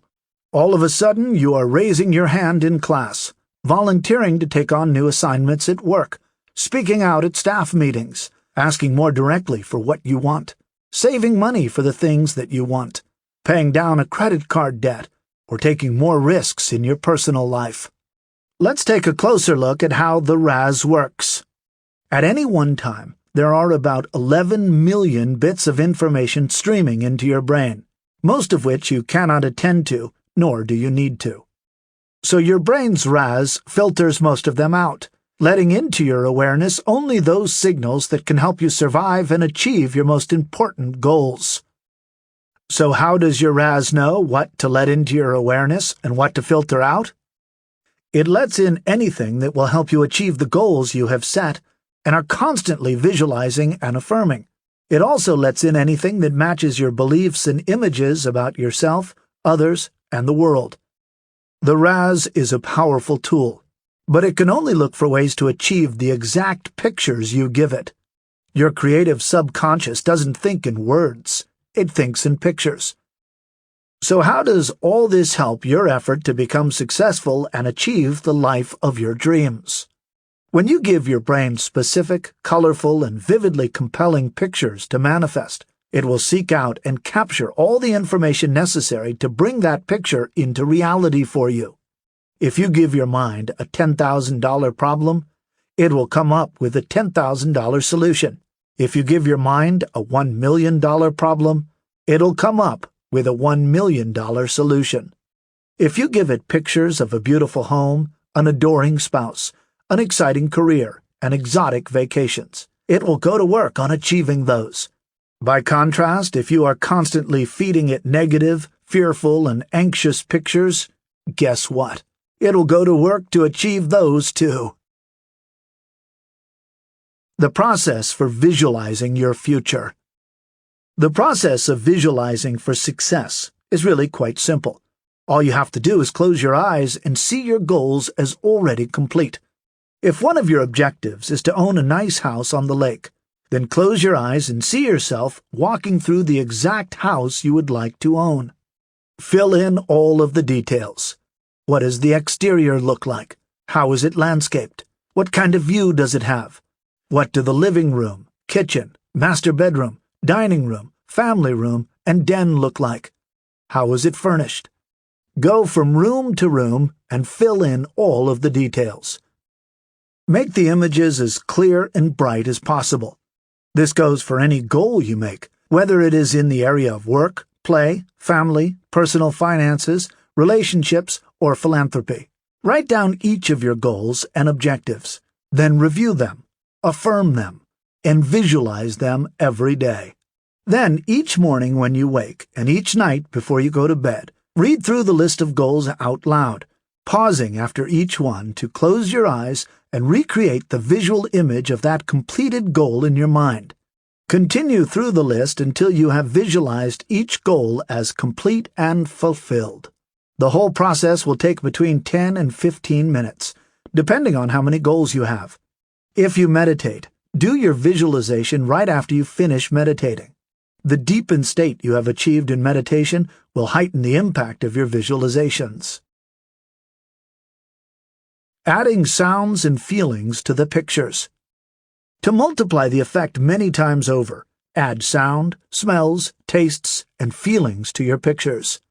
What sounds would you be hearing? What smells would you be smelling? What tastes would you be tasting? And most important, what emotions and bodily sensations would you be feeling if you had already achieved your goal? If you were imagining your dream house on the beach, you might add in the sound of the surf lapping at the shore outside your home, the sound of your kids playing on the sand, and the sound of your spouse's voice thanking you for being such a good provider. Then add in the feeling of pride of ownership, satisfaction at having achieved your goal, and the feeling of the sun on your face as you sit on your deck looking out at a beautiful sunset over the ocean. Fuel the images with emotion. By far, these emotions are what propel your vision forward. Researchers know that when accompanied by intense emotions, an image or scene can stay locked in the memory forever. I'm sure you remember exactly where you were when the World Trade Center collapsed on September 11, 2001. Your brain remembers it all in great detail, because not only did your brain filter information you needed for survival under these tense moments, but also the images themselves were created with intense emotion. These intense emotions actually stimulate the growth of additional spiny protuberances on the dendrites of brain neurons, which ultimately creates more neural connections, thus locking in the memory much more solidly. You can bring the same emotional intensity to your own visualizations by adding inspiring music, real-life smells, deeply felt passion, even loudly shouting your affirmations with exaggerated enthusiasm. The more passion, excitement, and energy you can muster, the more powerful will be the ultimate result.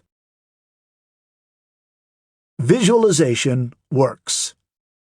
Olympic gold medalist Peter Vidmar describes his use of visualization in his successful pursuit of the gold. To keep us focused on our Olympic goal, we began ending our workouts by visualizing our dream. We visualized ourselves actually competing in the Olympics and achieving our dream by practicing what we thought would be the ultimate gymnastic scenario. I'd say, "Okay, Tim, let's imagine it's the men's gymnastics team finals of the Olympic Games. The United States team is on its last event of the night, which just happens to be the high bar. The last two guys up for the United States are Tim Daggett and Peter Vidmar. Our team is neck and neck with the People's Republic of China, the reigning world champions, and we have to perform our routines perfectly to win the Olympic team gold medal." At that point, we'd each be thinking, "Yeah, right. We're never going to be neck and neck with those guys. They were number one at the Budapest World Championships, while our team didn't even win a medal. It's never going to happen." But what if it did happen? How would we feel? We'd close our eyes and, in this empty gym at the end of a long day, we'd visualize an Olympic arena with 13,000 people in the seats and another 200 million watching live on television. Then we'd practice our routines. First, I'd be the announcer. I'd cup my hands around my mouth and say, "Next up, from the United States of America, Tim Daggett." Then Tim would go through his routine as if it were the real thing.